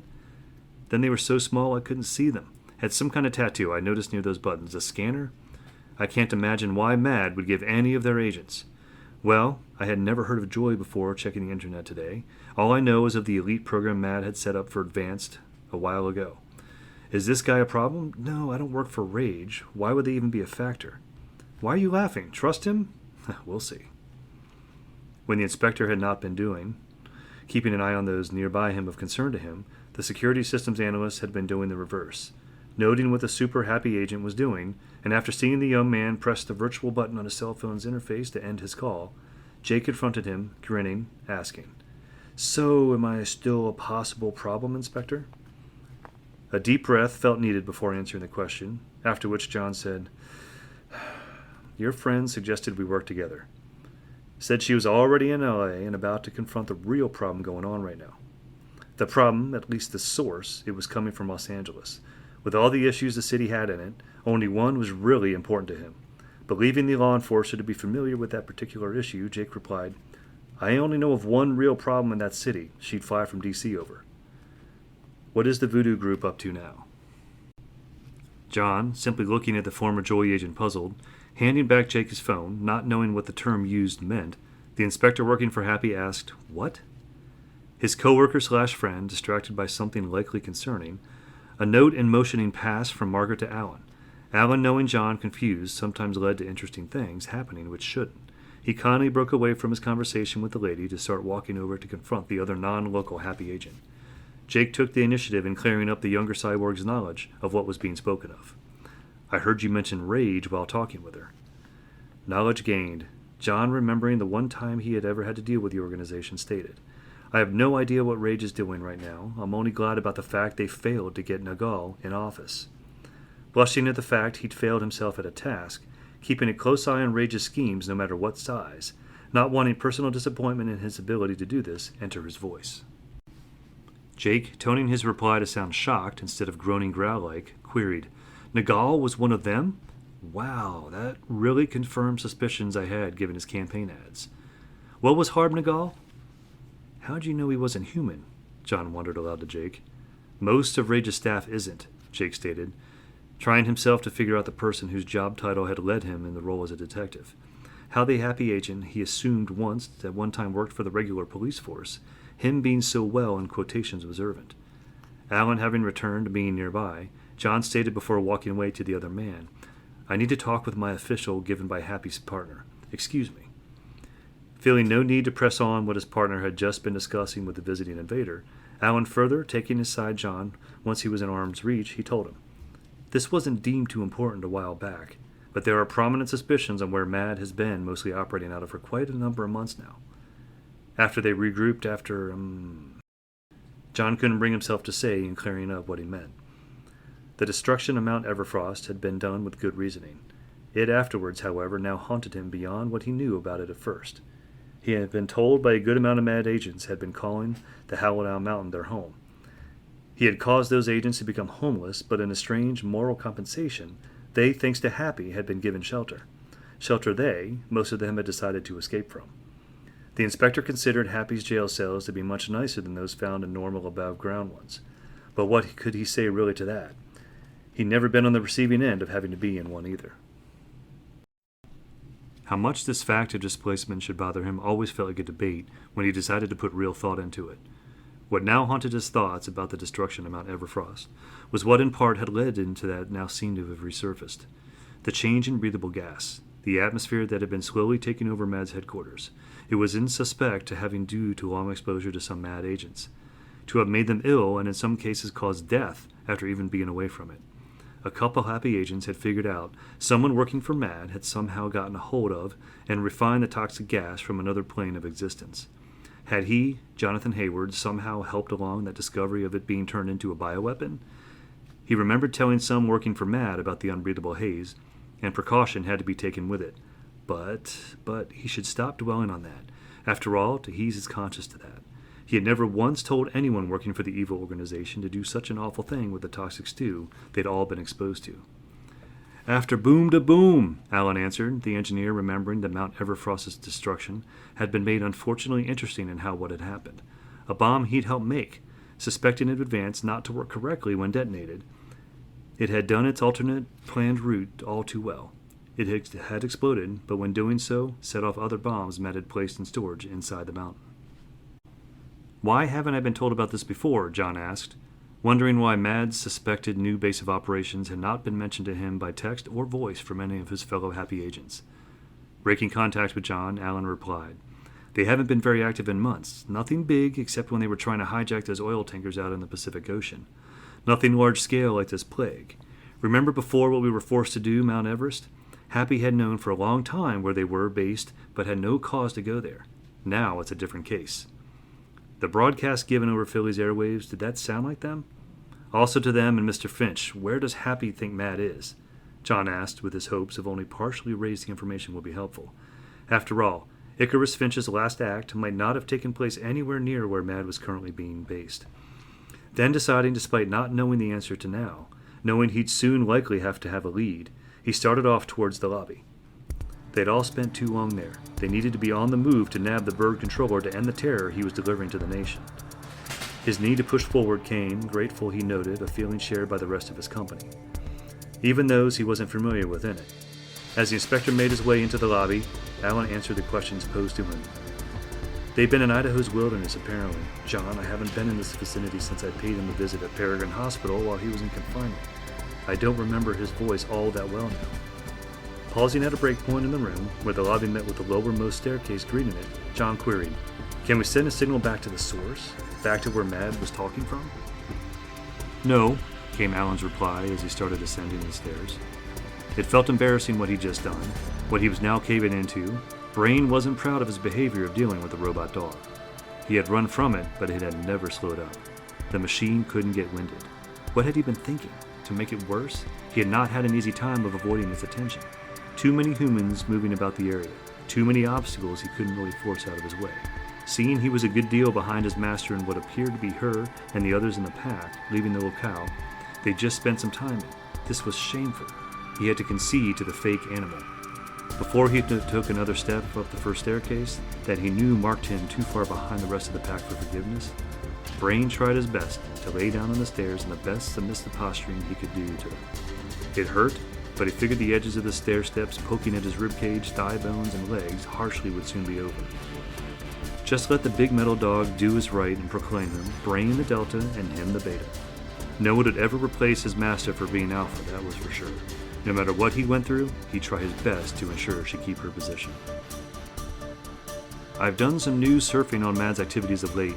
Bad or good, considering we're trying to make contact, just knowing about this. After taking a breath, Penny continued her speech, adding, Uncle John, there is a report coming from Miles City, Montana.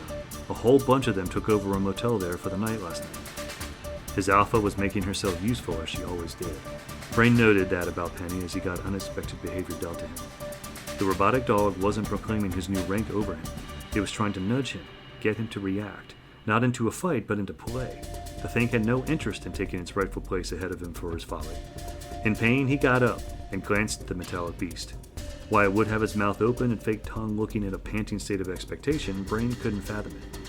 For once, this was something he felt no desire to research on. The metal one was different. It was exempt from needed normal understanding. This place, we're just crowding a little more right now. Penny, if this is true, what you said about Mad, that is a route we should look into. I've got to contact Chief Quimby about all of this. Last I think he knew of this investigation was just my acknowledgement of it and my special request. John stated as he stood holding the railing of the section staircase, his and all of their replacement but the dog's, on the landing between the third highest and fourth set of the step upwards. Then shouldn't we be leaving this place? We need Happy's resources to discover more about the motel takeover they did, the high school student exclaimed. Dogs bounding up the stairs to greet their masters, and one of the masters now facing her only close-blood relative. John told her, Mad took over a motel. Penny, that says they are traveling by land. And Montana only has one major highway running through Miles City, and that's Interstate 94. They must be heading away from Idaho. If we use the PDO and exit at Helena's first, we can likely catch up easily with them. That being after we make contact with the local police for any information you haven't already learned of. This hub can't provide us any help right now. They have enough on their plate minus us using their resources to track down Mad to apprehend one of their agents in turn. Old eagerness resurfacing after an absence for too long a time, Jake's attention perked at hearing he hoped for granted opportunity. Tapping the inspector, he asked, Your ride, what is it? It's a 1983 Toyota Supra, the Happy agent replied to the former Joy agent. John didn't like the look Jake gave in reaction to hearing what he drove. The response given verbally displeased him even more. Listen, I've had the rare run-in with Mad myself. Your car is over 30 years old. Man, what I own is better, and I'll let it be used if I could drive. I know the PDO well, or at least I used to before my access got cut. I can get us nearer to Miles City before a designated exit point to the surface and break to normal roads, speed law applying. Should the man be doubted? John wished he could still question it as adamantly as he had prior to speaking with his friend, or discovering he had not been lying about Joy's existence. Miss Tabin did work in a high government position, but she was no boss of him. She had no connection to Happy, and the lady who had helped guard the president had said he should work with a security systems analyst. Should he have faith in her, a fellow whose life was dedicated professionally to the lives of others? That, John knew, he had to submit to, no doubt on her. In turn, that meant he should have no doubt on the other man, other than what he knew for a fact. It's been heavily modified. Inside and under its hood, you really wouldn't know that age matter. Happy got it out of here because of me, first having to do with you before Mad. I've had enough flying for a while. My car's being used. Also, before I continue, why can't you travel the PDL? What did you do? John stated in question to the other cyborg. No joy, no joy. I'm no longer associated working with the government, and Agent Heather doesn't count since we aren't married. Jake answered, with hope one reason unsaid, or at least he hoped unsaid, had never met a file. Why the access had been cut. A guess he had shared politely with his friends and family he never liked thinking of. He had too much joy speeding through the PDO when he'd been with the government. Joy being dissolved was the first official reason. Him likely having earned too many tickets to count if the PDO had normal highway speeding laws applied to it. He hoped there was no paper trail for the inspector to discover. What do you know or think you know about the PDL I don't? The idea intrigued John. Jake might know a way to catch up to Mad faster. Although how the PDO would allow for different exfil points, not known to him from his directory, this was worth questioning. Having a moment like this was something Jake relished. He knew information that had put him at an advantage. The person employed by Happy that had apparently traveled to PDL did not know all its ins and outs. He did know all its ins and outs. It had finished being constructed after Joy had ceased to be. But the government not always finishing up its projects proper, he betted what he knew still held, and best yet, what he knew had not been gained by zippy memory. Looking smug, he answered, "When it was being hollowed out and constructed, safety was of course always a concern. Inspector, through the whole course of it to my knowledge, it has extra exits which aren't marked. Paths out for fear of sudden cave-in. I am sure Miles City has at least one of those unmarked exits." Interstate 94. "No, it doesn't bother me," Sydney proclaimed as she carefully attempted to reposition herself atop the SUV she was strapped to. She was lying, but it wasn't a bad lie. The transport in the sport utility vehicle fleet was going at least 60 miles per hour down the interstate. Finch could tell the woman was trying to put on a brave facade about what she and him were doing. He wondered if she or any other grunt working for Mad ever expected more than a nicely sized paycheck for doing as requested off assignment. He wanted the feel of the wind, and to his knowledge Sydney, while respecting his ways, wasn't like him. She had enjoyed mountain climbing as a hobby in her spare time, prior to the first HQ getting blown sky high. Not wind to the face and all around, flying sky high like himself. Seeing if he could catch a break in her ability to hide the truth, Finch asked, "Would it if it looked off to your side? I don't mean the roof of the vehicle when I say that." The ropes were holding them both in tight to the machine. She knew she could depend on their further grip on her waist and legs, but complying with her superior's little wish, the grunt didn't dare look or say anything. Instead, she did what she felt she could to prove her courage, trying her best to reach him. She hit Finch in the gut. An upset, disturbed cry of a bird sounded from the hit. Panic flooding him, Finch opened the front of his hoodie's head and neck, opening wide, and peered down into the depths of the garment's confines. Putting a hand to her mouth in shock of forgetfulness, the lady from Tanzania said, "I'm so sorry, I forgot he was in there. Is he okay?" Still peering down towards his belly where the bird was sitting awkwardly, it was a few moments before Finch answered her question. "He's pissed off, and I can't blame him. Blackie, are you hurt?" The crow relayed its feelings in bird speak, its feathers rising and lowering, head twitching and eyes narrowing. Understanding what is said minus squawking, Finch was sure it would have been vulgar language in his native verbal language. In loose wording, he told the owner, "I think I'm being bruised. I'm sure of it. I want to stretch my wings." That coming from the feathers, having been puffed out before returning to normal against his body. The first two head twitches also helping in relaying that information. How Finch knew the bird wanted to say more was by the further head twitches and narrowing eyes. Abe's cursing wasn't the same as human cursing, but Blackley did know a number of curse words in English. The native verbal speech having been left out in response. While Sydney had certainly heard the specialized agent curse, the crow cursing, Finch knew her hitting the animal had been a mistake, and felt glad his feathered friend was holding back for her emotional sake. Stopping, looking down into his hoodie's head and neck opening, returning his full attention to the grunt, Finch answered, "Just a little bruised. He'll be fine." Taking the opportunity to latch the pet to a matter they talked to some degree about just before leaving Miles City, Sydney pointed out, "Only the little guy should have fear, Finch. I don't see what you have to lose by making your request to Dr. Claw." Blackie, understanding her words, but not to the correct context, decided then he should shift positions in his master's garb. Surprised by the sudden movement around him and feeling a tad grateful he wasn't very ticklish, Finch raised up one of his arms as the crow scuffled himself to behind the man. Wanting to clear up the misconception about how Mad worked, Finch stated, "Anyone should fear the repercussions of defying Dr. Claw, not just grunts." When she shook her head no, Finch was ready to give a retort to emphasize his words, until she quickly added, "I'm having a hard time believing you have done nothing so far to rejoin your friends in the sky."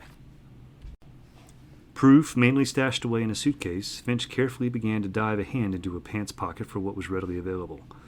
Locating what he sought, minus further disturbing Blackie, he pulled out a flash drive to hold up to Sydney. As she fixed her attention on the object, he explained it. "I wrote down paper notes last night. Also, when everyone was asleep and no one was in the lobby, I used the guest access computer and typed in some of those notes to digital format." Another reaction the bird shepherded wasn't feeling keen on seeing her produce. The lady grunt seemingly in reaction laughing. That was cause for anger, and he didn't care if they were friends. She needed some strong words from him at the least. If his new flight suit literally were ever to leave the ground instead of just being a collection of ideas, he'd likely been needing her help. Sydney, realizing she might have made a mistake in her timing, her friend's glare and balled fists relaying that she meant no offense intended. Quite an opposite, in fact. She burst out into a jovial tone. "We're going to have a pyramid for a home soon. I think some of Egypt's claim to fame when I think of that. It won't be our tombs, or I should hope not. Finch, ancient Egyptian myth, today, well soon you'll likely be a real-life Bennu." Trying her best to back away from him just in case he was still unjustly upset at her. An impossible task, really being strapped to the roof of a moving vehicle, she was at least able to budge an inch. Fortunately, what she had told him had taken. From balled fists and glare to a slim smile and open palms facing the metal roof, Finch replied to her, "I like the idea of that. Thanks." Rubber tires making swift, screeching noises against asphalt. The second car into the fleet, out of sorts, movement starting to emerge from it. That causing the rest in the fleet to take caution and veer away from it. Towards the back of the caravan of mad agents on the go, the only SUV with people rope tied to its roof, both Finch and Sydney felt grateful for being near the back of the pack. Their transport wasn't wildly moving to avoid the actions of the ones further up from them. It and them were so far back, their driver had time to respond more thought out to the predicament. Still, their position even tied down, both of them held their breath in fear that at any moment their ropes might not hold them tight. Then they'd be in trouble if their ride did a sudden movement. What faith they had in the driver paid off. Neither had caved into yelling at him to try and stay steady on the road. The man had kept a cool head, even with the commotion in front of them. By then the fleet, the reaction from the drivers of the other SUVs, they had mainly driven themselves gingerly off the road to halt on the bare ground or planted themselves to the interstate, refusing to move. Their ride had chosen to do the formal. The wayward car had chosen to do the first. Superior and subordinate in an exchanged look to each other that had asked the same question. What had just happened? Finch tried to peer off towards the front of the mess of stopped vehicles and fellow mad agents exiting their rides. The visual inspection done in hopes to understand better what had just happened in front of them. Sydney squinted her gaze to look off into the distance behind them. The visual inspection done in hopes of not seeing any signs of the police coming. Law enforcement, while always a concern to Mad, had not been of much concern the last few hours. The majority of the organization had been on the go steadily for hours down the road with no trouble presenting itself. Why that had been was what had been done before exiting Miles City. Breakfast, for the most part, had not taken place within the Super 7 motel. Its typical generic to tourist taste larder of stockpile foods wasn't what everyone wanted. Mistakes and petty theft to obtain different dining choicing had led to their discovery. About their presence not only in hash browns, submarine sandwiches, and corn chips, but also the invaded Concord motel. Mallory Prophet, who helped when the cops had started buzzing in on them, him and his arsenal of custom-made bombs. Once the man had caught wind of their blown subterfuge to the local area, he unpacked him and went to town in their use. Food theft had caused the start of their problem. The ending to that problem, Mallory's bombs painted to resemble pineapples and pears, not one soul among all the agents refused to take as unironic. They had not only forced cops and other resident dwellers of the city to keep at bay, while the agents had hightailed it to the SUV fleet. They had destroyed the off-ramp road to the motel, with seated off, and some of the interstate leading away from it. Unless the police force had vehicles at their disposal which could come over heavily damaged, formerly smooth terrain, the caravan had nothing to worry about. Still, Sydney liked to keep tabs on what was taking place around her. Luck had stuck with them all this far. She knew it couldn't last forever. Whatever had happened to the car near the front of the fleet was proof enough of that. Nothing seen coming towards them in the distance behind them. The grunt settled for their continued good fortune before trying to see if she could do something of her bound waist and legs. She wanted off the car now, since it was no longer in motion. She wasn't alone in this want to get down off the roof of the vehicle. Finch was starting to get into the same action himself, but handling it differently. As he tried to gently lean down to the side of the SUV, the movement intended not to disrupt Blackie further, he didn't do a good job. The Crow didn't like the movement, period, and decided he'd had enough. He exited his owner's confining to him garb, just as the man slammed his hand against the rear passenger window. The specialized agent tried to get the attention of a different grunt. "Bruce! Buddy! Since we aren't moving anymore, could you loosen the straps? Sydney and I want down." From inside the car, keeping the pair in place on the roof had felt to Bruce like a headache he had once more wished never to go through again.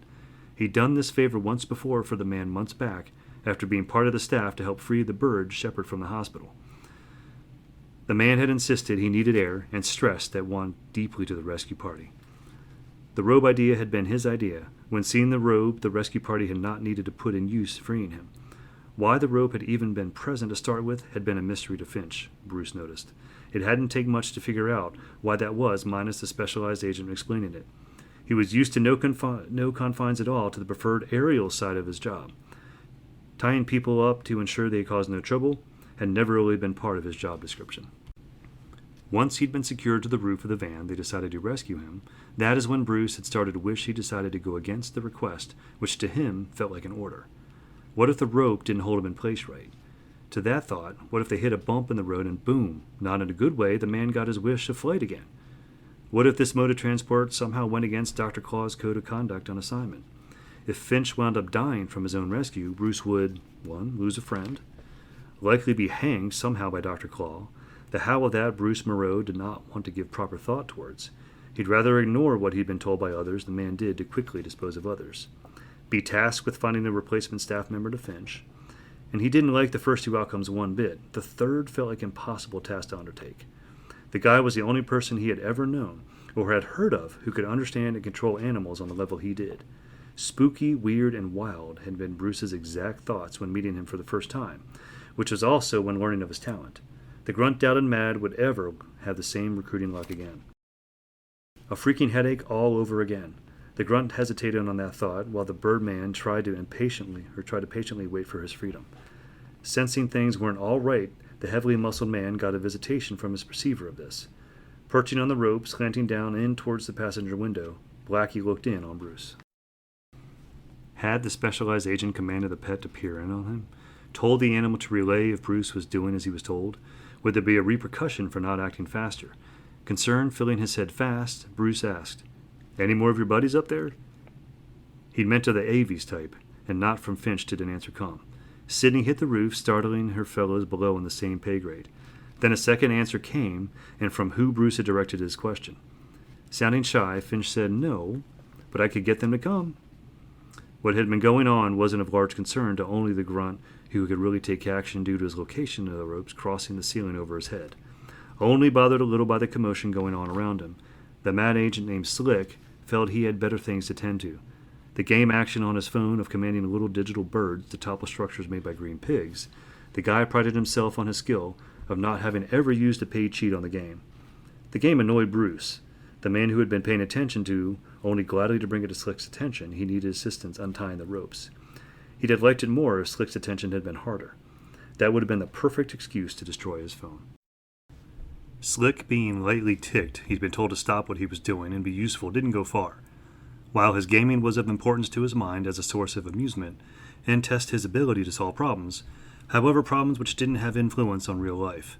His bones and organs were higher up on the list of what he should be paying attention to. He didn't want to discover what fun consequence in reality Angry Birds could do to him.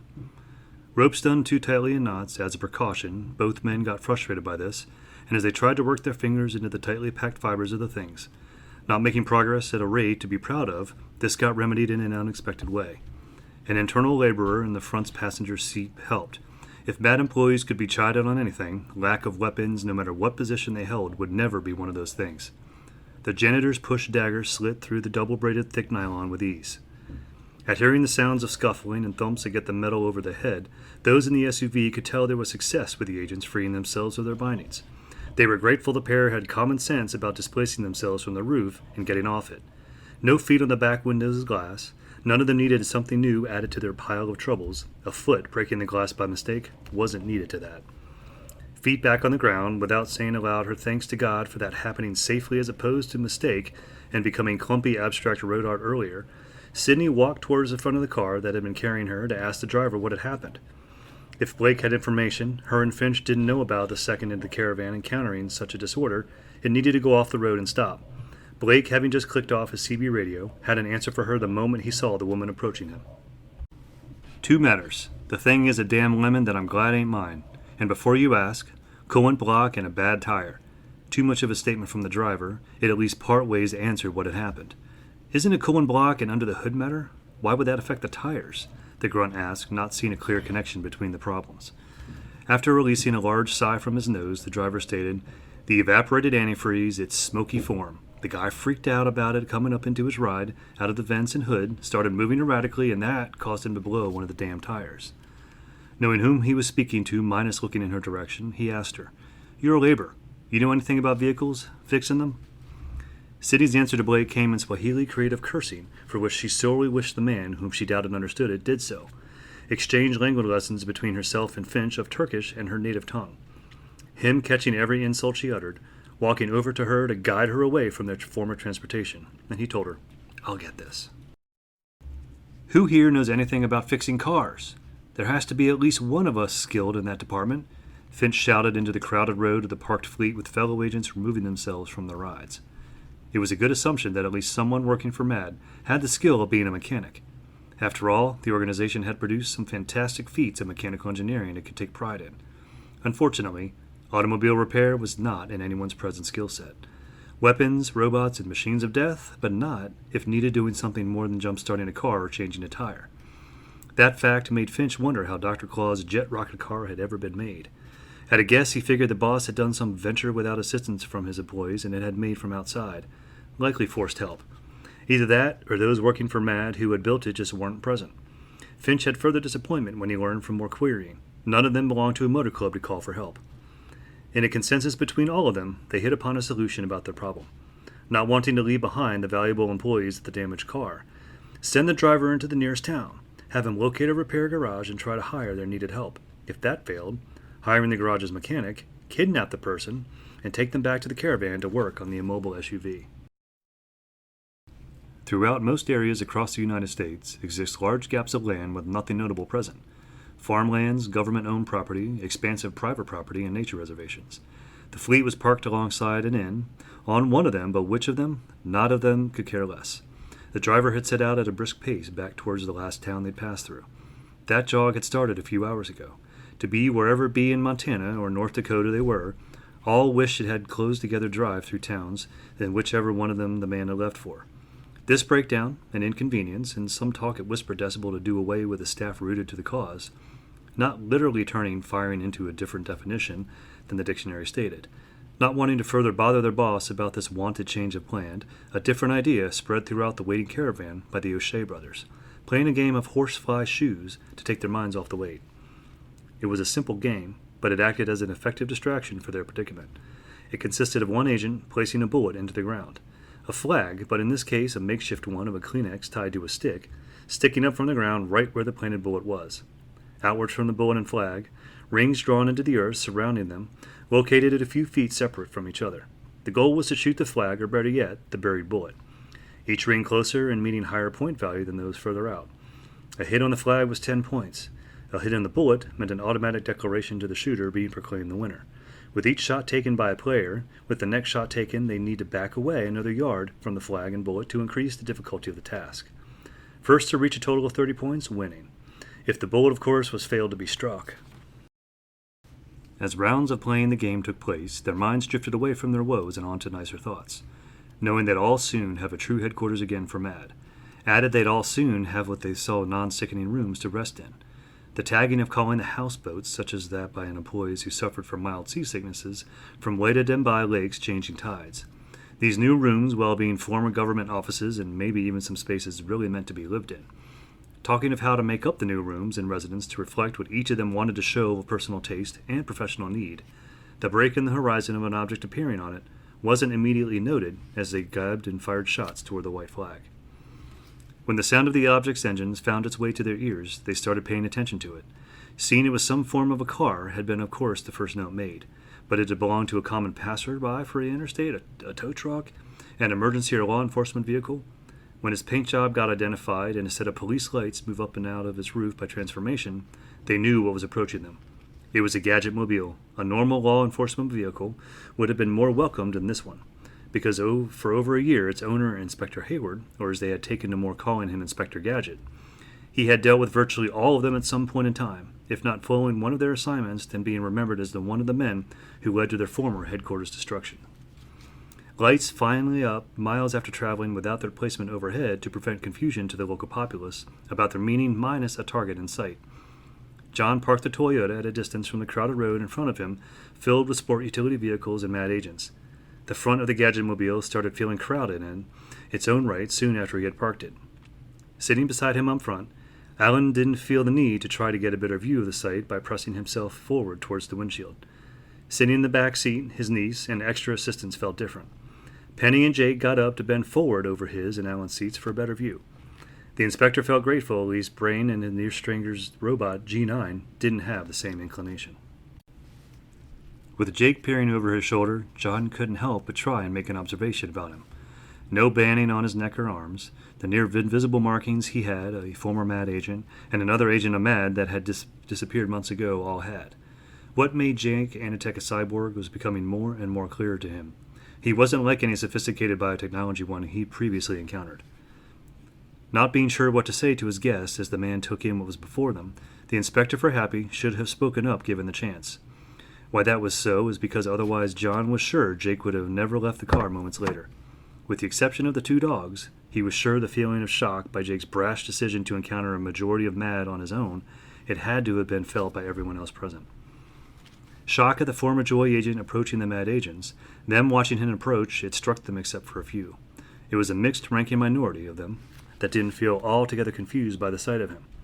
When thoughts he might be Inspector Gadget given the vehicle he'd exited were said aloud, other MAD agents well familiar with the Happy agent said no. When it was voiced by a member of the minority to feel similar. When he'd come to within non-shouting distance, that is when Jake felt the need to test the memory of the person who'd spoken up, since he rarely dealt with MAD. Just how had he stuck in the man's mind? "Were you at Augusta a few years back?" Jake asked Ivan, expecting the answer of yes. Shaking his head no, Ivan also voiced as much in feedback.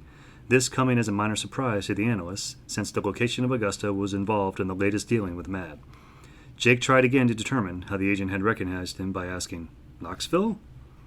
Second question with just location asked. This time Ivan simply gave Jake an odd look and shook his head no. The incident in Knoxville, having happened some time ago as far as recent memory was concerned, the security systems analyst felt puzzled by what could have made the man think he'd seen him there before, unless the youth simply had a bad memory. It took one of the older grunts to finally say words of true recognition to his identity. "Don't you travel in the company of a business-suited woman and a robot dog?" Pops asked, wagging a finger at Jake as he spoke the question. To be proud to be acknowledged by these ruffians is something many wouldn't care to do, at least with respectable people. Jake viewed them with the same contempt as any decent person would, but with his history and dealings with them being so few and spread apart time-wise, knowing Happy was more familiar with them than himself, the Happy agents near him getting really appraised he'd had these squabble dealings with them. That, to an extent, he was on some familiar turf here.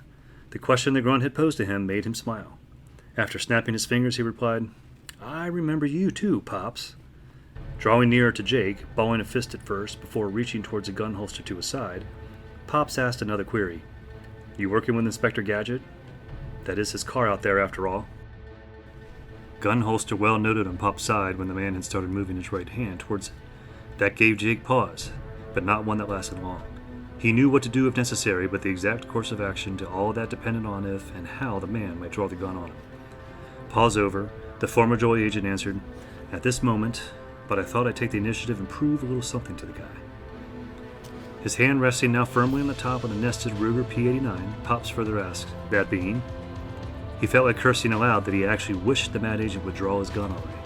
Nuts for sure is viewed by those unprepared for the lives to be completely threatened. He knew he could likely handle anything the man tried to dish out at him.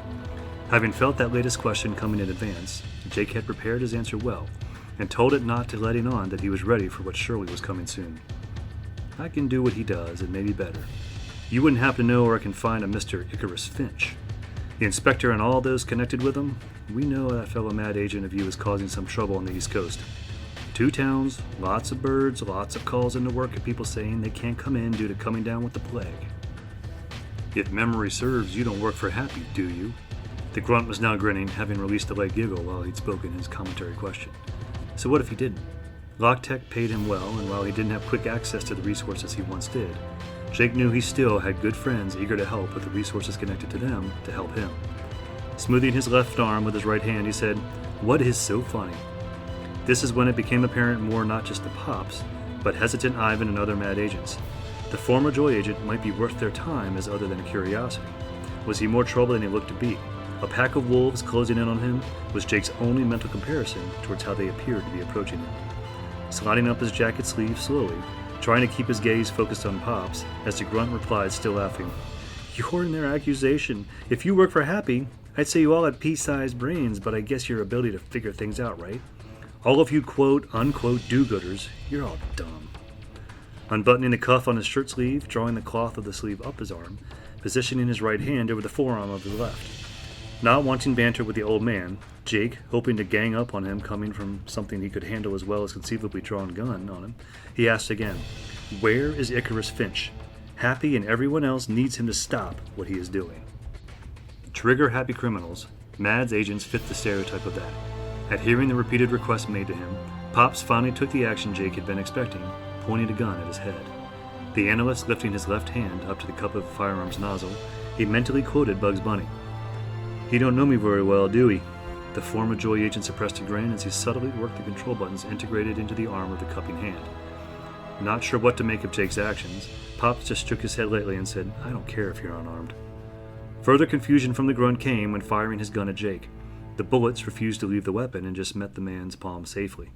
Frustrated with the inaction of the pistol, the Mad agent wanted to shake it free and the other man's contact with it, as Jake then decided to take a firmer grip over it. Getting more upset with each passing moment of Jake's handling of his Ruger 89. Its inability to shoot the man's head to red pulp, Pops finally let out, "Why won't this thing go off?" "I'm holding its bullets in place," the cyborg answered, wondered if that would have it make a click in the man's brain, 2 and 2. Letting the cat out of the bag, he dealt with Mad before going back. If not that, then maybe the goon would think Jake mystical of his ability. He shuddered at that last thought. No comparisons to people he didn't like. That matchup he could do without. "That's impossible," Pop shouted, snapping the exclamation. "That's me," Jake proclaimed. Breaking the stalemate, an internal worker named Moss hit Jake in one of the worst spots he could have picked to the man beyond normal choices of anatomy.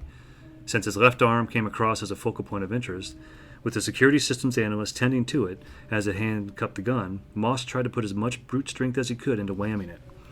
Fortunately for Jake, he hit the side of it not needing a biotechnician's touch in the case of damage. That didn't stop the pain, though, as he instinctively felt the need to cradle it with his opposite hand. Unfortunately, the hit had also forced him to break his contact with the pistol, simultaneously breaking his repulsing electromagnetic hold on it. Him being caught off guard thanks to Moss, the other wolves closed in. As Jake took to staying alert to both Pops and the internal worker, a grunt struck him in the back. The blow sent him almost flat to the ground, and it would have been a full-body concussion with the road's payment, if not for years of facing off and on combat with other foes. Taut instinct kicking in, he placed his elbows in a propping position, and created a roll for himself from there with him bending sideways. The roll designed in movement to have him go into facing the direction of the person who'd hit him. The former Joy agent hit him back in the chest area with a laser shot from his left pointer finger.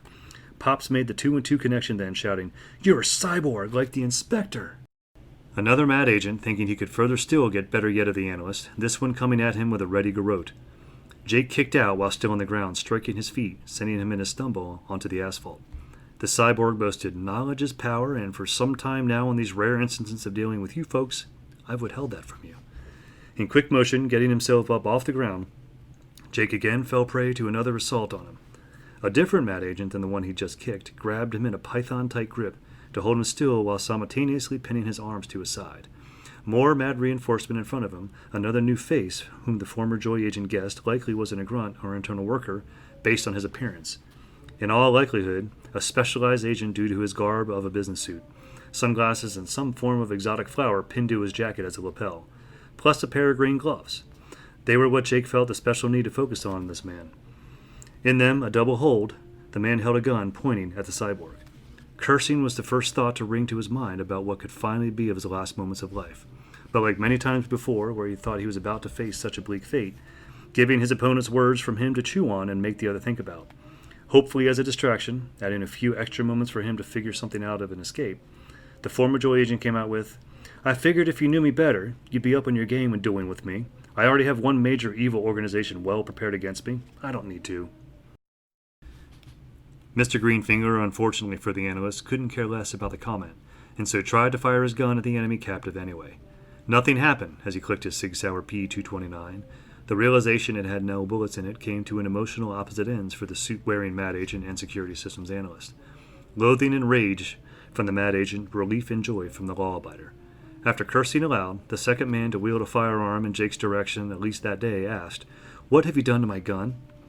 In utter delight, which barely surfaced to his face, Jake stated, "Nothing, you bonehead. I think you're just out of bullets." From the green-gloved man, he emitted cursing, then after murmured under his breath, he shouldn't have played that last round of horseflies. To Jake, the mad agent's cursing had been clear in its meaning, but horseflies? The former Joy agent couldn't figure out that, and decided it best a question left to be answered later. As Mr. Greenfinger asked another of his co-workers for a new weapon to try and dispatch Jake with, an odd exchange took place, and the heavy-set man, once hearing his request granted, handing over to the other mad agent his lapel as a gift. Besides wondering what importance the tropical flower had between them, Jake also wished maybe he shouldn't have gone into the fray, minus having help present. Heather had been by his side for so many years. He had some time ago started viewing her like a sister. It had not come as a large shock to him when she'd admitted to him a few years back she saw him in a brother form. That spoken-aloud revelation, coming when he told her his viewing of her. When Rory caught wind of hearing their viewing of one another, the other man joked he'd known for a while he wasn't Heather's only brother. When Freda and Otto caught wind of it, they said they were disappointed the young lady they'd come to know over the years wasn't to be what they'd always hoped for him.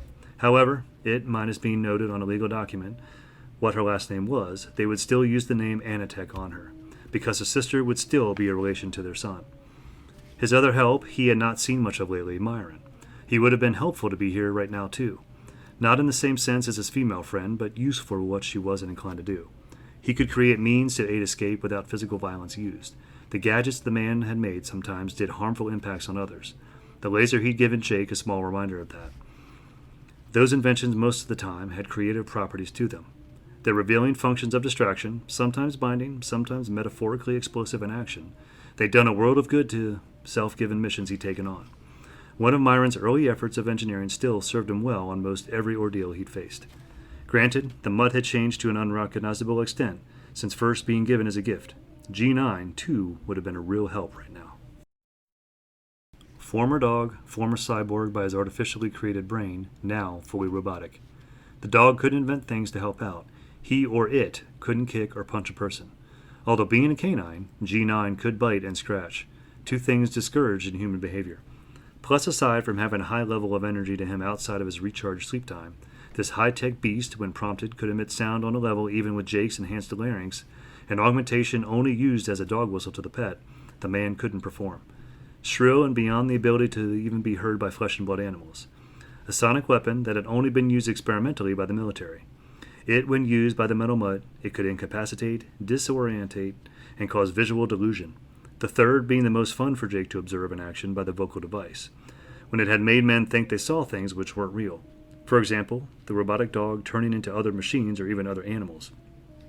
He wished he could see what Myron had made sure he was immune to, but at least watching the reactions of fabricated truth that never failed to be a dull sight. G9, being the only one of his close friends to be a normal part of the action of his adventures present, Jake felt saddened that the dog wasn't closer by to help. Shut up and inside a souped-up sports car with a fellow canine and humans who knew the other animal better.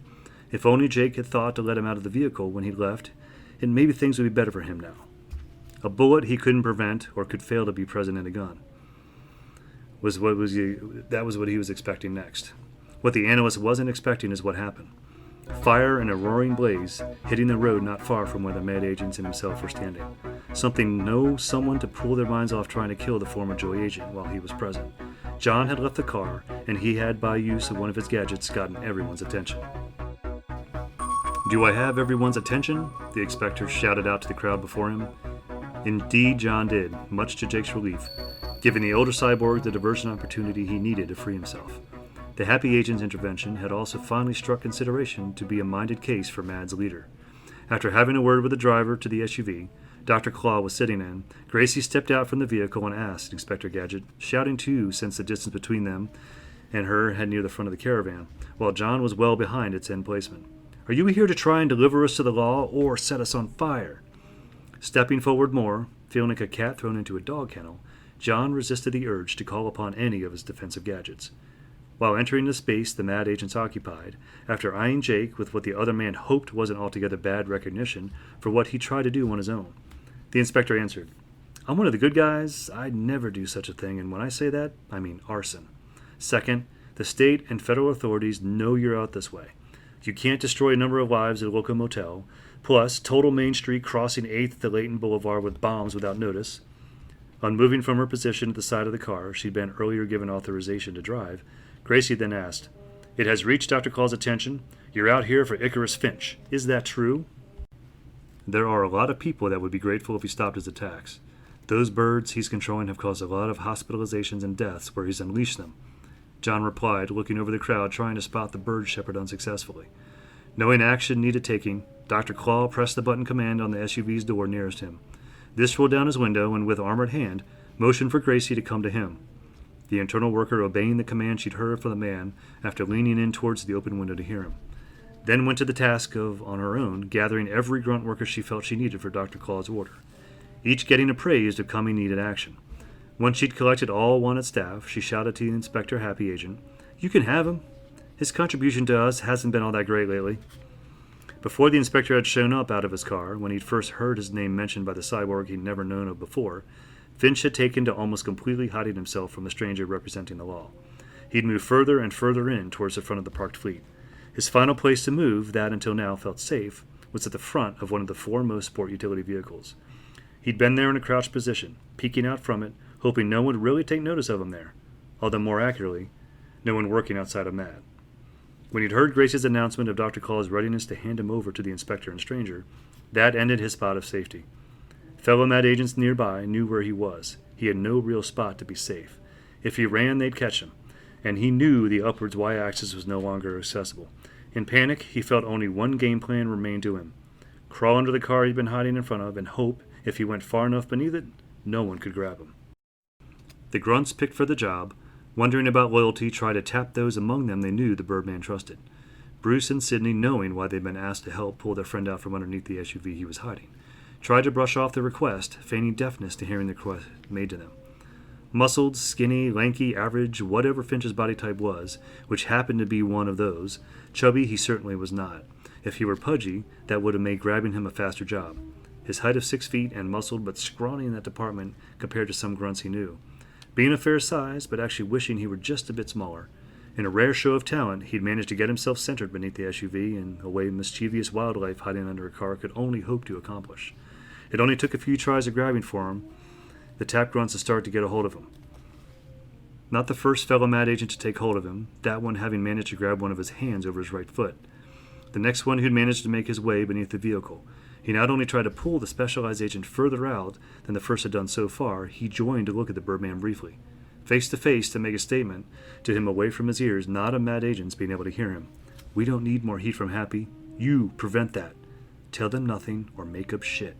We'll spring you once we're settled in the new HQ. You'll get something nice from this. You name it." What he'd been told in the awkward privacy of the vehicle's underside didn't help Finch's mood much after he'd been dragged out from where he'd been. 2 of his colleagues were holding on to him, both of them making sure he moved forward. 2 others moving with him, their presence only needed to reinforce he should have no ideas of truly trying to escape their company. Before being turned over to the Happy Agent, present to be handcuffed, the bird shepherd tried his best to think of something positive about his situation. He was going back into being handled by American law enforcement, maybe even international if people decided to nitpick him over origin. He had not done much of anything wrong as of late by their standards. His time held judicially captive in St. Peregrine Hospital. That was the equivalent of jail time for the robberies he and his flocks had lent assistance to, in his opinion. He'd been promised that he'd be freed in time from Happy's confines of normal jail. But in how much time would that be? They maybe had 1 more day's travel before reaching Nakoma. After that, taking the pyramid for their own. If the money handed over settled legal questions to at least a mildly satisfactory level for the government property.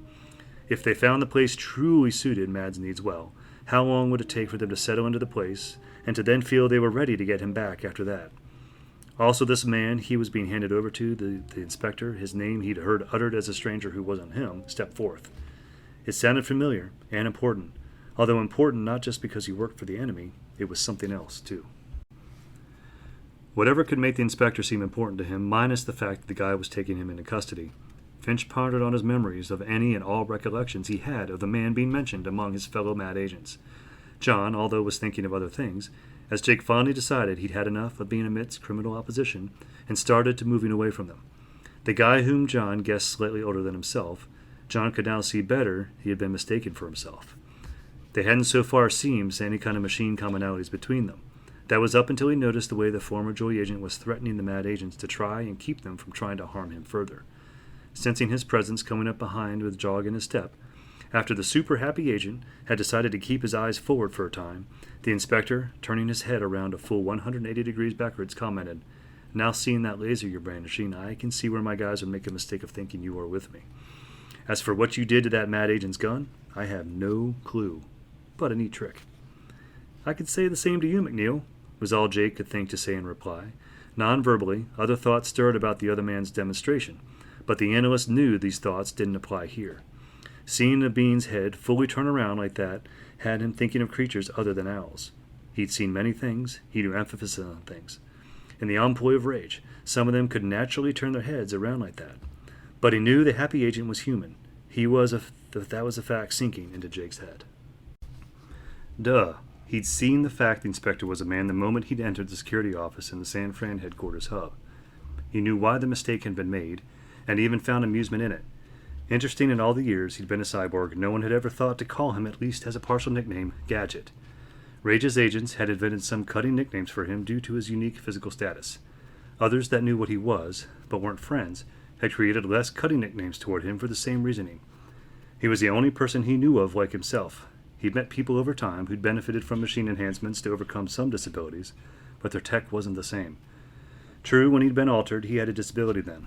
His left arm, while for 17 years of his life, had been functioning like most everyone else's, but shortly before he'd suffered the worst stroke of his life, in combo to an attack by his own taser used against him, it had ceased to work. It had become neurologically dead, due to again another stroke, one he'd hoped his body would never try to top weeks earlier. When he'd blacked out due to the attack and congenital health disorder kicking in as he saw his first terrifying being of thought just a myth. When he'd woken up being, 4 days later, he had discovered he had been changed. The men and women who'd served Joy in providing science and engineering to it as a further justification to the organization's existence. Nothing for the kids, but something for the government to pick at when they wanted advances that others in the sciences weren't doing elsewhere in their employ. Jake had discovered, led by Myron Fricker, a man he'd most of the time thought nothing of. He had led those who worked with him to fixing what was wrong with the teen Joy agent. Furthermore, the biotechnician had gone to town on him after an approval of sorts had been given from his father. Dear Dad, when asked by Myron about he could help his boy further, Otto had replied he wanted his boy not to ever be at any disadvantage to others in his life, and he deserved only the best Mr. Fricker could offer. When Jake had woken up to discovering his alterations, he assumed he was still dreaming. In a groggy state, he'd woken up in his hospital room with its lights set to a dim amber against the walls. His parents were there, asleep nearby him, and at first feeling pain and discomfort, he thought normal. The monster he'd seen, just a fantasy, a trick in his head, something invented in the attack, somehow with the person attacking him, and him succumbing to another stroke. The discomfort, it didn't quite feel like it was the result of too much lying in bed. This wasn't normal. His head, his chest, his feet, and his hands. His hands! He had feeling in his left arm, but it was off. Different. Some pain. What was different? How had he regained feeling? That was when he learned, holding up his left arm from out underneath the covers of the hospital bed, he was different. Freshly ingrained lines in his skin, small bumps he'd never noticed before nearby them. What sound he'd made in shock he couldn't remember now. All he could remember was it was enough to wake his mom, who had then woken his father. Freda wasn't sure what to say at first, but Otto, Jake remembered he'd laid it delicately to him. He was better now, but he was also now a cyborg. For over 20 years his status only held to him. Now this person he'd been mistaken for, this guy was like him, but different. Another person who protected others, and had a complex machine side. The guy had issues, but maybe he could look past them. After all, he convinced the guy to speak with Heather and explain he was a decent person who could be of help on his assignment. Now getting back into the modded 83 Toyota Supra, he felt much better about his chosen task of working with the man. Maybe this Inspector Hayward, or otherwise, said Inspector Gadget, was someone he could not only work with, but really talk to. Before Jake could enter back into the car, its one front seat passenger noticing a sizable problem with her coming, more added company. He worked some of the buttons built into a panel, housing yellow ones. It's lining above where a car's normal glove box would be. This car, its would-be glove box, now a dual set of unique-looking keyboards, sensed the indenting lines indicating a glove box existed behind the keyboards. Jake wondered if behind them lay some further depth to the car's computer system that on occasion needed to be accessed from there. What those yellow buttons did, Alan had pressed. They prompted the vehicle to change its shape. The sounds that the car made as it moved to expand its shape into being larger, Jake guessed his normal occupants likely thought nothing of. They were used to the sounds that to others they'd make the car seem to have something seriously wrong with it. Intriguing to Jake, watching the transformation. To the mad agent, Mr. Finch, it didn't seem so in the same way. Dread, the fact he was wearing long chain handcuffs, was probably the main culprit to that. Maybe the guy thought the car was about to do something sinister to him. Villain being forced to enter first at the inspector's wishes using pushing. The security systems analyst knew without asking why that was. Keep the man away from the door. Less chance of him escaping that way. Penny shifted away from the coming men, and without prompt, as farther as she could towards the hull of the car. Realizing they needed to move too, so did the dogs going towards her. Finch entering first by a forceful shove. He then got pushed in further by the back seat's last to enter passenger. Once John was seated, he looked back to see how the mad agent from the company were doing in his car. Animals, organic and inorganic okay, with curiosity towards their wicked new companion beside them. A man who he was staring at more kindly to since an escapade in the PDL system. When the former Joy agent had taught him a route to exit from his shortening trip time, a spot he'd failed to notice earlier. That had helped knowing the guy wasn't full of suspected bullshit. Seeing him take on several mad agents and defend himself how he did, that was a further respect earner. Making sure his one blood family member wasn't in arm's reach of the car's one mad agent, Penny, the girl, may have enjoyed helping him on his missions, but she had an unintentional habit of winding up in dangerous predicaments with those in Mad's employ. Tech seeing this problem, at the same time as the inspector, Alan asked, "Can I?" A nod of John's head indicating yes was the same time the bird shepherd noticed who was in the front of the car. Happy's inspector, he knew of course, would be present, but the man now activating the function of the sedan, which caused the mesh-walled cage to come up and down around himself. Enraged, Finch shouted, "Mr. Cracked Brain with Cape, you're here!" From the start of knowing who was to be taken into custody, the engineer had been mentally preparing for the guest to re-enter his life. The last meeting had been a silent one of Finch glaring out of his locked hospital room at him as he talked with the police about him. Not wanting to have any more dealings with the specialized mad agent than necessary, Alan replied to him with, "Miss me?" Jesse had been right to suggest about having the holding cage or micro-jail as a feature of the car as one of its transformation options. Alan felt safe as Finch screamed at him, "I wish I could have my birds gut you right now!" Starting the super up at the turning of his key to it, John commented, "Guys, I need to be able to drive Alan. Just question him about the disease-carrying birds. Happy needs to find some safe way to bring them in." Car in motion and starting to do a wide U-turn to go backwards on the interstate, onto a lane that in time would have had them coming back into the PDL system through one of its unmarked openings near Miles City. Alan removing a thick plastic laptop case from underneath his seat, to then further after working its minimal strength locks, removing the computer held inside it to sit on his lap. Switching it on, and caught Finch's attention anew. This was interesting, wasn't it? Finch had to know if his hunch about the machine was right by querying, "Your computer, Cape Man?" The lightly curled, black-haired man wasn't the only curious being present without job reasoning behind it.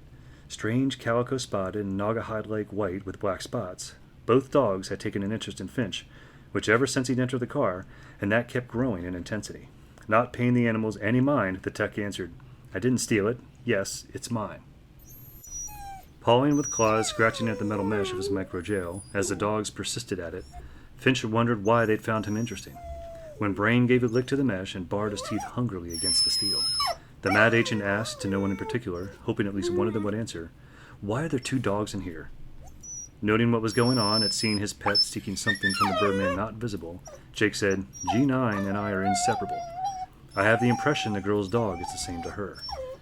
Computer booted with the new file created and awaiting consent to be entered into it, Alan turned away from it to glance at the back seat to see the canine commotion in progress with the captured mad agent. Wondering what was going on with the now former aerial-based thief, Alan voiced the question of, "Are you carrying meat?"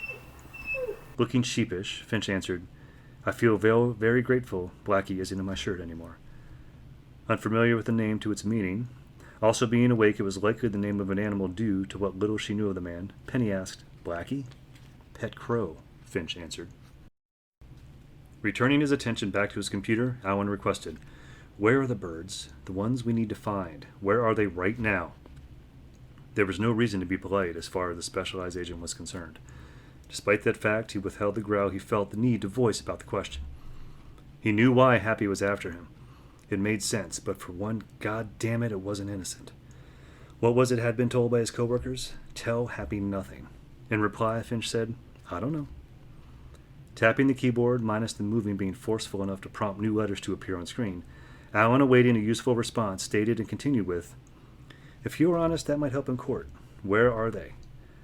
Whining was the next thing he heard. Not what the engineer wanted to hear or anyone else.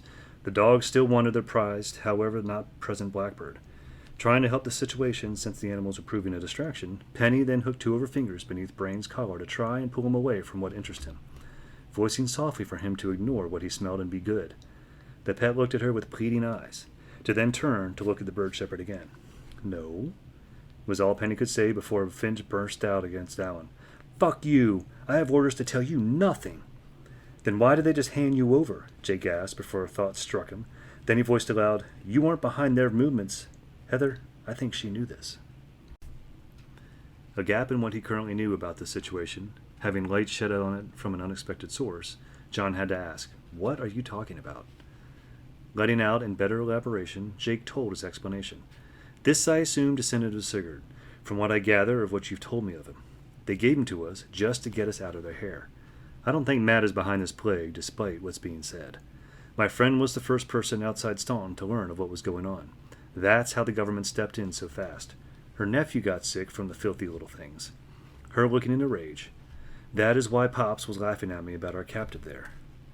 Not sure if he should be feeling relief about the words he just heard, uttered by the man sitting to his side. Grinning was all Finch could think to do at his temporary sign of good fortune. He was off the hook for what people wanted to blame him for. However, he still couldn't relay what was going on, and was still in Happy's custody. The two dogs, still showing intense interest in him, made him lose his grin, but only for a moment. Looking at their instinct-driven frenzy, natural and for unknown reason programmed into the other, he remembered he too had a desire which needed satisfaction. Leaning back into the back seat for a moment, only to then spring forward to almost to the front of his micro-jail, the mad agent snapped, "Since I'm not to blame, could you at least uncage me back here? I'm already in cuffs. Not like I'm going anywhere." Finding the request unbelievable in nature, Alan started to roll his eyes a little before answering, "Why should we take down the cage? You're still a wanted felon." Moving forward to try to get a better view again at the engineer's lab, the Birdman asked, "Is your computer still out?" Blinking at what he found an odd question, Alan replied, "Yes. You want to know this. Why?" Grateful his handcuffs were long chained, the specialized mad agent rummaged through one of his pockets for what he knew should be there. After finding it, turning his grin into a smile, he said, "Would you guys just let your dogs discover Blackie isn't on me anymore, please? No cage means no barrier to hold them back." Thoroughly not sure how to respond to the man now, looking over to his friend/co-worker for advice, John, while paying close attention to driving, and not missing his attention for a single question, was being asked to him with a text gaze in his direction. He nodded yes to the front seat company, coming close to shaking his head, no doubt, about the approval, hoping the inspector's judgment could fully be trusted on the matter. Locating the right button that prompted the most minor retraction of the vehicle's reordered interior, on the 3-road keypad after the stick shift, Alan pressed it to force the car to retract the cage back into its concealments in the ceiling, floor, and the only standout but non-conspicuous-looking seams of the seat cushions. Never one to let an opportunity pass him by, pressing the wrap his fingers had more firmly over the flash drive he'd located in his pants pocket. Removing the hand gripping it from his pocket, he virtually leapt forward into the front compartment of the modded Supra, ignoring the dogs and fellow humans in strict panic over his action. Finch swiftly forced the flash drive into a USB port of Alan's laptop. Frantically and trying his best to control the car after an accidental press on the acceleration pedal, combined with a mistake-sharp turn of the steering wheel, John swerved the Gadgetmobile about the interstate. The what luck he had on his side was trained reflexes on handling the vehicle, something he made well sure to do after a short time in his ownership of it. Another car accident was a matter he hoped never to have again, due to what he could only fathom as unjustified fear. The other luck on his side was a mostly uncrowded road ahead of him. No one was driving out of Miles City, and those found on the road had come onto it from the old West Highway 10 and crossed over it, a road that hadn't been hit by the bomb explosions earlier in the day. Trying to push Finch back towards the back seat of the car unsuccessfully, Alan shouted, What the hell are you doing?" "Solving a problem which has been daunting me for months," the Mad Agent said, not wanting to clear up to the tech what he was doing. That action being quickly working with the Happy Agent's laptop to copy and paste the most interesting file folders of his Drive C into his plugged-in flash drive. As controlled as he could think to make of his actions, the inspector swerved the modded Supra off the interstate and into the wild grasses and weeds of the off-road. Nothing hit but dirt and loose particles of chipped away asphalt. The occupants of the Toyota knew this, but the car's computer did not. The computer knew from GPS readings the vehicle it served had just, with not much control, veered all over the target road it was traveling on. That suddenly making a jackknife turn onto an unpaved surface. It had come to a halt with only a minor slowdown of the vehicle's acceleration used in the process. Conclusion? Accident. Airbags should be deployed. The billowing air-filled cushions hit everyone. Safety was after all important, and that fact was bared in mind when the car was being altered into the high-tech machine it was. The idea that even from out of the front seats, their backs, they could deploy airbags. That looked good on paper. Alan now regretted that engineering decision he'd agreed to do with his team over the car. If the thing didn't feel somewhat cramped before, it certainly was now. Grateful he could breathe, he wondered with one of the strangest thoughts he'd ever had in his adult life, if this is what it felt like to be in the center of a heated s'more. Marshmallows patting him from what felt like every direction. An annoying piece of added flavoring working its way to know with a lap from all over his body after doing some form of action with his laptop. Airbags releasing their contents once the car's computer had perceived it had safely kept the passengers of it safe from impact. Everyone being now able to make a better noted evaluation of the car's environment, external, but more importantly, internal. The younger cyborg present and commander of the steering wheel glared at the happy captive Mad Agent, as did everyone else. Growling, John asked, "Why are you smiling?" Adding an air of smugness to himself, Finch exclaimed, "Success, I believe." Trying to rescind his look of anger, because it was not meant to be directed at his focus of speech, John requested, "Alan, put the cage back up." Chapter 7. Enraged in Los Angeles. A rogues gallery of mythological beasts were lurking nearby her, shadowing her, assuming she knew not of their presence. One misstep by her, or one order for their employer, and she was done for. Their existence in Rage's headquarters was something missed only by the uneducated. Heather had been dealing with Rage for so long, their skulking and trailing her just out of eyesight was not missed by her.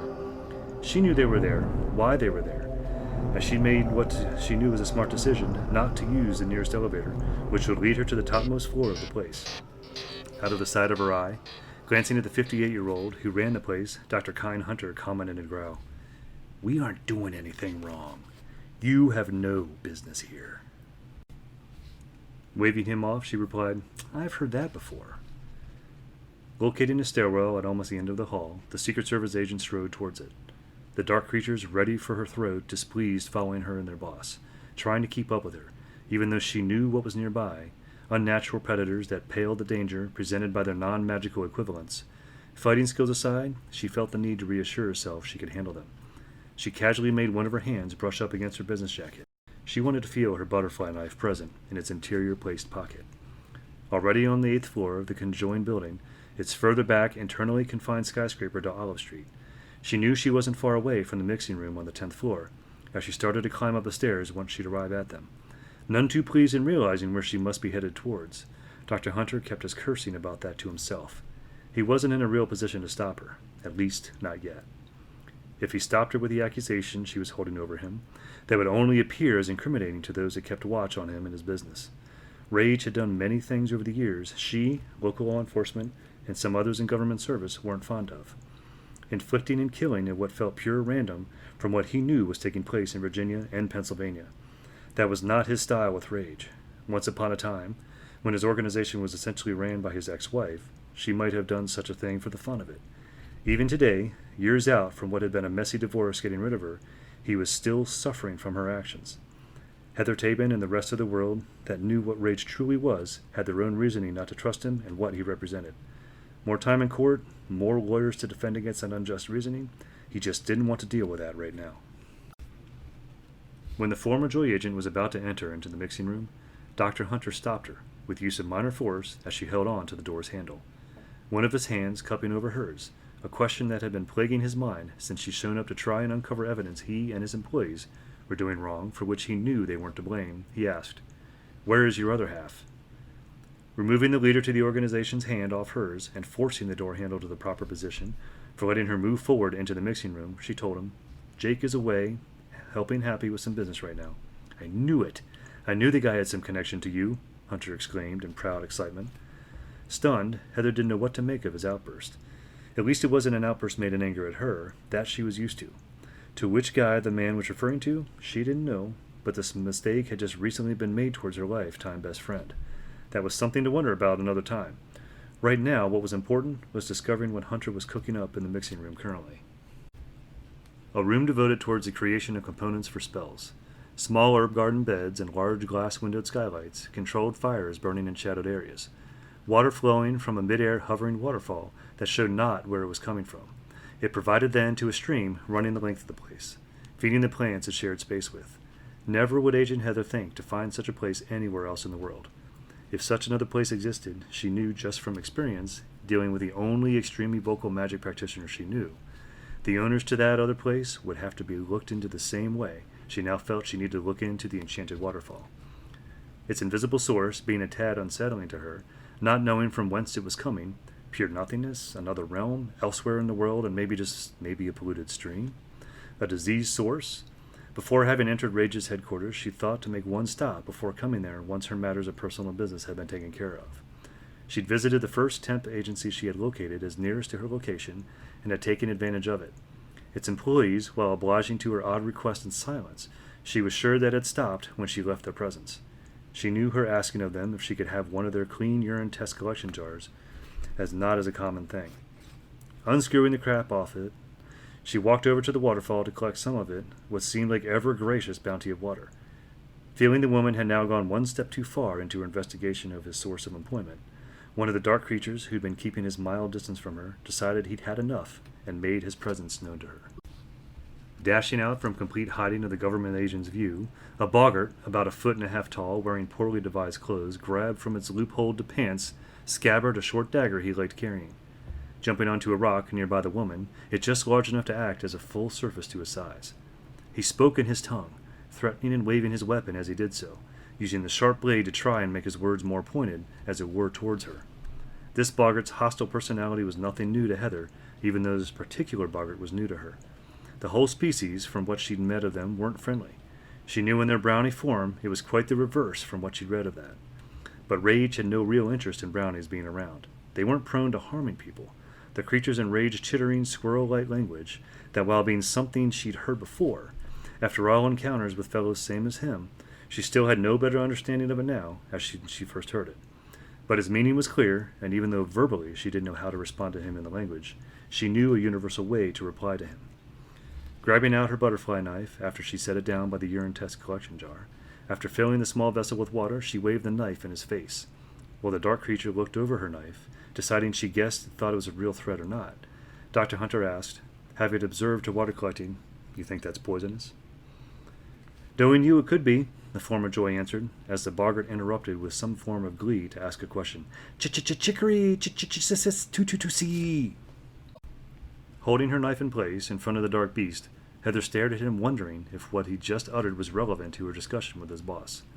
Turning to face Rage's leader, with the assumption he understood what was being said, Kyne, feeling they deserved some kind small courtesy about the alien to her tongue being used on her, interpreted the boggart's speech into English. He wants to hold your knife, to look at it. It's a good knife in his opinion. Surprised about the translation and mild disbelief, Heather shook her head and, directing her attention to the petite menace, said, "Not a chance." The government agent's language barrier aside, the creature knew what she had just said, and as a result took on a grumpy demeanor towards her, his look of disgust changing when he heard new sounds emanating from her direction. Her cell phone going off, with selected musical notes indicating who was calling her.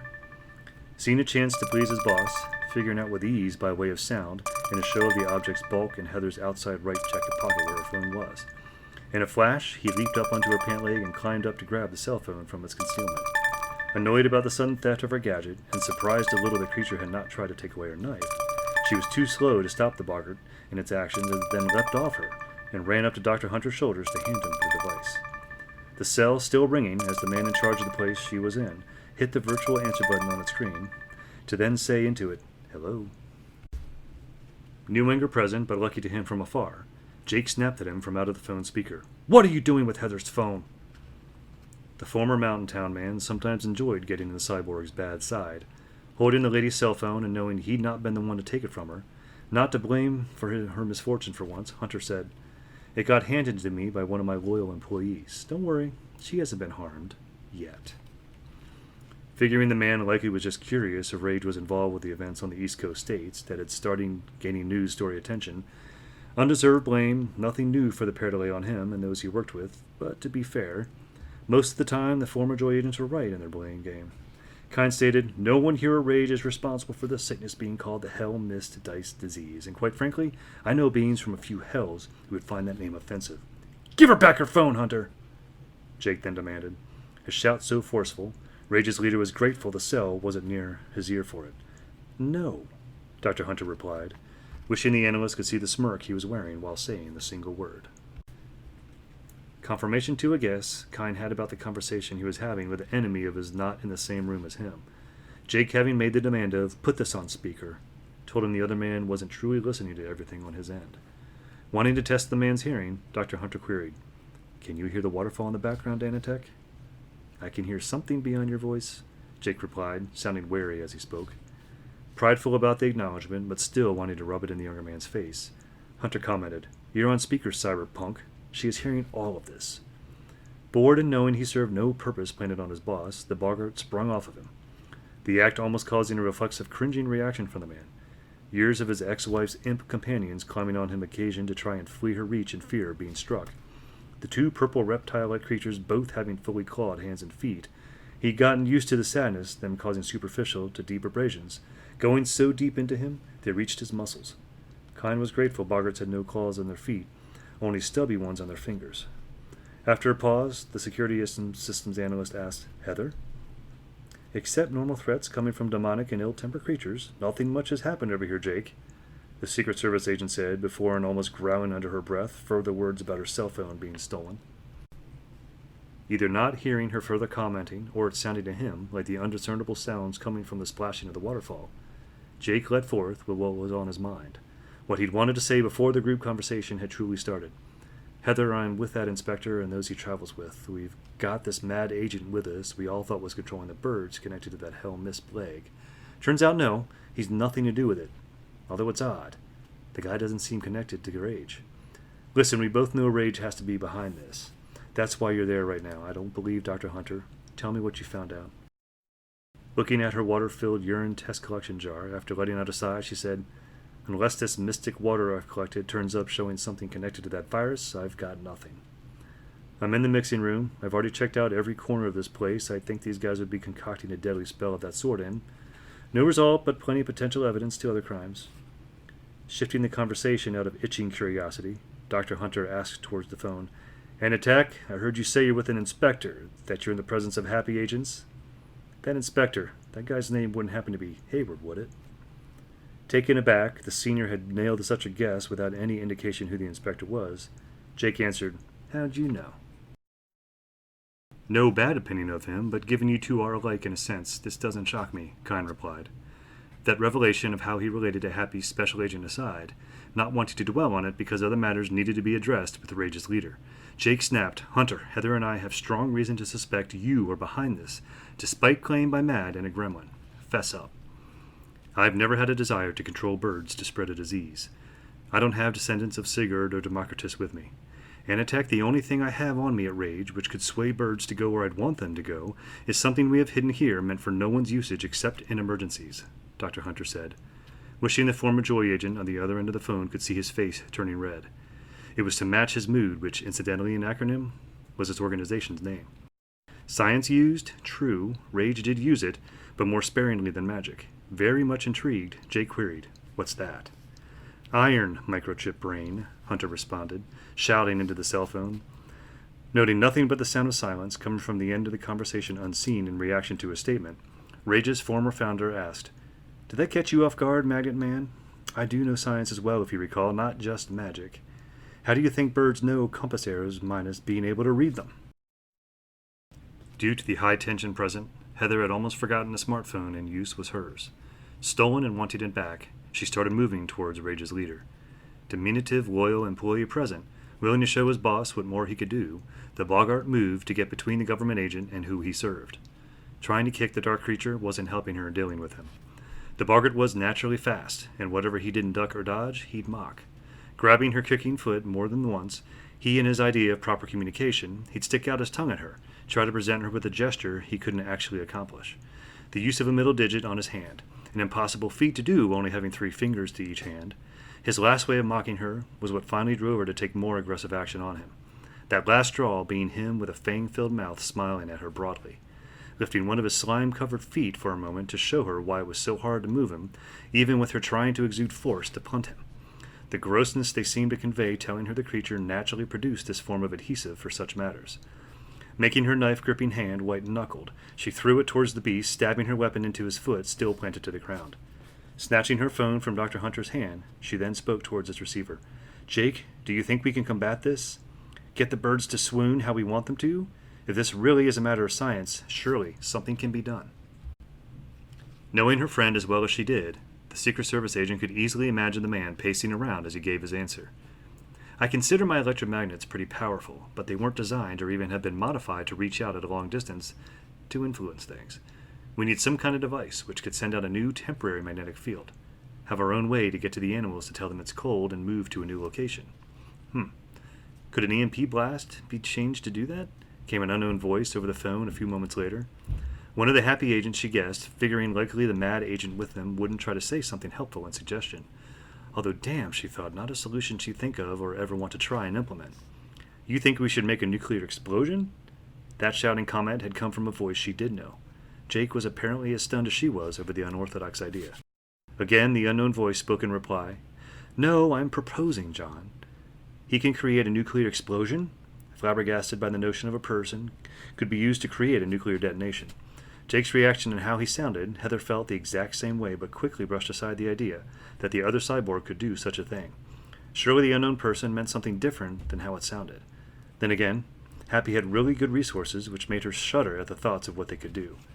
Very wrong, dark things she thought best not to think about. Trying to take her mind away from what Happy could possibly do, she bent down and removed her butterfly knife from the Boggart's foot. The little creature falling backwards limply onto the ground in relief to the sharp object being removed from him, as the unknown voice proceeded to clarify his words. "No, but he can create EMP pulses. Can a changed EMP blast influence these birds?" The idea a sworn enemy might actually have something helpful to provide? Heather couldn't believe what thoughts were starting to go through her head as she looked at Dr. Hunter, while her friend answered, "Yes, I think they could." New revulsion gathering in him due to his nemesis looking to him in such a way, he wasn't sure what it meant. Kind bitterly asked, "What is wrong with you now?"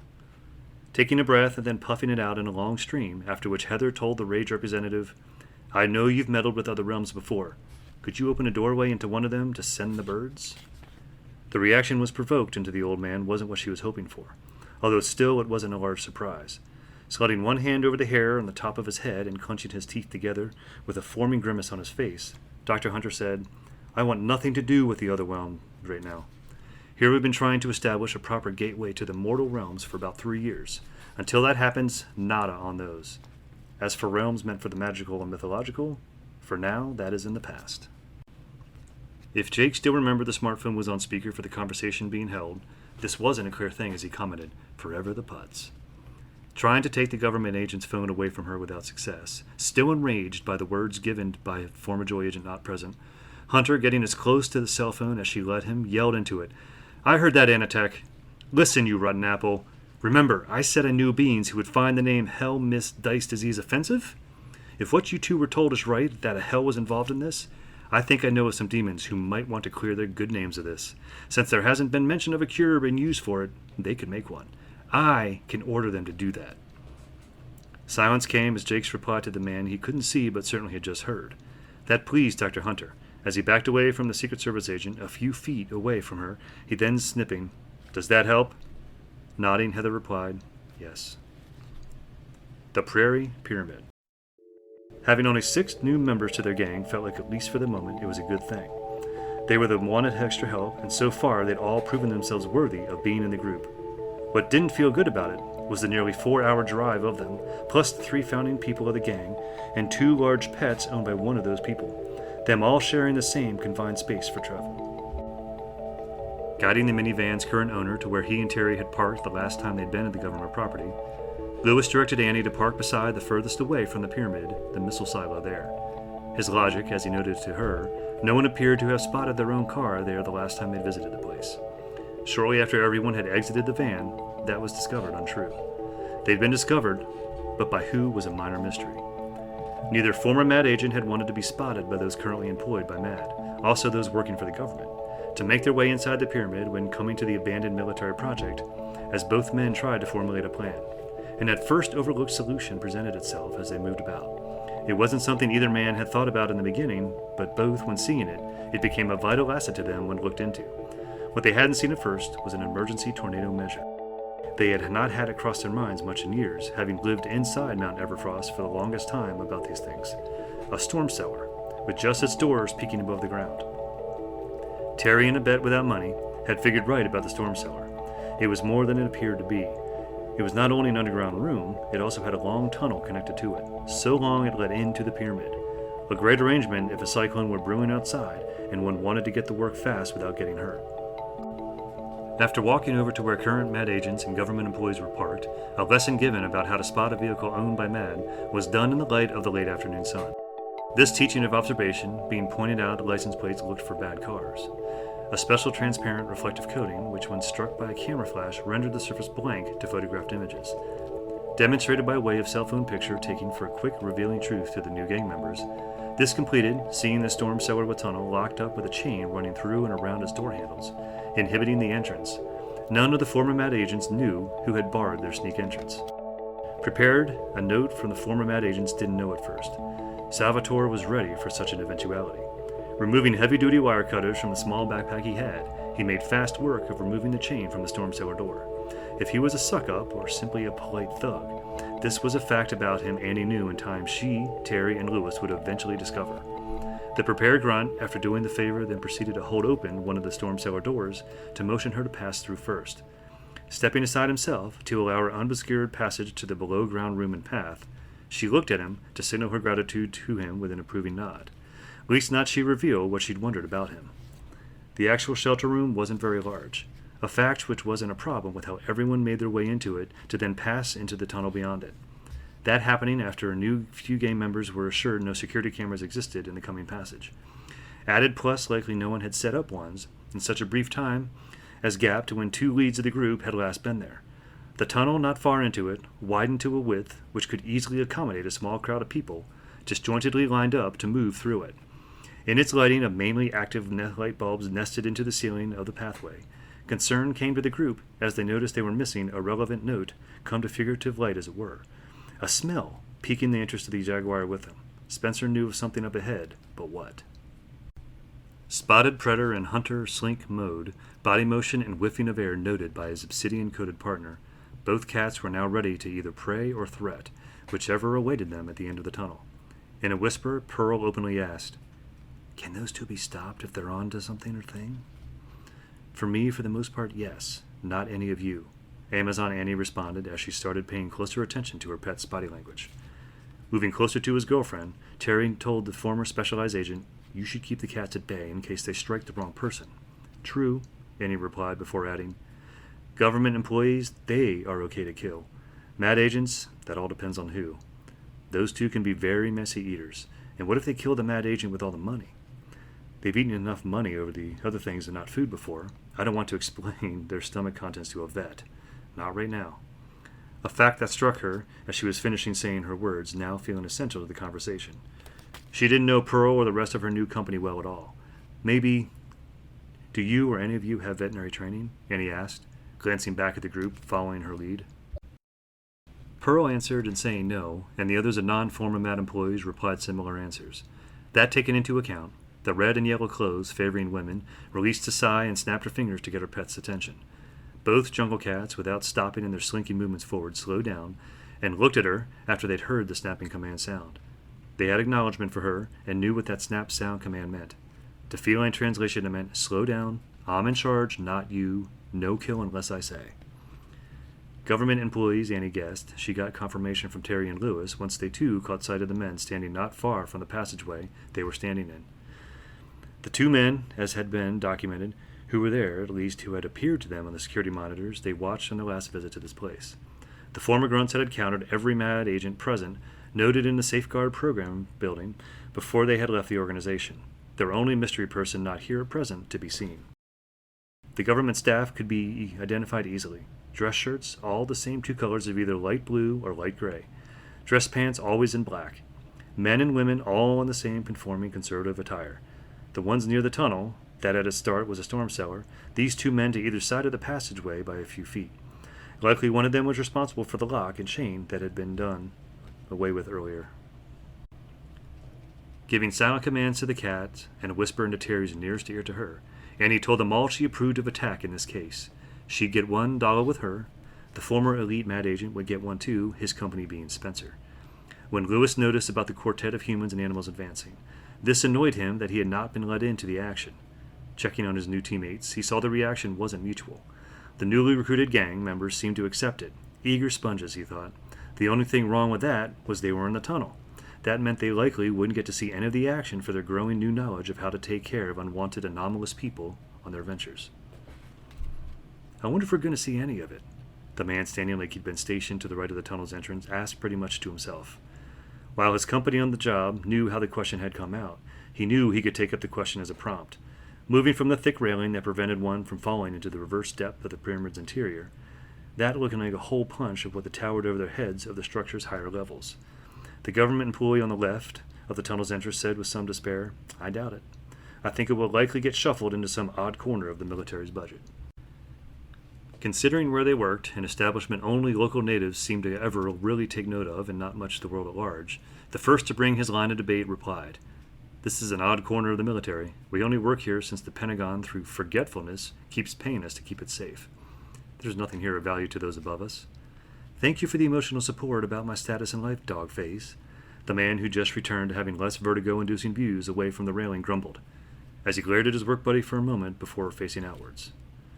Alert for anything unexpected, the woman catching his attention emerging from the tunnel wasn't an image on his mental list of stereotype intruders he had thought might come through it. Standing on the right of the long exit from the pyramid, he was wondering if what he was seeing was quite right, although better put, was she a sign he was unwittingly daydreaming due to the fatigue of a long shift? The woman looked like a model. She'd be in this place, like why? Her expression looked wily, and he knew she wanted something. Of all things, it appeared to be from him, but what? Before he could ask, he'd moved his jaw around trying to figure out what to say. She made sure he couldn't say anything. Going right up to him, she'd taken on a devious expression and placed one of her hands tightly over his mouth. Looking at her face closely, he wondered what she had in mind about him until the pain started. One hand over his mouth and another holding him in place against the wall. Clawed paws and sharp fangs had found their way onto him. Struggling against her, he tried to scream and wondered why his coworker wasn't coming to his aid. Why, even working for an odd corner of the military, why didn't he have a gun to defend himself? As his pain got worse, his vision darkened, and with what little weakening strength he had, he managed to be able to catch sight of his work associate. His partner was now slumped against the wall, having been placed there from a red-stained trail on it from what was his fullest height. A large cat now nipping at one of his arms while a tall man stood over him. The formality of it rubbed the internal labor worker at Mad the wrong way. Yegor Bursich's normal job duties included things like being Mad's face when traveling to greet recruits, learning of bugs and obtaining them and either getting them to go away without trouble, or, if they caused trouble, to call in other Mad agents to stop the trouble forever. Dealing with the government was new territory for him socially. He'd heard others say how they liked all their I's dotted and T's crossed, how they liked their paperwork, the big piles of paperwork. Yegor couldn't believe the pile he saw foremost man who represented the pyramid's ownership pull out from his briefcase. To the internal laborer, it looked like what he imagined his papers for tax filing would look like if he ever cared to do them. Mr. Charist, after setting down the paperwork in front of him on the desk before him, which took up a majority of the room, wanted to see if the person whom he had the legal dealings with, more than his co-workers present, if he was ready to truly begin the challenging hands of property ownership. Jackson Charist looked at him, noting the company representative's actions. Mr. Charist wasn't sure what to make of them. They made him wish he could read lips, as the man seemed to mouth to one of his associates to keep his thoughts at bay. To whatever those thoughts were, the man he was mouthing the words to looked displeased.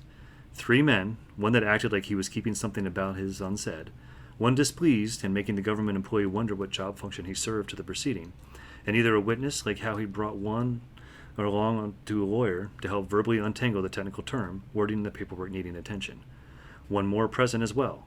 This, a lady that was watching him back with an expression of her face that spoke of no visible emotions about her environment. Her job? Her job had to be one of the two. He guessed about the aggravated man. Tempted to remove a pen in his pocket for things to get fully underway, brushing the shirt pocket with one hand, Jackson asked, "Again, sir, why is your company interested in purchasing this property?" "Surely not, and Homeland Security would have me fired for this on the lightest of guesses. Surely not for firing off missile-based weaponry." Ready to speak, the emotionless-looking lady was ready to before being hit in the side by her equally mysterious male coworker. Yeager hoped that went unnoticed, but seeing the look on Mr. Cheris's face change with his attention on the pair behind him, he knew the man had seen it. Not in line with the question he just presented, but definitely a conversational follow-up. Jackson mentioned, "The U.S. government still retains the right to monitor what takes place at its former property for national security reasons. The surveillance system here, which is outdated, will be replaced by a newer system if the sale happens. The new one will be installed within the next week." Feeling pride in work experience, the man who had hit his comrade commented, "We can handle being around surveillance cameras." Lesser experienced in such things, the lady who had received the hit, actually showing concern on her face, gave the fellow mad agent an unsure questioning look of his comment about knowing what to do around surveillance cameras. When he saw the look, this time having no urge to silence her, for this was over a matter he knew she surely had better sense not to sneak up on. He, in reply to her, with one hand, made snipping motions with his fingers to indicate using scissors. Again their actions not missing his attention, Jackson then repeated, "Why is your company interested in purchasing this property?" Wanting to defend Mad's interest in the property without hopefully raising any more questions, a speech already prepared just in case that event ever arose, Yeager said, "Managing Astonishment's development is devoted to testing and creating amusement park rides, Mr. Cheris. Remember, if we purchase this place, it will hopefully one day be known for creating amusements for children and adults, rather than being a place which has stood for decades as a show of Cold War fear and paranoia. Wouldn't that be a better label for its use?" Once letting the man's words really sink in, Mr. Cheris felt the need deeply to say what was on his mind now. "I'm grateful all the missiles got removed years ago. Furthermore, I have a 6-year-old.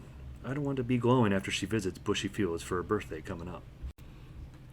Finally removing his pen from shirt pocket, the government employee stated as he handed the writing instrument over to Yeager, "Clearly sign and print your name, plus include today's date as well on the forms." Inwardly groaning, since he knew for this juncture he'd be using poor etiquette to do it outwardly, the internal laborer asked, "All of them?" What a representative of his company. The man should have seen such a thing coming.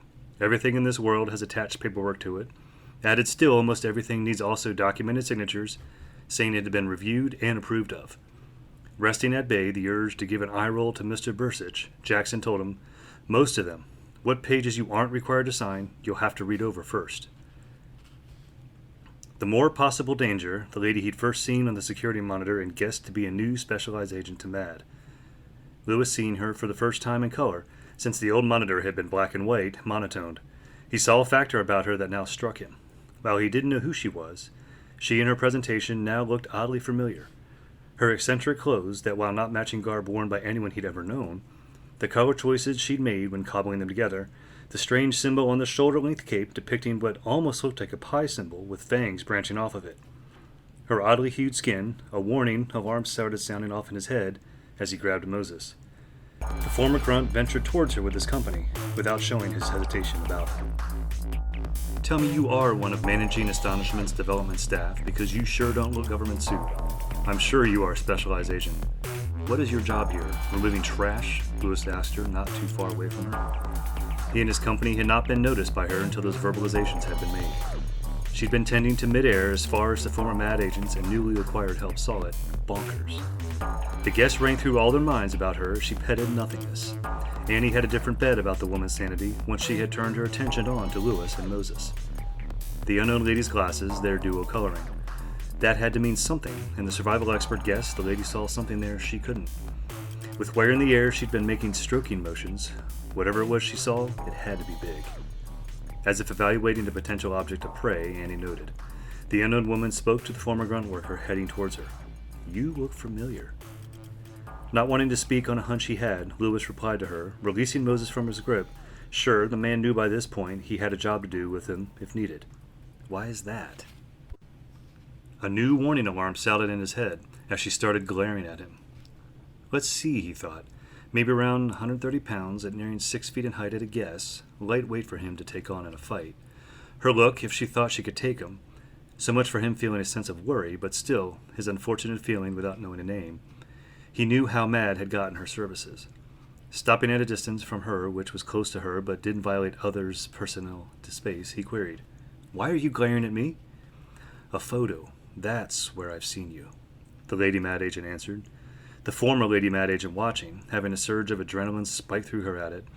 Annie could read people as if they were predatory animals she kept in her company. This lady, Amazon Annie knew, was getting ready to strike at her query. Old business, but not business forgotten by Mad. She'd been informed of him. How he could react to that could go in a couple of ways, choosing either to insult her intelligence and maybe provoke a fight. The latter, something Lewis looked forward to. Good test to see what this Mad Agent was made of. Choosing an odd variant and option one altogether, he asked her, "Good photo or bad photo?" Sending him daggers with her eyes, the lady answered, "You are wanted dead." Making light of his name not actually being said by the suspect's specialized agent, wanting to know what her name was, Lewis requested, "Wanted dead? And your name is?" Balling her fist and stepping to one side by a few feet for no apparent reason, the lady looked ready to blow her top when she replied, "Petra Veramist. Being a goon, I'm sure you did work under one of my cousins at some point. Since he isn't around anymore, I feel it's my job to do Matt a favor here and eliminate you." Ready to defend his boss, or at least assumed boss, Moses wasn't sure who actually held the reins of power to the newly formed gang he was in. Still better to keep the most intimidating-looking member of the three founders alive than let him be killed. Drawing nearer to Lewis, he commented about the woman who had just revealed her name. His visual attention focused on her as he spoke. "Concealed weapon, 'cause I don't see what makes you so threatening." "That's what makes me threatening. It's what you don't see," she stated, taking on a devious look to her face that mixed with clear rage. She was displaying made for a new scare factor to all. When she started talking again, this time starting her new words looking at the blank area to her inside in the air, Annie's guess about what that unseen factor grew as she gripped her spear, ready to put it to use. "Terror stopped wire, command D/1011/X. Having not foreseen the form of dagger the specialized agent had at her command, the invisible robotic tentacles, grabbing a hold of the former grunt and his new network associate, caught them both by surprise.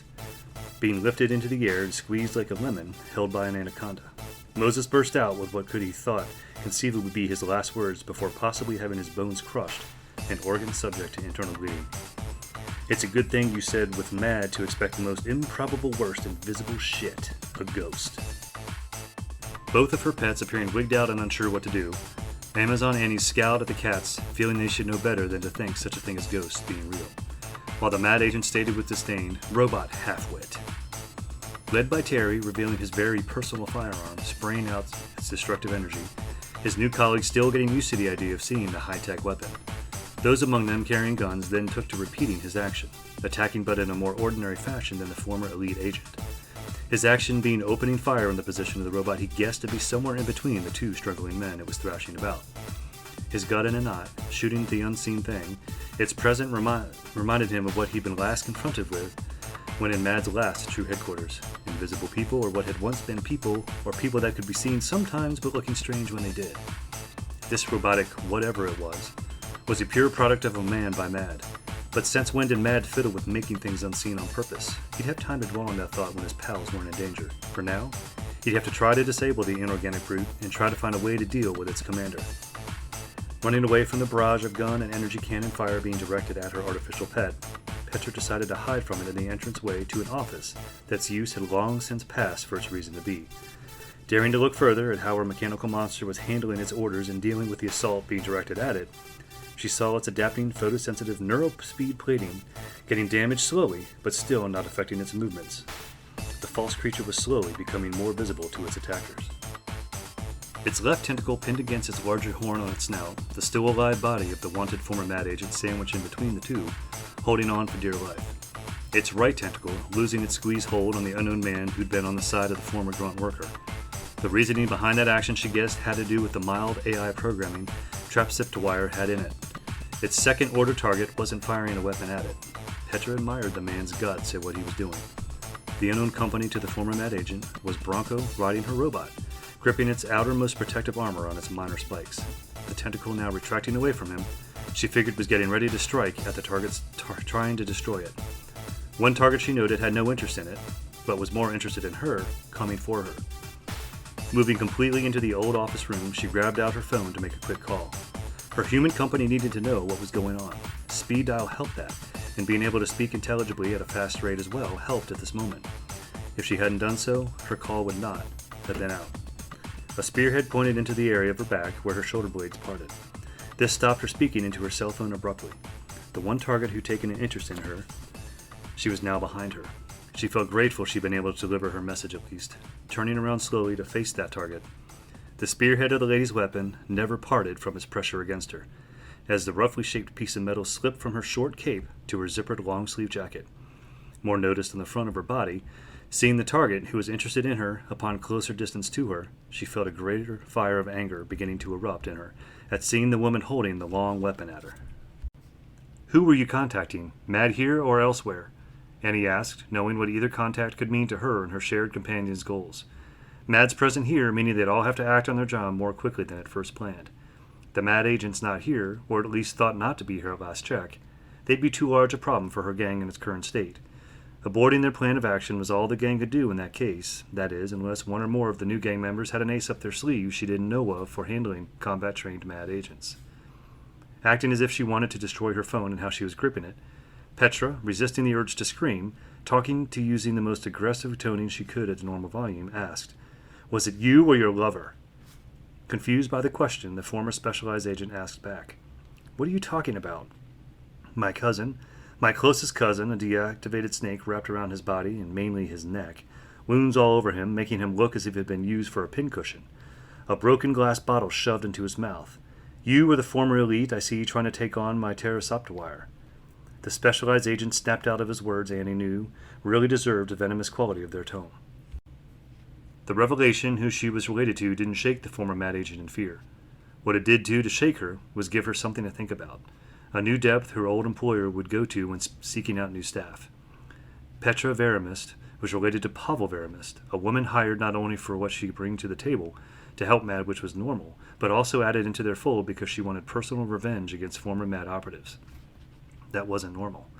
Annie, thinking about that, couldn't pull up a single example in her memory of a hire who'd come into Mad that way. Her connection to the man Annie had killed should have hit the former Mad agent the moment she said her name. Her robotic serpent wrangling relative not being foremost in thoughts of the moment, instead a grand heist in progress with new company in training to help form a gang that someday might rival Mad. Those who combined Annie admitted to herself those factors were a good excuse on her memory lapse. Since when had she ever in her life been in a similar position? "Professor Venom never spoke much of his family. You are news to me," Annie admitted aloud. In a borderline way of speaking like her deceased cousin, the former specialized agent got shocked by the near hiss present in how the specialized agent spoke next. If Terry was in earshot, she was sure he'd likely be offended. "You are the machine man. Which one of you?" Answering the woman truthfully really was a matter she'd rather put off. She knew she was guilty. She had no intent on lying to the woman. The Mad agent before her was nowhere near being a representative of law enforcement, so it didn't bother Annie if she knew. What made her think on when was the right time to tell the lady, that had to do with the major brawl going on. The spectacle of the battle being fought with the rest of the gang and the lady's growing, more visible mechanical monster. So much damage had been inflicted to it, the lady warrior could now make out a telling amount of detail to it. The false beast, being the size of a baby elephant at least, armored like a bug, mouth like a bug with pincers, head shaped roughly like a rhinoceros, horns included, but also with long tentacles coming out of either side just beyond the mouth. "I'm going to make a bet here and say you contacted Mad within this place. Furthermore, it was me," Annie commented, returning her focus back into the woman in front of her. Repressing a scream and then showing she couldn't take any more of what was being handed to her, Petra angrily snapped, "Command A/0100/R." Stopping in the middle of its attack of lashing out at its ordered targets and those it knew to be a threat, Pterosaurus grinded its prominent mandibles together, followed by clenching and unclenching what constituted its mouth area beyond that. A four-part beak that, when looked at closely to what lay beyond it, that not covered in adapting photosensitive neurospeed plating, the rest of the body was. Buzzsaws, like the kind fondly installed to most of the robot snakes made by the monster's relative creator, rows of buzzsaws showing they deliver instant death to whatever they came in contact with. The robot being now issued a new command Apollo proceeded to do as it was ordered. Starting its charge towards the direction both its creator and her perceived assailant were in, it shook its head, finally throwing off the target, which had been holding onto one of its horns, to then slip away, the tentacle gripping its other target. Relief, both mental and physical, filling the second target. He fell too from the fabricated monstrosity, luck on both targets' sides for not getting trampled underfoot as it sprung forward past them. Knowing she was well in its ordered path, the specialized agent moved aside, away from the former specialized agent. Annie's attention now more on the robot coming to forcibly greet her, she shouted towards the gang, "The rest know we're here. Get to the office. Get them before they leave here. I refuse to have this for naught." Those not tending to their fallen companions that had both agreed never to take a ride in the mechanical bull ever again, they ran off towards the direction they'd been told to believe the great transaction was taking place in it. All the money they could ever think to want. That is, at this moment in time, anyway. Biting his lower lip, Jaeger glanced at the phone he'd sat down on the table not that long ago. He felt pressure now to finish what he was doing as quickly as possible. After Petra had told him of the intruders who had entered the pyramid stirring up potential trouble, he'd started moving faster in those he'd come in with. The grunts became equally alert, but also inquisitive. The call having brought that out on them. The government representatives not in his circle, Mr. Charist and his work associate, Mr. Hirsch. Jaeger guessed Hirsch only served as a witness to the transaction since he had yet to speak up. They weren't to be trusted, and them getting curious about the speed-up. The mad agent didn't want to explain to them what was going on, and he wished he prepared a good lie to cover up for such eventuality. Being ignored when something of importance was at hand, not the purchasing of the property, but maybe just as relevant, the male grunt mad agent knowing he and his fellow in rank were being left in the dark about their superiors' actions. Asked simply, "What was that call about? Trouble?" Former friends and buddies, they've gotten beside them. They're either after this place or the mullah I just forked over on our behalf. I'm no fighter, but you two grunts are. Defend me while we wait for the rest to get here. The internal laborer wasn't sure if what he just said was a bad idea. But what could the government really do at this point if it was? Mad agents and former mad agents along with men and women that didn't appear to be of the reputable sort. They outnumbered that, at least count government presence at the Prairie Pyramid. Since the idea of the safeguard program had been scrapped years ago, the place had only been manned by a skeleton staff. The people in the same room as him, they normally weren't present, he guessed, plus none of the staff were in a position to really handle him or the other side of the street-type associates. "I'm sensing something is far from being kosher here," Jackson queried. He too was feeling being left in the dark about something of importance. The representatives of managing Astonishment's development, already acting too funny in a bad sense, he knew whatever they were hiding, it might not have its place here. It might also be a good justification of the coming new security monitoring system. That would happen, the main party he'd been talking with, who he'd been interacting with, them having just finished signing the legal paperwork he'd been presented with. Grabbing the carrying case, holding the money meant for the property purchase away from the female grunt mad agent, Jaeger replied as he threw the case into Cherish's hands. "The papers are signed, and you have your money now. Now get lost." Mr. Hirsch, rummaging through the freshly reviewed and signed papers to then select certain ones to hand Jaeger, commented, "Maybe it's best we do this now." Total disbelief, he was being handed back some of the papers he just worked through, eyes bugging out in that shock. The internal laborer responded to it and saying, "Are you kidding?" "No, sir. Those are legally binding papers, your copies for your records," the supposed witness government representative answered. Wondering if in fact he'd been handed over all the money asked for in the property deed transaction, Mr. Cherish set down the case, which had almost been thrown at him, onto the table to open it and review its contents. Displeased, the representative was questioning Mad's hard work to acquire the money the man had just been given. Jaeger, frustrated and wanting nothing more than to escape the room, shouted at Jackson. Once he had lifted out a couple of fistfuls of money from the case thrown at him. See, no lie, all the money from the deal." Stunned by the actions being taken by one of the supervisors to a company that made amusement rides, Cherished in an ear-shout questioned, "What is wrong with you?" The urge to keep living. Big fight going down, a no-brainer, it's headed here. After Jaeger had shouted that, he knew he just didn't really care anymore if the government presence knew they weren't dealing with the sort they thought they were. Enough signs had to be pointed towards that anyway. Hopefully if they did figure things out, Mad could deal with the problem swiftly. "Oh," was all Jackson could think to reply.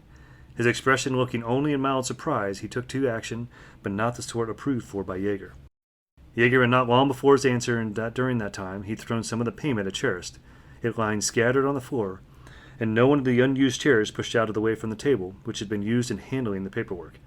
The money was a mess everywhere on them. Mr. Cherist, even though a threat was headed in his direction, wanted to at least collect the payment for later turning it over to those above him who rightfully owned it now.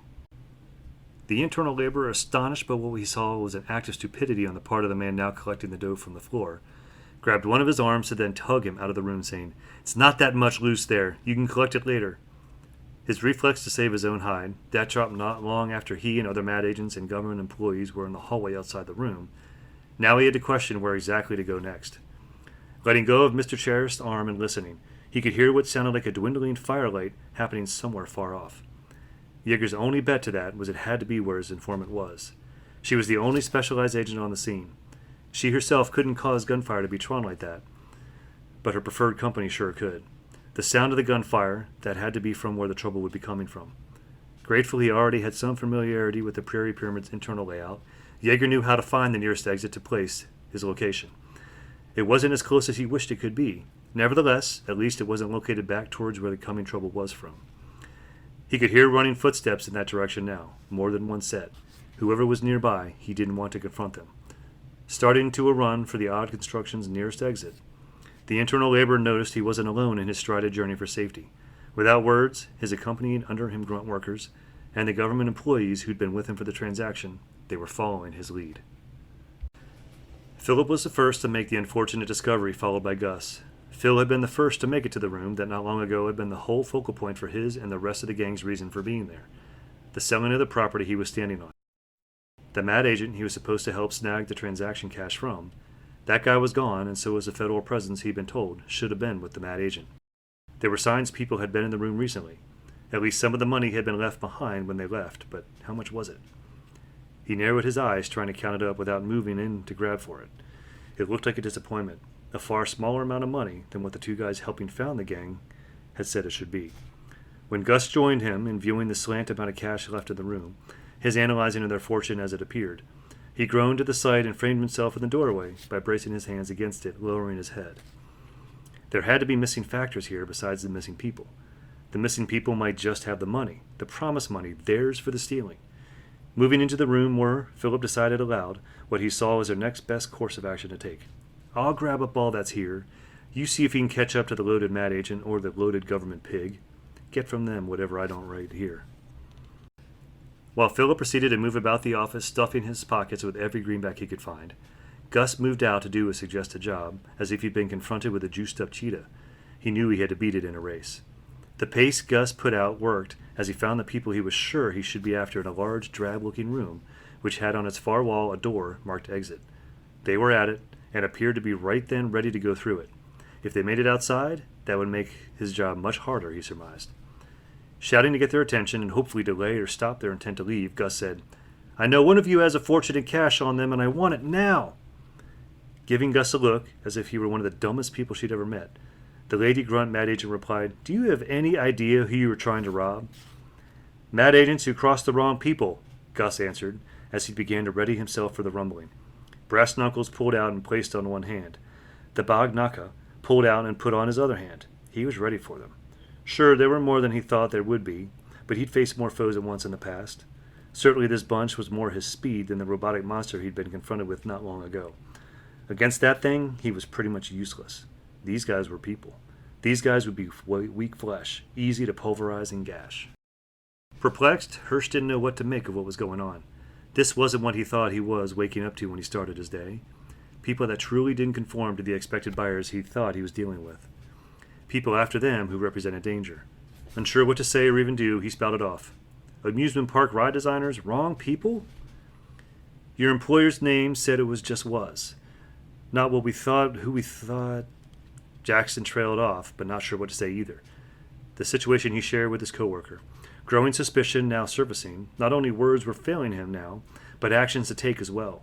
He felt like a deer in the headlights, only inches from the side of the road in safety. Government representation aside, the mad agents had a better idea about what to do now, in particular the one carrying a gun on him. When the newly appointed gang members started running in his direction, the grunt shot Gus in the chest. Not the heart. He blamed lack of practice lately for the miss, but still a good shot. The problem was on the floor now and hopefully on his way to death. The two deers in former clothes now feared for their safety more. One of the buyers was armed. He had not signed the paperwork, but he was connected. The wrong people now owned the place. Lies had been said, and they had fallen for every one of them. They'd been suckers who had just legally given over 160 acres to an organization based in the United States, filled with nothing but criminals in it who worked local and abroad. Were their jobs lost now? Their lives? Could they face jail time for a mistake of such high magnitude? Yeager thought an easy guess the gist of what could be going through the minds of the two stunned-looking government employees. Them having both been witness to the quote-unquote newly perceived scum, one of them being very helpful. He stated to Mr. Charest, "A person who just offended you." Taking hold of the doorknob, trying to break free of the ever-sinking feeling in his gut, the headlights being forced to a dim glow he wished he could fail to see entirely, Charest commented after taking a gulp of air, "I'm going to for now dismiss a painful realization I'm having about you and your company." Mr. Hirsch's thoughts surfaced too finally. Are we still in danger? The mad agents felt no need to verbally respond to Charest's statement and Hirsch's question. The men weren't of the same importance now as they were prior to the purchase.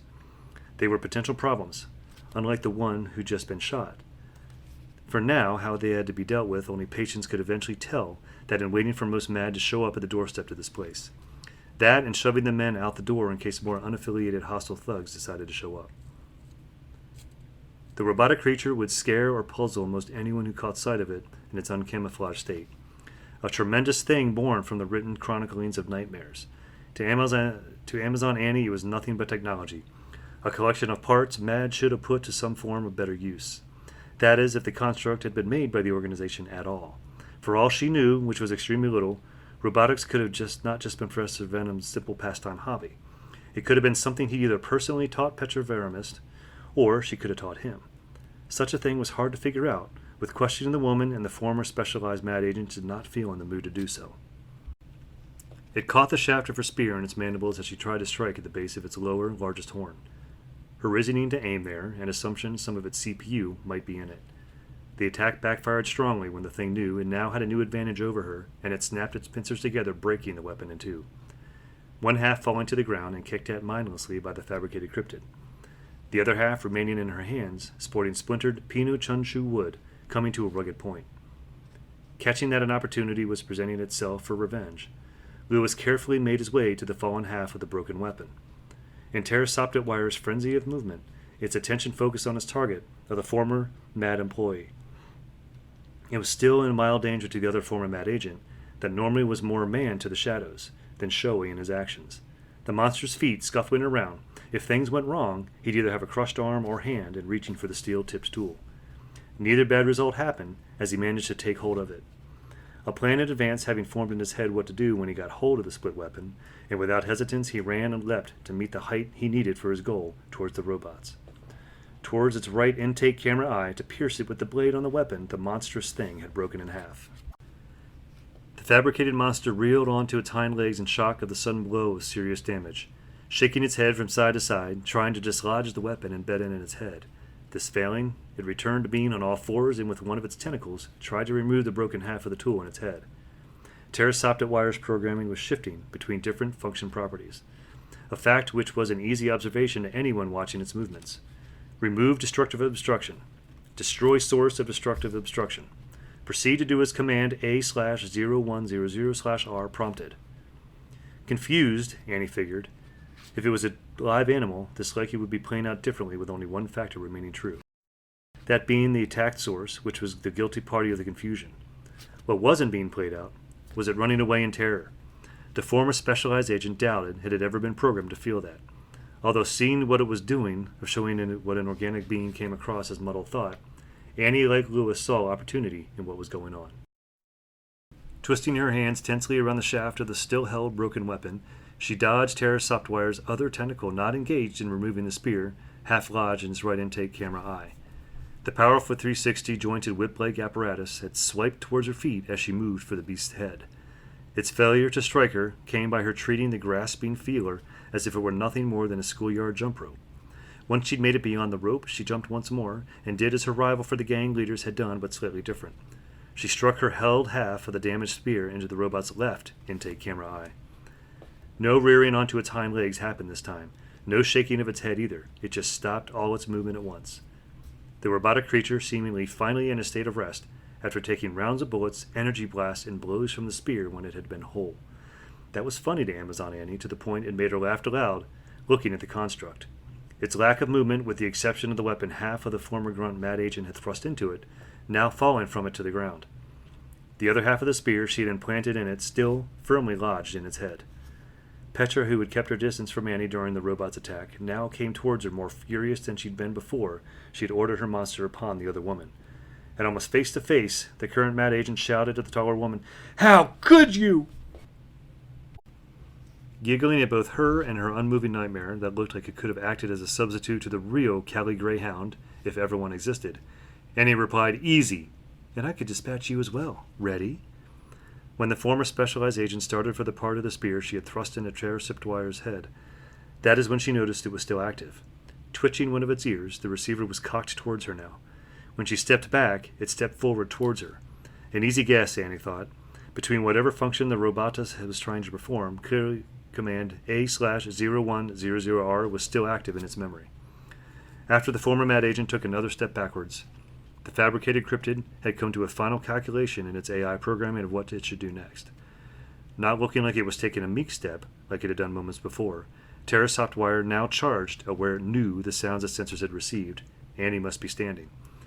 It, dawning on her, the intended target fast, what was taking place. Annie knew how to deal with the blinded monstrosity. Grabbing Petra, she threw the mad agent into the path of the mindless thing and cleared herself of its path in the progress. The current mad agent let out a scream in utter annoyance at her predicament, trying to hold at bay her own creation from killing her. Wanting at the same time death to the one who had done this to her, she growled at the second one. Annie knew better than to say anything to this. Terrasiptwire, while blind, could still listen for her. After placing one finger over her mouth and pursing her lips, Annie winked at the distressed woman under attack and ran off in the direction her fellow gang members were headed in. Off to wealth intermixed with far less possibility of danger. "On our first mission with you," Philip shouted in a cry toned with anger. Those were the only words he could think to say as he saw the rest of the gang approaching him. On the floor, bent down over Gus, Philip took notice of them when they had started coming within earshot of him. The room he had found Gus in had been empty when he had found his way into it. It held no signs others had ever been in there recently except an associate to him in crime on the floor bleeding. They aren't friends, as Philip defined it, but neither were they enemies. They just pulled a few jobs together in the past.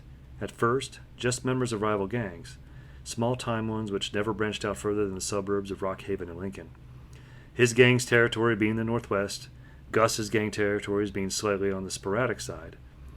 Moving from the southeast to inner city, depending on the time of year, Phil didn't hate the man, but had tried to convince him from time to time he needed a better affiliation of people around him. When discovering he was eager for this new gang, one which showed promise to going to heights both the Ash Valley and Bohem's Boys gangs had never, he thought the man had finally wised up. He thought he too had wised up. Now seeing the man's chest covered in blood, he shook his head. Beat up, but nowhere near in as bad shape as Gus, Lewis asked what he was sure everyone was thinking. Dead?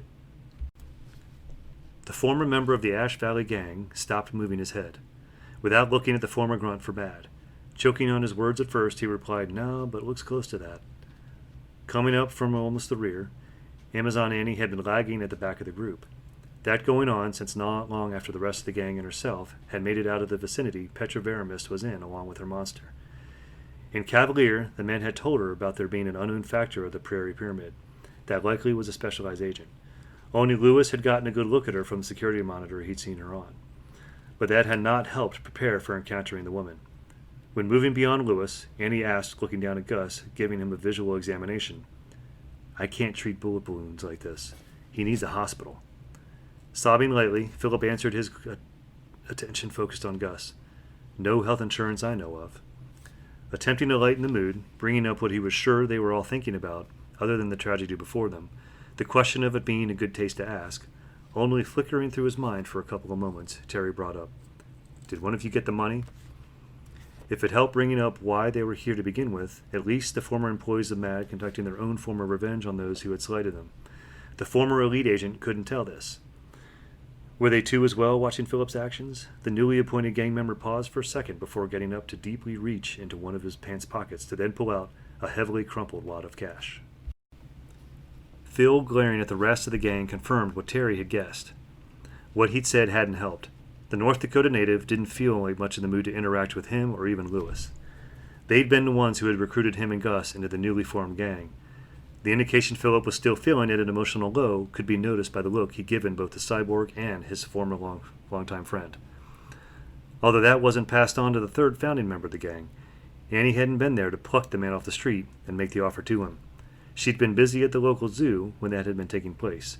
She'd been the cause behind one of the largest animal nappings ever seen in the state or whole northern Midwest United States. When he had placed the ball of money in Annie's palm, she guessed she needed to present when realizing he wanted to give her the money. Lewis, taking note of the size of the wad of cash, it being much smaller than he knew it should be. Not attuned to what his compadre was and what's taking place, then stated, "That isn't right." "That's all I found," Phil yelled as he boiled over, making his fists, not knowing better than to use them. Once she had picked apart and examined the money she'd been handed, the former specialized agent tossed abruptly a quarter of it onto Gus, with some of it landing beside him, a gray zone of etiquette done to him, but explanation came with it while she spoke, looking at the unconscious man on the floor. "This will be for his medical treatment." Frowning about their prize purchase with pain from the battle with terrasopt wire and Gus's potentially fatal wound, Terry scratched the back of his neck with only his nails, eyeing what money his girlfriend still held in her hand. It didn't look like much, which soured his mood more about how their time had been spent. Wanting to express his disappointment about that, he commented, "There isn't much of a rest of that left, Annie." "No, there isn't," she stated in reply. Narrowing his eyes and taking on a pouting expression, Lewis, speaking as if he meant to be talking to all of the gang but looking at the floor, said, "All that work, and all we get in turn is but maybe a few $1,000s?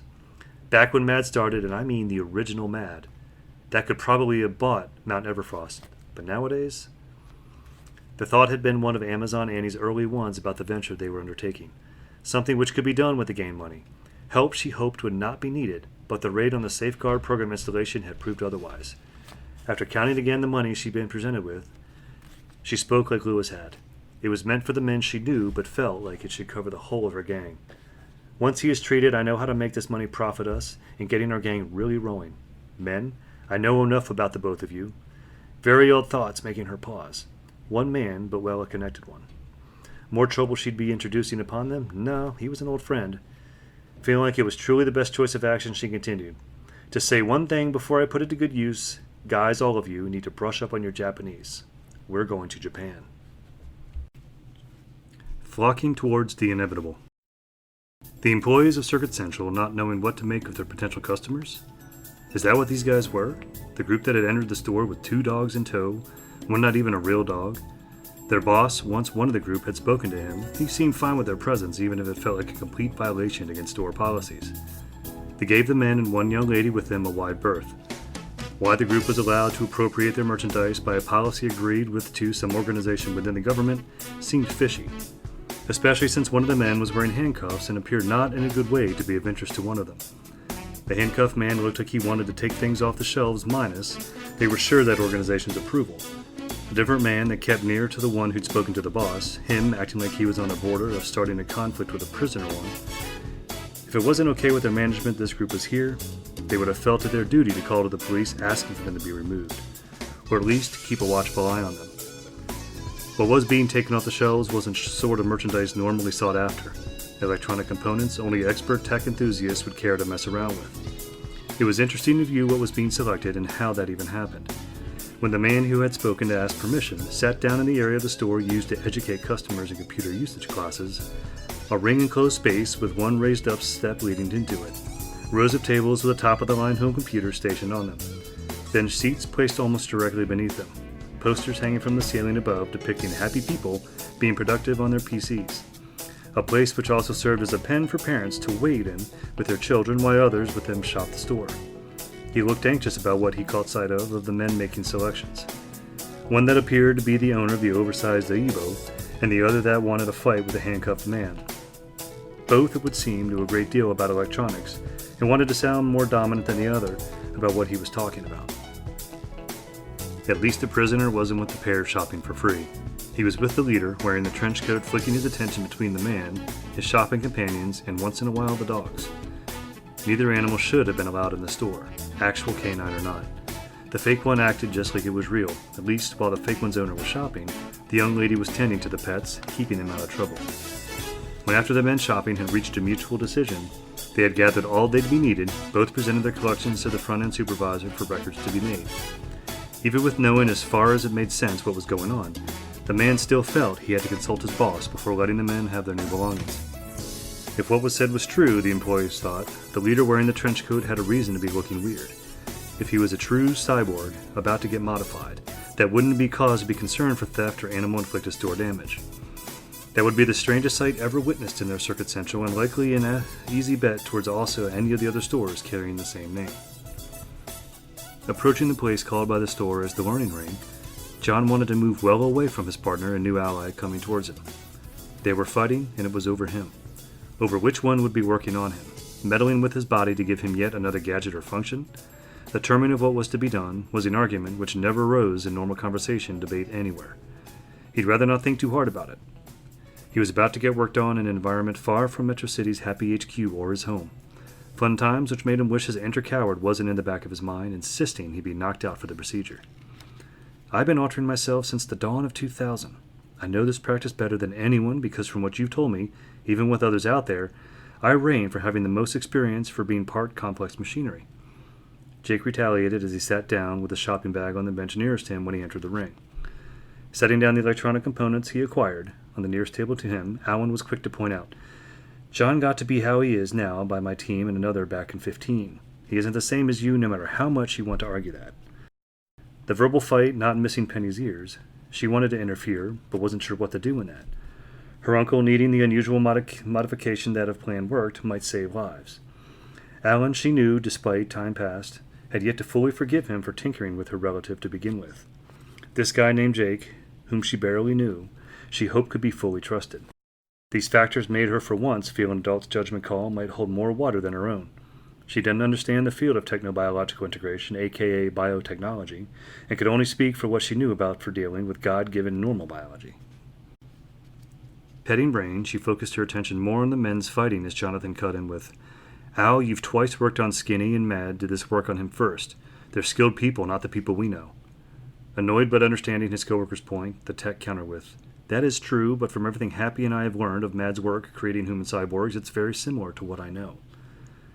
Wanting to hold on to his pride from carefully gained knowledge over time, that coming from being taught by Myron, books the biotechnician had in his library scanned into his zippy memory, and trial and error work done on his body, the former Joy agent asked, bringing their argument back to where it started from. How long have you done this? The focus of their spat, resisting the urge to panic, knowing full well how he was obligated to the events unfolding, John then told both men, Alan, Jake can observe, but not tinker. Maybe he might learn something he didn't know already, okay? I am the patient here, and my word should be the final one.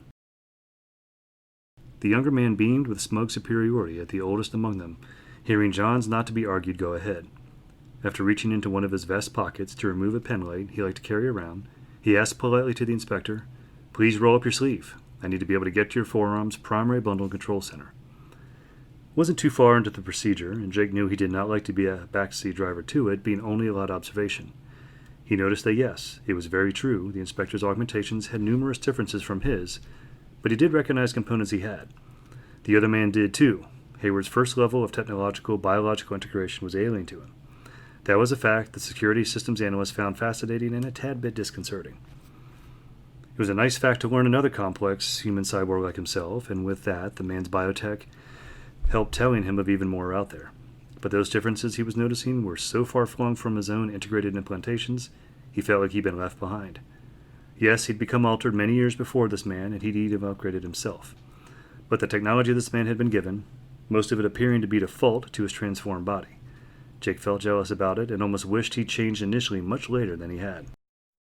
What prompted him to action was noticing despite how different that first level of technological biological integration was, the second level of that, at least in the man's palms, was close to what he had and had altered more than once. The changes he'd personally done, allowing him to do tricks even the man who'd installed the electromagnets to begin with. They gave Myron reason to blush and surprise at the unconventional new uses. The Happy Agent's EMP pulse gun, simply installed to act as a weapon, to now being reconfigured to emit waves of electromagnetic disruption to force birds to rethink their intended flight path. The former Joy agent knew a few things about electromagnetic waves. Realizing he was minus his tools for this sort of work, left at home since he'd not known he'd be needing them when going in to try and help Happy to start with. Hoping he was right and seeing what he needed when browsing the store, and before departing the learning ring, Jake told the two Happy Agents words to mentally chew on. Men the birds, for their destination, the other realm for that, this all started in a hell. Could you access that? Send them there? Second. No more work until I get back. Both inspector and engineer exchanged a look with one another before turning back to look at the analyst. The last part not caught by the former Joy agent, with his back now turned to them and him going off to shop. What the man had said should have dawned on them earlier, but was it even possible? Hadn't the open fissure to the hate dimension been closed up? Certainly Mount Everfrost had been blown to hell in the process, although not exactly as literally as that. The boulders and rubble were on the earth from the event, if what they had witnessed near the end of the mountain's existence still held, if however now buried. The hate dimension, or what Jake had called it of being a hell might still be reachable after some digging was done. When both of them had last been close to it, they had not exactly been inside it. They had been deep within Mad's headquarters as the place was slowly being shifted into it. If what they'd seen of that shifting still held up, of the exotic toxic gases which defined its atmosphere, reaching up beyond the open peak of the mountain, that an educated guess, the lowest depths of the headquarters had been shifted over to the hate dimension, and they had been seeing the shift reaching still further. The birds could be sent there. I'd put in a call to Happy right now, but you and we both know this is an inconvenient time for that, John said, letting out a sigh. Knowing then she could put herself to better use than just denying their canine company, Penny grabbed for her phone to then have the cell dial her closest contact she knew likely would be in Happy at that moment. Since both her uncle's hands were in less than stellar shape to be of any use to him, their current state being only functional on a basic level, some movement without the sensory input to touch active. Plus opened up to reveal some internal workings she'd strangely gotten used to seeing on occasion. Placing the phone by his ear, she told him, "It's not Chief Quimby, it's Ada." "She'd have no involvement with this sort of thing, Penny. I need to send some birds to hell, not get them checked out by a doctor." The inspector started to protest fast to his niece before ending it as soon as she was greeted with a friendly, however sounding strained hello from the phone's contacted other end. Ada didn't sound in a good way right then, and with as much going on as she had, John still wanted to ask her what was going on for her. Although she stopped him from what he'd been intending to say, asking him, "I heard a fraction of what you were saying before I picked up the phone to my ear. Not get to who checked out by me, I assume?" Sensing the icy daggers being shot in his direction, the Happy Agent, trying to talk with his doctor, turned to look at the Mad Agent present. Finch looked like he wanted to exact death onto him, and thinking about the man's special relationship with Aves, it was sadly understandable. Turning away to try and ignore the nonverbal threats he was receiving, he clarified, "Not a person, Dr. Venture. Birds." Silence was all that could be perceived of what was taking place on Ada's end as she thought over what was being told. The pause lasting only a few seconds before she spoke again, now stating and asking, "This is Penny's phone you're calling from. What is going on right now?" Without hesitance, the inspector answered, "I'm being operated on. Penny volunteered her phone since I can't use mine." The pause from the doctor's end was much shorter this time. Her reply to him sounded like an emotional eruption of panic was taking place, further now querying, "Inspector, what are you thinking? You need special doctors, specialized ones like myself. Who is working on you?" "Because if it's someone I've never heard of before, I strongly advise you put a stop to that surgery right now." Now it was his turn to pause before answering. His coworker, caught in a work, paused at the extra helper's request, looking at him. John told her calmly as he could, "Etta, the work is being done by Alan. It's my machinery he's working on." Thinking again about how the lady had sounded when they first started speaking, he added, "Is something wrong on your end? I just got permission not long ago that I can try to help our friends out west. The earthquake. I'm sorry, John. I'm under some stress right now. I should have realized you know better." The medical practitioner relayed with a whimper in her voice. Was it impolite to ask her this at Interstate? Considering it justified under the circumstances, Jonathan went forward and asking, "When you got your permission, was it from Chief Quimby?" Criminal matters and ordering the sourcing out of happy employees who dealt with them, the multi-field practitioner of medicine let out a long breath before replying about her relationship to the inspector superior. "I report mainly to Badu Blackwell and Fadl Stowe. Sorry." Realizing his mistake, he then replied, Could you relay something to him, please? It's urgent. What is it he needs to do with the San Francisco headquarters that's a law matter? Inspector, please tell me what I'm in here for. I haven't had much contact with the place, she answered him, sounding exasperated. I'm in Montana, Dr. Venture. Things are more complex than first thought about this case, with the sickness and where it comes from. I needed ordered Mount Everfrost get dug up. I'm going on the hope here I can send some birds to where the sun doesn't shine by the devil's ruling order. When John answered her, he got lucky in his timing.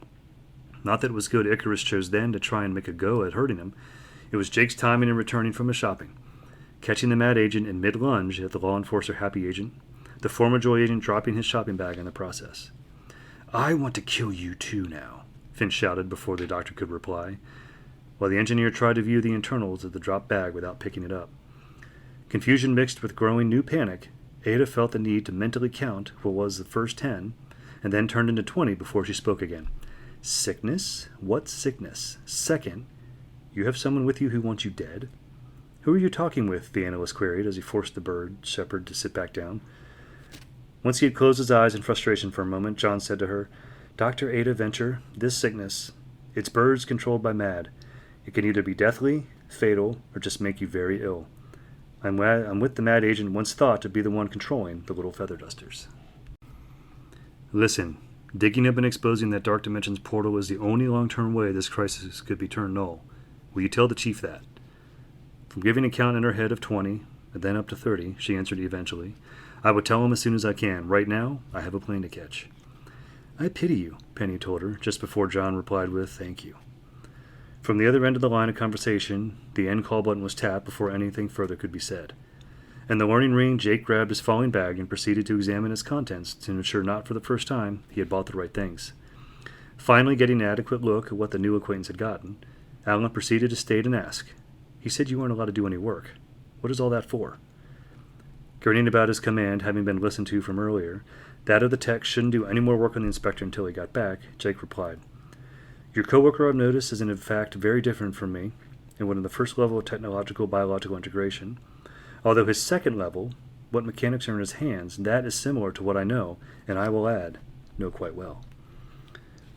Focusing his attention to John, Jake asked as cordial and formal as he could, Please, sir, let me make the major changes. You, Happy, and anyone else with an ounce of common sense recognition about what is going on, they will agree this is the best course of action. Is your goal to act like an ass? Alan questioned the former Joy agent, waving his tool in his hand in the man's direction. Only when it's required, security systems analyst answered. To allow the almost total stranger access to meddling with his hands, should he allow it? Alan and Janice had once been a complete stranger over a year ago. Jake Anitek currently fell into almost the same category. The exception was at least he was mildly acquainted with the man. Sure, it hadn't been long, but he hadn't even been conscious when he'd first gotten acquainted with the tech.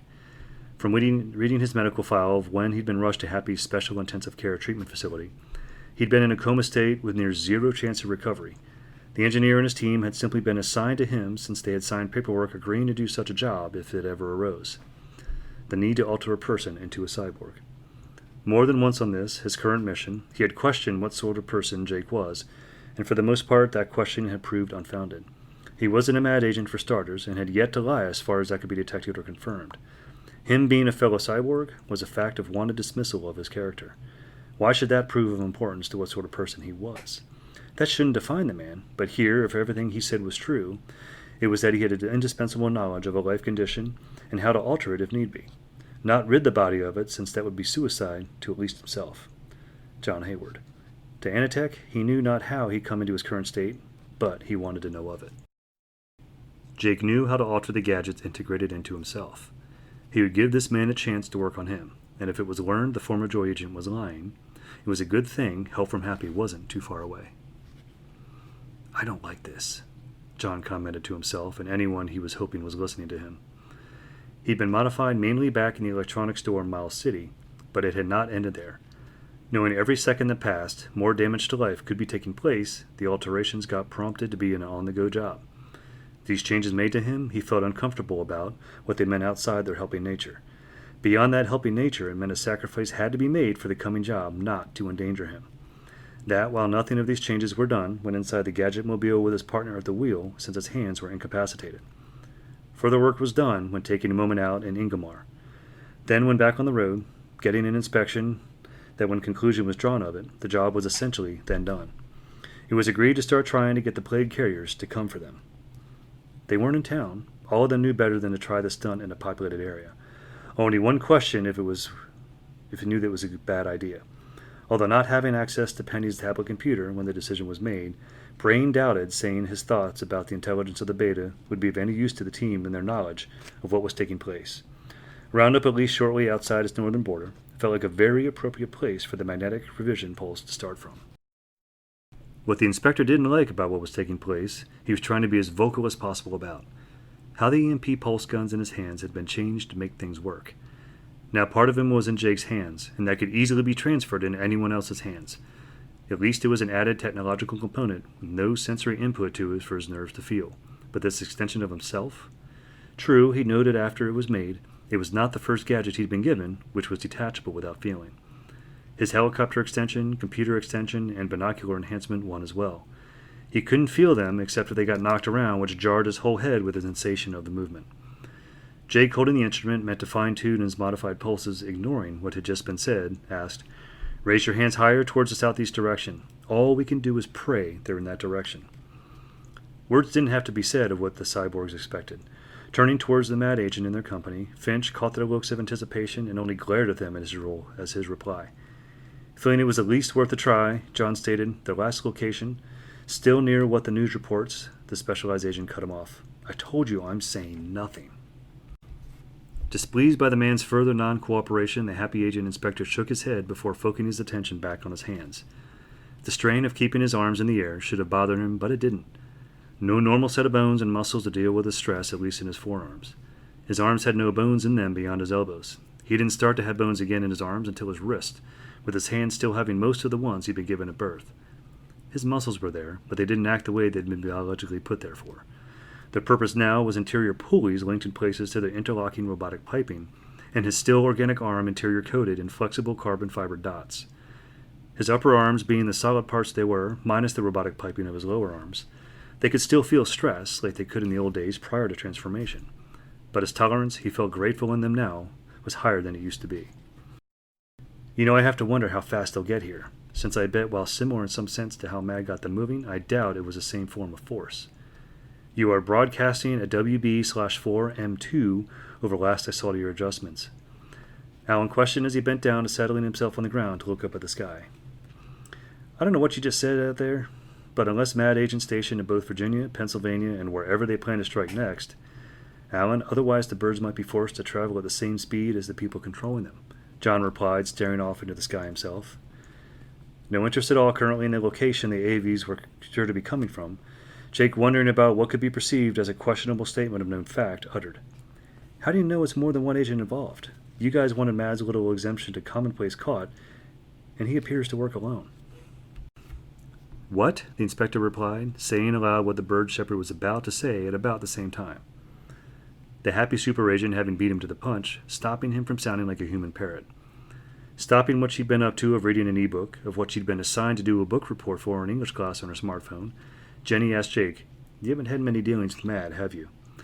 "No, I'd say I've had a handful of dealings with him over time. I keep my eyes peeled on what Rage is up to more often," Jake said, realizing he might have let loose something. "I'm sorry if that was offensive to you, bird guy."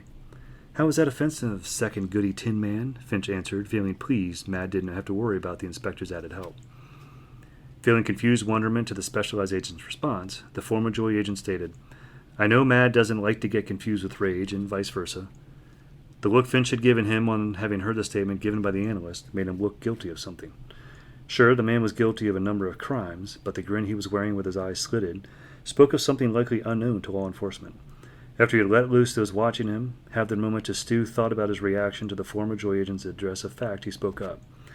"You said yourself I'm Mad's little exemption to common practice. I don't take my blood gift as an issue with their normal way of operating. They sought me out, since I have a talent others don't." Returning his attention back to the sky for a few seconds to check for incoming harbingers of disease, once confident he saw no signs of them, John racked his brain about what was being said before an explanation told him to months ago resurfaced in his thoughts. The specialized agent didn't fit Mad's normal mold. All of them had issues, but they had to be acceptable ones within the organization's code of practice. If a mad agent were vocal about something which could only be deemed by others as fantasy, they didn't fit in. Icarus Finch could directly communicate with and command a whole branch of the animal kingdom. That was something the inspector guessed maybe only the tiniest fraction of the world's population could do. "You actually support the agents who left Mad to work for Rage, don't you?" John queried, figuring the question likely would be replied to with a yes. "I think they're insane in their ideas, but hey, they aren't a problem anymore." The bird shepherd started laughing towards the end of saying his answer. Nothing about what had been said was funny, as far as anyone else present was concerned. What the matter did invoke of a different reaction to the party was with only one of them.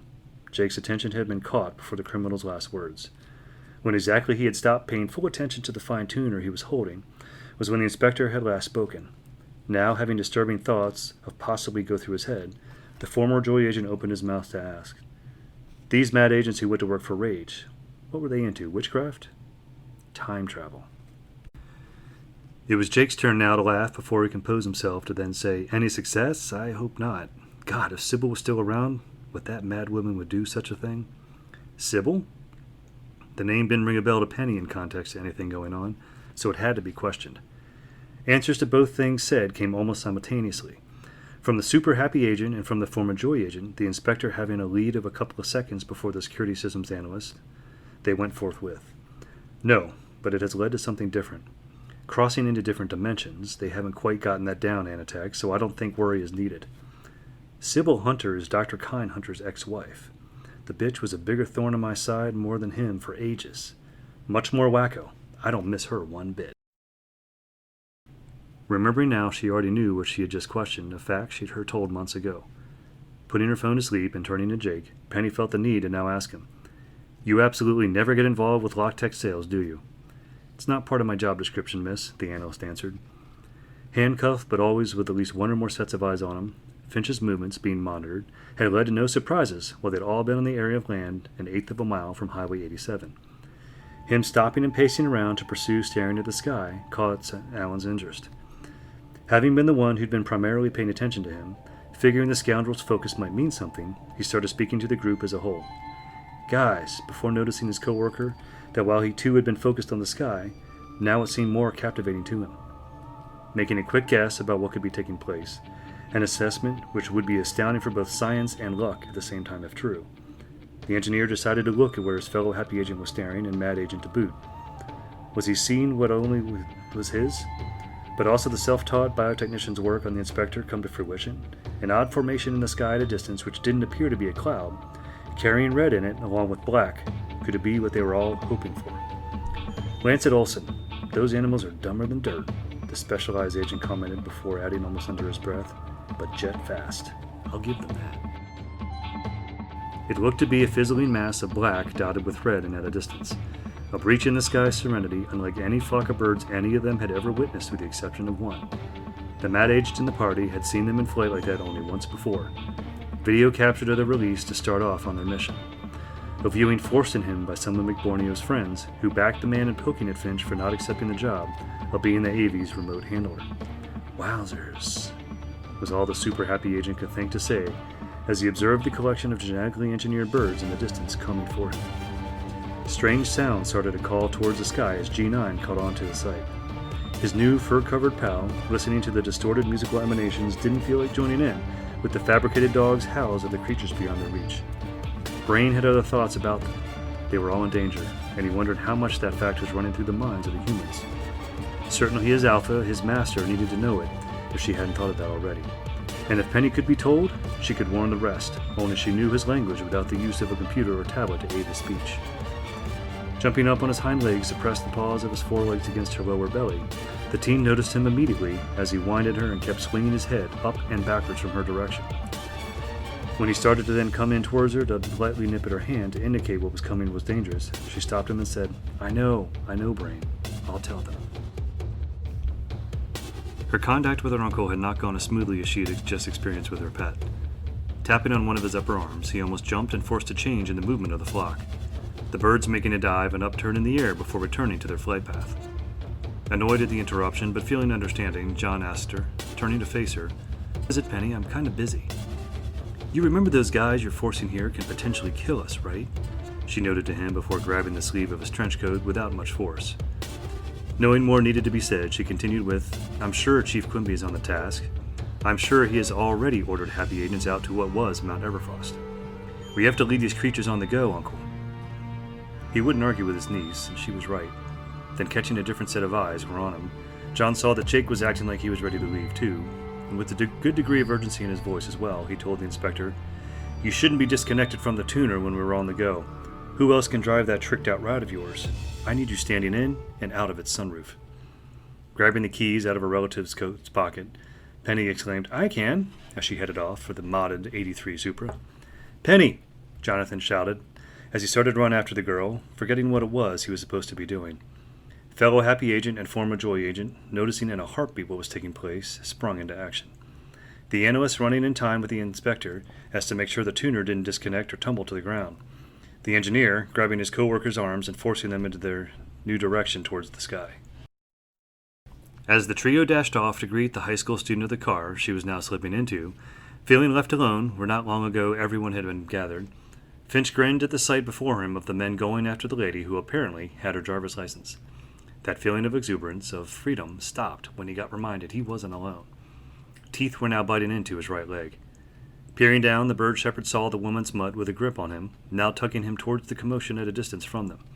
A second feeling of pain hit the mad agent when he saw the canine version of Monkey See, Monkey Do was taking place. The robotic dog was now biting into his left leg and tugging him towards the same action as the organic wolf relative was. Finch wasn't sure which bite hurt worse as he screamed to the dogs, "I'll go! Lynette Olson, you beast! I'll comply! Let go!" The only things which saved his niece from legal action against her was she was driving a vehicle used for law enforcement, and a case was being handled she was associated with. Furthermore, they were pressed for time on that case, because if they didn't keep well in front of what was directing to follow them, they were all in trouble. From Highway 87 to Highway 89, to then U.S. Route 2, and lastly on major roads, U.S. Route 93, John withheld from everyone the thoughts of fear he was having. She was acting like a speed demon, and she knew it was justified. His new friend wasn't helping him about mentally dealing with that fact. The fellow cyborg seemed not admittedly envious of what she was getting away with, and didn't want to encourage her slowing down. Her driving the Gadget Mobile like a bat out of hell to lead birds into hell, and with him trying his best to properly stand up correctly through the sunroof's hole. Arms stretched out with a normal human length, no further since the fine-tuner connected into him had its attaching wires at lengths far below what his arms could extend to. Keeping his thoughts of a possible terrible end to all of them staying in his head with his teeth clenched together. He'd given up trying to persuade Penny's actions as a driver, only after most of the other adults in the car pointed out why she had to do what she was doing. When they arrived at the base of what had been Mount Everfrost, confirmation was apparent. The right people working for Happy had been contacted and had been hard at work. The scene was a mess, but that didn't matter. What mattered was success. Had the team working at the site uncovered the suspect rupture in reality? Everyone wondered this as the teen slowed the Toyota to a crawl on the dirt road. The inspector, more curious about that, wanted insight than the rest until a thought hit him. What he called his owl trick, he was forced to face looking back towards the death-bringing flock of birds he had to force towards him. Everyone else no. They didn't have to keep their eyes focused on what he had to do. Only the analysts paid that any mind, but not constantly. Jake only noted what could be caught of the birds on rare sight when they were within viewing range. Mostly they felt lucky the animals couldn't fly at the speed the car was being driven at. When the former Joy agent had seen them, a task which only took place by the man getting up from his seat to peer up and out through the sunroof in the proper direction. And when John had told him he had caught sight of them. This prompting a course afterwards when the older man noted what he saw to make adjustments if needed to the tuner he was holding. Eyes forward, all of them, but the one tasked with bringing in their unwanted but needed feathered plague bringers. The owl trick normally made everyone who saw it feel unease being around him, given except the mad agent, who wasn't paying attention to him, and the former Joy agent who was. A man that didn't seem easily shaken. When John had remembered the unnatural trick he could do, the other man having seen it once before and it not bothering him, and acting it unconcerned, he saw what everyone else did with his head on backwards. Bulldozers of various sizes littered about the area with mounds of dirt and rock and loose piles around the former mountain. A single unmarked police car and a worrisome sight. A single ambulance with its lights flashing. John wanted to leave the confines of the car as soon as he saw the two vehicles that had no affiliation with construction work. Knowing her uncle well, Penny put a hand on him to remind him not to move forward with the thoughts she was sure he was having. The engineer, not missing he had a duty to fulfill, because of his partner's repugnant positioning. Alan left his seat and told them, as he unlocked the door nearest him, to leave. "Guys, it's hopefully not bad. I'm going to go check into it. No one move." The tech had looked directly at the security systems analyst when saying his last words. Jake didn't react at all to them as he watched with the rest, as the happy agent left the car, shutting the door behind him. As he ran off towards the police car in the distance, one reaction had come from his departing. Finch felt better every time the other man was away from him. Yes, he hated the guy. He wished nothing but harm to the man, but currently he could do nothing to bring out his despise of the strange off-and-on flyer. At least he had been able to take advantage of the codenamed Cape Man's presence, although it would be some time before he could investigate what he'd obtained exactly. Grinning at seeing Ingenis go away and thinking of what he might have from him if luck had been on his side when the theft of data had occurred. When Jake caught sight of the mad agent's look, remembering what the specialized agent had put them through earlier with the near accident, taking a tighter grip on the tuner, removing one hand from the gadget, he slapped the bird shepherd across the side of his head. "Hey, what was that for?" Finch asked, rubbing where he'd been hit. "You are trouble. That man who just left told me back in Miles City he's gone against you before and won. No ideas here, okay? Those of us that care about others want this to succeed." Jake let out sternly, focusing his attention in between the mad agent and running happy agent nearly at the police car while he spoke. "Ass," the specialized agent proclaimed, leaning back into the back seat, as best he could under the cramped conditions inside the modded Supra. "Please curb your language down here," John shouted down into the car from his place out of this vehicle's roof. It was not the first time her uncle had prompted that. It was over her, and she felt tired of it. She was far from being unfamiliar with cursing, and had heard plenty of it before she had decided to tag along with him on assignments. She'd heard a wealth of it back in her old hometown of Caligny Circle and current home of Metro City. The man's continuous verbal fight on her behalf to try and keep her from hearing bad language was something she had stopped trying to educate him about months ago. Wanting to change subject matter of what was being discussed, she queried openly a thought which had been on her mind for a while. "Your whole thing is birds. How can this not bother you what we're up to? I'd expect protests, but you haven't said much in the way of that." Snorting, then attempting to cross his arms across his chest, only to discover it was a difficult task, after a second, Finch replied, "Those birds aren't natural creations. They can't think. They just do as ordered. While I order AVs, I order ones which can think for themselves. These ones are nothing but mindless puppets." Once he'd taken in the words spoken by the mad agent, the inspector felt something for him he held as rare towards those of the transgressing organization the guy worked for: respect. The criminal had apparently, by circumstantial evidence, decided not to take a mission for Mad, which would normally fall into his area of expertise. From what John knew of how Mad worked, having had a few talks with Sebastian Marinovich, or iRogue, as he sometimes requested people call him instead, refusal to work or even do unauthorized work typically meant death. Finch had not taken a job out of being a decent human being for once, and for some reason had been spared a bad fate. Although that would also explain further why the man's co-workers had been so eager to turn him over to Happy's custody, beyond what Anatech had surmised at first. After not having paid mind to the first two hesitant knocks on the driver's side window, Chief Quimby couldn't dismiss the following ones as much as he wished he could have. The man trying to get his attention wasn't one of his co-workers he'd been dealing with in the upheaval of the scattered earth around him. He wasn't of the EMS team brought in from Kalispell to deal with the health hazard which had been discovered during the upheaval of the scattered earth. Not the inspector who'd ordered the task to start with. This was his partner, a man whom Charles Quimby wished he had no association with. The chief would have felt more inclined to roll down the window if it had been Hayward's new help. At least he wasn't a nuisance he was familiar with, and maybe even better company than this man. When the knocking became a little more insistent, that is, when he gave up attempting to ignore the man, maybe, just maybe, the engineer had something relevant to say, and he actually cared to hear. As the window pane slid down to the door slot that held it when not in use, trying to make his look speak the annoyance he felt, Chief Quimby stared at Allen as he started talking by asking, "What's wrong?" Surprised the tech hadn't already deduced what had happened, since he surely knew what had been initiated at his partner's prompting on a hopefully founded bet. The supervisor happy agent replied, "Some kind of gas seeping out from the hole uncovered from the remains of Mad being here. I don't know what it is, but we were never meant to breathe it." Acknowledgement with a mild version of what the chief and others called Allen's Cheshire Cat grin. To Charles it felt unfounded, but to the leader of the team-launched bug, it felt otherwise.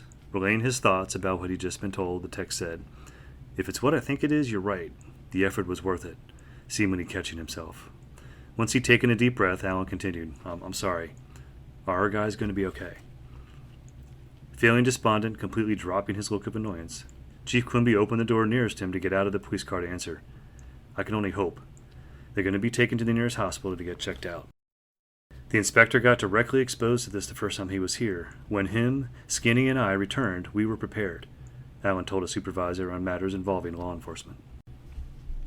Leaning against the side of the car, facing away from the tech, a mix of hope and doubt playing out in his thoughts, the chief queried, Since you hoped this was coming in Genis, are you guys prepared this time? No answer came. Charles had been expecting the normally chatty man to have an answer for him. Turning away from the scenic but disrupted nature to what had once been part of the site of Mount Everfrost, he saw Alan's reply on his face and in his body language. The tech was blushing and his head was hung low. Seeing this, and seeing there was a clear problem, the law officer asked, Should I stop this right now? Mentally shaking away his shame enough to speak, the engineer slowly said, It's needed. I'll warn John and Jake. Jake? The unknown named, and all this caught the chief by surprise. Before he could put in another word to ask about who Jake was, Alan stated, Who the guys in San Francisco thought was John, Inspector Gadget, another cyborg, good guy, other words too to describe him, and not all polite. His guard dog nature kicking in to the inspector's new help and just learning the man might be some form of a renewed from that elite employee program of total unknown. Unknown being a hair-raising possibility in his opinion, since the guy had to have complex machinery in him, enough to get him mistaken for the inspector. Who the hell had provided that to him if not anyone he knew of? Could he be trusted? Was this Jake person from a country Happy had warm affiliation ties with? But rather than create a mess where one might not exist, not wanting to complicate things for the time being, Chief Quimby asked, So he's to help with this? Letting out a sigh through his nose, the superior waited for his subordinate to answer him. Alan wasn't fine with what was going on, and that meant those who would come to be affected by what he was helping take place. They shouldn't be fine with it as well. Something was wrong here. Finally showing he'd gained the composure to say what he needed in reply, the tech spoke, Yes. About to speak, annoyed that single word was all that could be said for whatever was right in the younger man's mind, the engineer beat the chief by a split second on the need for further elaboration. Chief, everyone should leave here. Those little plague carriers are hot on our trail. No words were needed to be said in his opinion. Giving the leader to launched Bug a look of exaggerated question, Chief Quimby waited not very long for the man to continue, saying what by all means he should. The gang and I were going to try and keep out of harm's way. The guy could have waited another moment to engaging in direct conversation. Although Charles found it unnecessary to try and point that out to him, time wasn't on their side. No one wanted to fall prey to what Mad had started, and Inspector Gadget and his companions were gearing up to finish. If this were to have at least a halfway decent happy ending, things needed to get rolling in a better direction, at least for those nearby. That knowledge had dawned on the inventor. This coming to light in the simplest of ways, he said at last, in a run back to the Gadget Mobile. Pray! Rolling down a window wasn't needed. The sunroof, however, partially blocked, would do. It losing its trapped occupant was an event in the works as Alan reached the old Toyota. John was carefully trying to worm up through it, while at the same time trying to keep his arms in their position of reaching skyward. The limbs held up towards the unseen, but sure to be seen soon, flock of birds heading towards where he was. Not only was the inspector trying his best not to break his arms from their pointed direction, he was also trying to ensure another thing was kept unbroken. The wires linking into him, connected to the fine-tuner his unofficial work partner was holding. Catching sight of his official work partner out of the side of his eye, as he continued with the struggle, John queried, What is going on? Jay? Alan was having a hard time bringing himself to say what he had to. Rethinking his words and their direction, he voiced his reply to the inspector and still fully inside the car analyst. John, Jake, you two are going to have faith in demons. Reaching up through the sunroof, now most of the way cleared of the car's owner, the former Joy agent trying to neatly place the tuner of the car's roof ahead of himself, Jake replied back, I never have faith in demons. One too many times of being at odds with them. Rage is going to have them working on a cure, remember? The engineer stated, as he watched the former stranger emerge further from the modded Supra with mild struggle entailed in the event. When the older man sat almost entirely on the vehicle's roof with a grim expression on his face, he stared at the man nearly a decade younger than him outside the transport. One leg still dangling down halfway into the car, and when he started lightly swaying it while thinking, A set of hands inside the car with slender fingers grabbed it to stop the movement.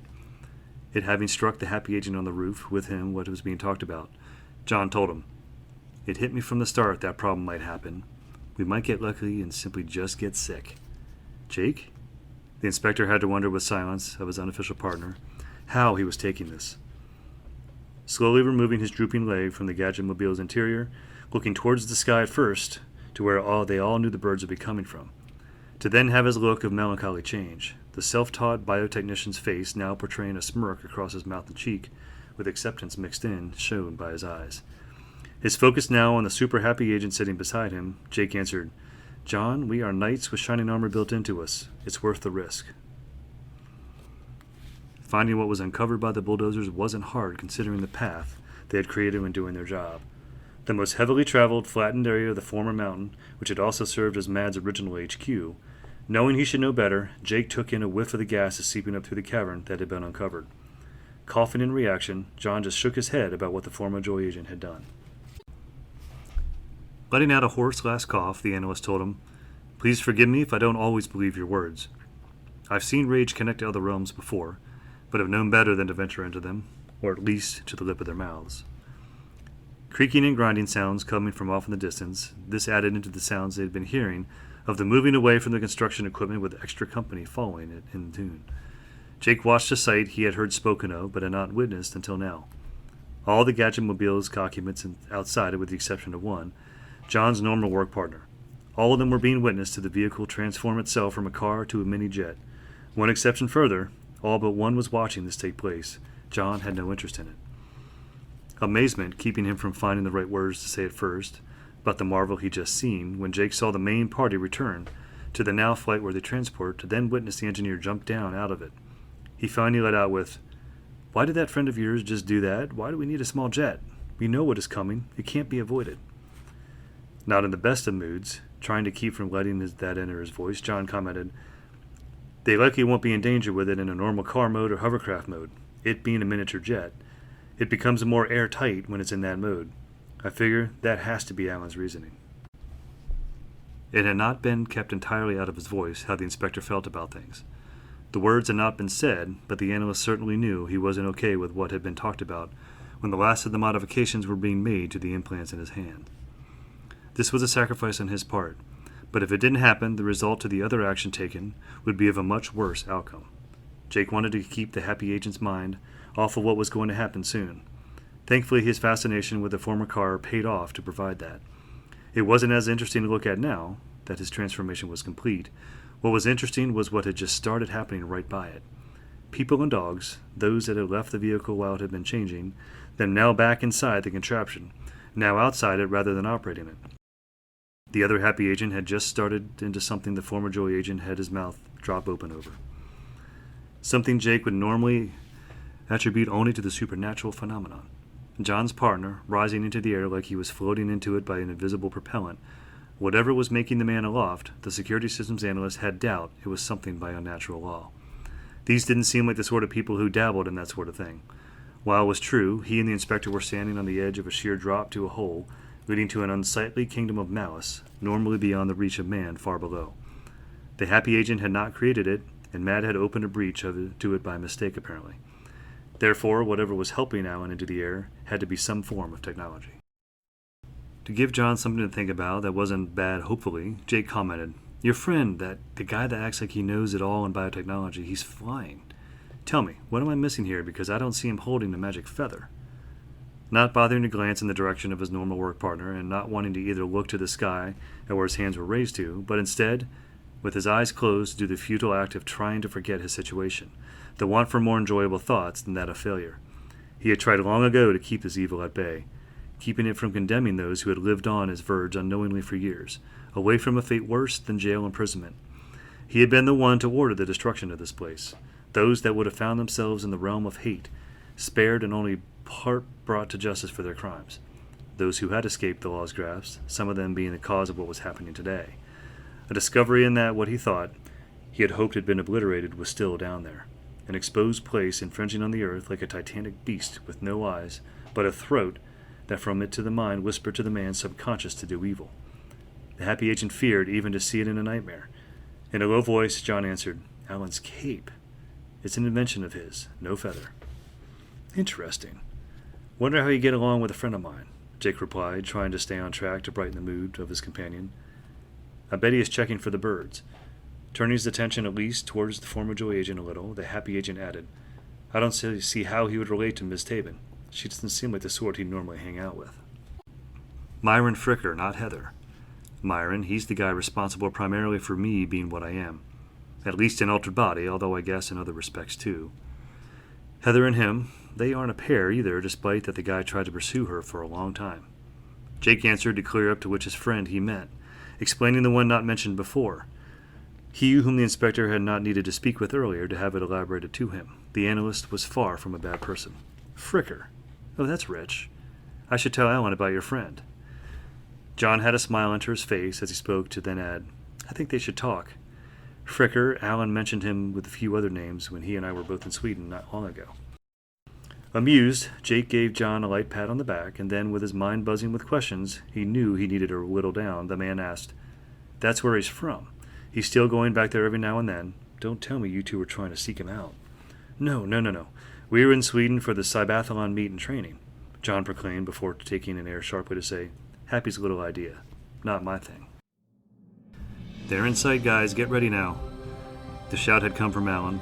The man had been doing exactly as the inspector had suspected he was, keeping an eye out for the flock, and doing so at a height only feathered flyers and bats were ever truly meant for. Repressing the groan he felt, John finally looked towards where his hands were reaching for. He could see them now, and even though he knew what he was going to do, in the grand scheme of his life, he knew a tit for tat about it was not only unethical, it was laughable to fight it. The thoughtless animals coming ever closer. His friend flying down towards the mini-jet to take cover inside it. A pit created from emotion forming in his gut as he stood on the edge of a real pit, trying to go with what the former Joy agent was trying to do, think of other things. John thought of a question he knew he could only ask another like himself at this time. Has being a cyborg ever given you reason to fear for your safety? With barely a pause given, Jake answered, "Only in the company of gremlins and New Year's Eve 1999. Part of my brain is added on a computer. That is the only night of my life I have ever felt I needed a good drink." It wasn't funny. He himself had feared the idea of the Millennium Bug, but in hindsight of it, the terror, the prospect of it the media had brought into people's consciousness. This former Joy agent had feared it, a man that had apparently lived as a steward to upholding the law without having a badge for the act. He had been in decades-long feud with an organization John had only learned of months back and held no hostile feelings for. People know, creatures working for the establishment, working now on a cure to what himself and his close company were about to get exposed to. As different and as the same as Animatic was to him, he sadly took it for amusing what he'd been through. Keeping from laughing, John said, "I'm sorry, please forgive me. That's so... The inspector for Happy couldn't finish his words, so the former Joy agent finished them in a guess. Except for the gremlins part, it was silly, I know. The AVs now almost on top of them, seconds from contact, crying out his words in excitement for no other reason, Jake being too nearby to warrant the need for his voice to be heightened. Moving his arms to point his hands down towards the pit that led into a realm of hate, John said, "Now! Yank now, as hard as you can!" Jake's efforts to rip out the implants in John's hands, wired to the fine-tuner he'd been holding, it wasn't a hard task. The alteration to the younger cyborg's palms of changing his EMP pulse gun into a magnetic revision pulse creator. The modification had been given a connection which meant it could be broken from the man's body in a snap, if need be on the fly. The gadget, in its entirety broken away from the inspector's body like the losing of primary teeth to a child, it held its charge after being disconnected from its former host. Button-sized batteries installed that were only meant to kick in once the twin devices had lost their feed of electricity, generated from the micro-sized turbines near John's heart. The flock of diseased birds flew without question at the set of twin gadgets as they fell into the depths of the pit, towards their destination, their fate of no concern to themselves. Their lives, not even a thought that they were, or impulse to do what other base instinct. All that mattered was that they were driven to do, find where they belonged, and stay there. John, when feeling the tug on him, his instinct kicked in, but he knew he must fight it. Let Jake take a part of what was his hands and toss it into the hollow. When he had let the act happen, he fell backwards onto the ground behind him. A quick way to keep himself from being accidentally pulled in, falling towards a different direction he'd never get back up from again. Jake, after he had ripped out the devices from the inspector's hands, detaching his personal thoughts about the act due to knowing he too had his own palm placed gadgets, he fell as well, but not in the same direction as the happy agent. Not the pit, he hit the ground sideways, causing him to roll a little down the slope of the former mountain in the act. Neither man was hit by the avies as they flew by, much to their relief. Only the occasional stray feather left the genetically engineered birds' bodies. One seemed to find the analyst, or at least that was how Jake wanted to interpret the floating down action of the inanimate object. Blowing, puffing out air as forcefully and quickly as he could, the former Joey agent wanted none for its company. How dare it invade his space and cause him to get sick or worse? He didn't want to fall prey to what many others had already, including a young man he had helped raise. What meanness had meant to him, it did that touch him.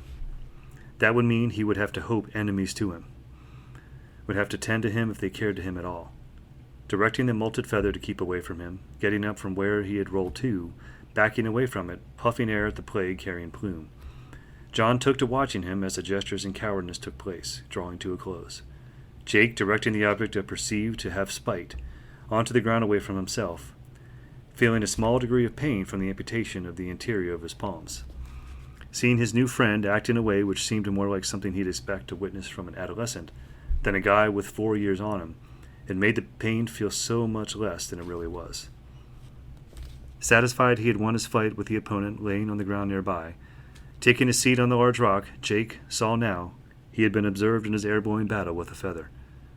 Noticing John's attention fixed on him, he wasn't sure what to say in defending himself. Moving his mouth in shock with no words coming out, the inspector broke the silence to ask, "Has anyone ever told you you're a little immature for your age?" "Yes, Inspector. I'm a boy at heart, and I plan to never let passing years change that," Jake answered as he picked up a single stone and threw it at the fallen quill of the red and black. The end. Epilogue. Does anyone know who authorized the expense of a trip on Emirates, first-class seating from Bengaluru, India? Ira Tyler shouted this as he walked into the room which operated as an office, not only himself, but a few other happy agents as well. The IT department for the Metro City Hub, it strangely wasn't very large, as its employees pointed out to people working in other areas of the organization who wandered about them. It was just one big room with sectioned-off cozy areas for each of its staff to call their own personal workspaces. Their job was important, just not as noticeable as others. Happy had lots of computers in it and even a network all those computers utilized. The ON-X, or stated formally, the Online Exhibec. ON-X could only be accessed by computers operating within the hub underground or people with administrative authority topside. Such things as international flights needed administrative permission to happen. Nothing had been buzzed around in the news of general chatter among staff, which would have cleared this up in advance of Ira's question. It was an unexpected expense, which had been discovered, that while Happy had covered it with ease, the vital question was there, who had done the act of creating it? Had no name been attached to the transaction, none of them, of course, had permission to use OnX for themselves as a tool beyond fixing bugs in it and maintaining it. Reagan Boyce didn't like the idea someone could have something mischievous with a network. Being one of Tyler's favorites and dealing with jobs which cried out this was beyond a simple end-user's ability to perform, she felt the need to ask about what had her supervisor so flustered. No name in the record at all? Frowning before replying, not proud of himself, Ira told her there was a name attached. Drumming her fingers on her desk, Reagan raised an eyebrow at her superior. Something was missing in this equation of a mystery, and it had to be troublesome. Why else would he be acting this way? Poking at him for his supposed enigma, he wasn't being completely forthwith about the Happy's records. Figuring maybe fatigue had something to do with that, she queried him. Too much work lately? Eyes downcast with head bowed, Ira replied, Mr. Kiss _my_. Biting his lip, he stopped relaying the name uncovered. Miss Boyce had not been the only one in the room to notice Tyler's question. Everyone had now, it just wasn't Reagan being vocal, digging into the matter at hand. Moving out of his assigned space, Norbert Codd asked, Can I take a stab of what comes after that last underscore?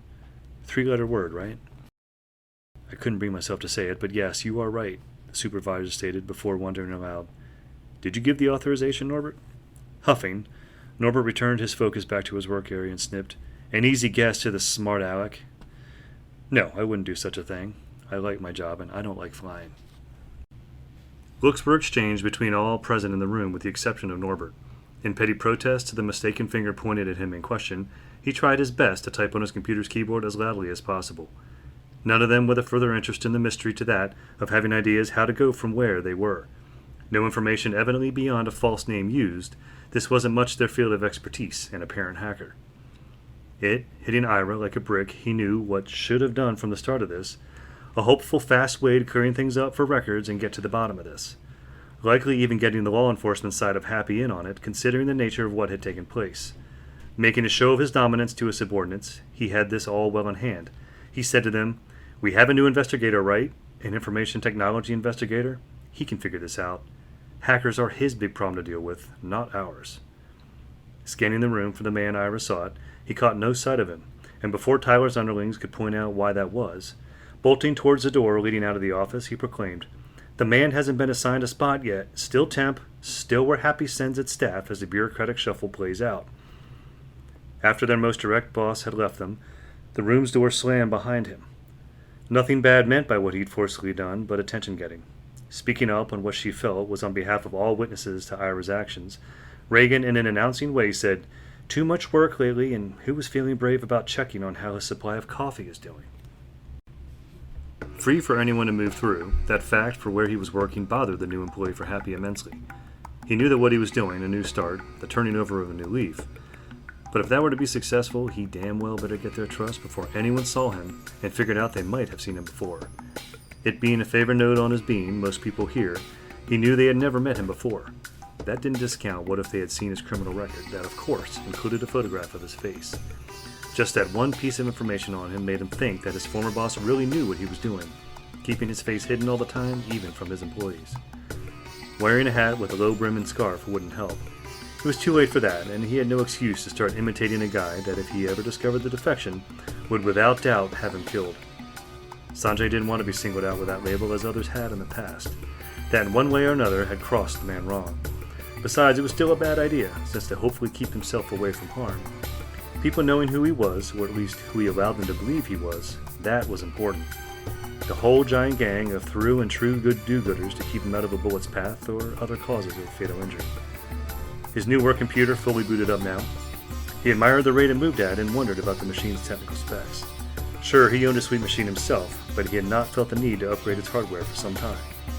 Getting it away from his former coworkers behind their backs had not been an easy job, and he felt grateful he accomplished it at all. The figurative underground he had been used to living in for years, the rumors he'd heard through, out of Mad leaving its temporary base had waited him by late. When he had made a grab for his things left behind in his houseboat living quarters, he had heard discussions take place confirming the rumors. Lucky for him, what he had heard said he was timing his guard well. His former work associates would be leaving for a to-be-bought new headquarters in a few weeks. Now if their plans had panned out, now they should be in place wherever that was, or at least they were about to get into it. About to check out what kind of hardware he'd been given for his new line of work, a blotch of blurred of movement down on the floor caught his attention, and racing out of the corner of his vision. A bug? No. Whatever it was a little too large to be called that unless it hailed from a tropical rainforest.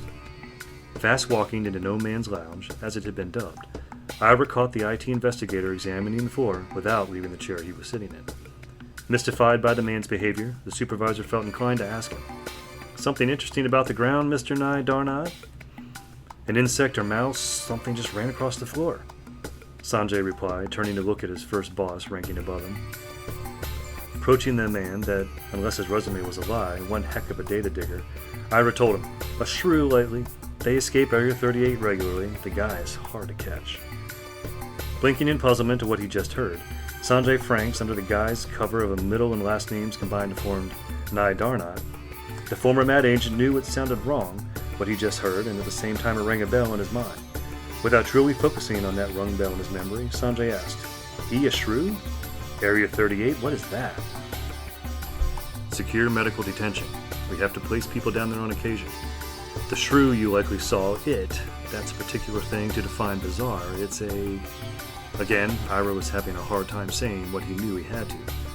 Although explaining a man Happy was keeping prisoner for the time being until they could find a better place for him, that wasn't normal right now, so changing tracks, the supervisor stated, It's important the rodents to who is being held in the detention area there. Not important right now, Mr. Nye Darnot. I need you to do your first assignment here. Feel up for it? Well, sure, what is it? Sanjay asked, trying to push back of his mind the revelation that had just dawned on him after what he'd just been told. The bell that had just rung in his mind, it was important what he had remembered. Being prone to panic when he knew danger might be upon him, he wondered if he had to worry about what he just figured out, minus his first boss explaining in full the noted person in Area 38. Was the man still as insane as the last Mad knew? Could he be a threat to him? Fortunately for the former specialized agent, the shiver he felt up his spine was only emotional and not visibly presentable. If it had been the former, he would not have liked having to decipher its meaning to Tyler. An unauthorized expense in the system. Someone, somehow, got into OnX and got happy to pay for an international flight. Ira stated before taking a deep breath while rubbing the back of his neck, to then go on.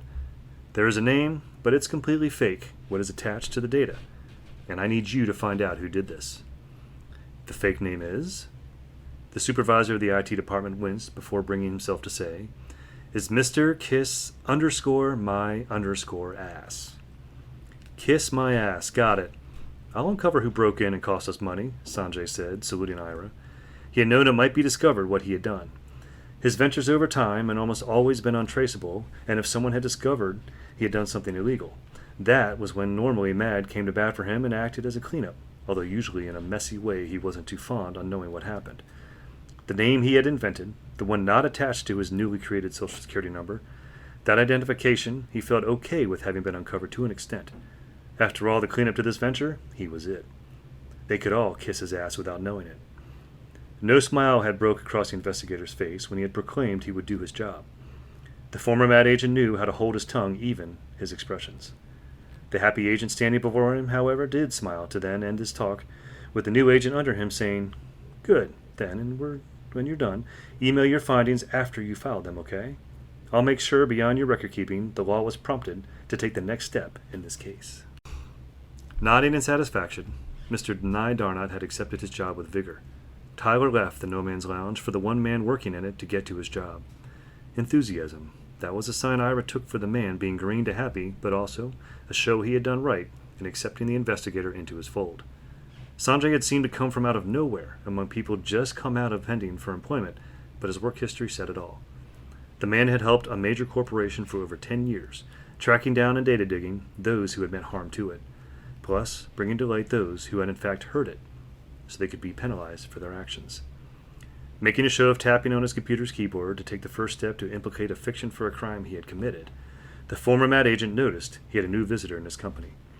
Just come from out of hiding somewhere on the countertop he was sitting in front of another shrew, or maybe the same one he had seen earlier.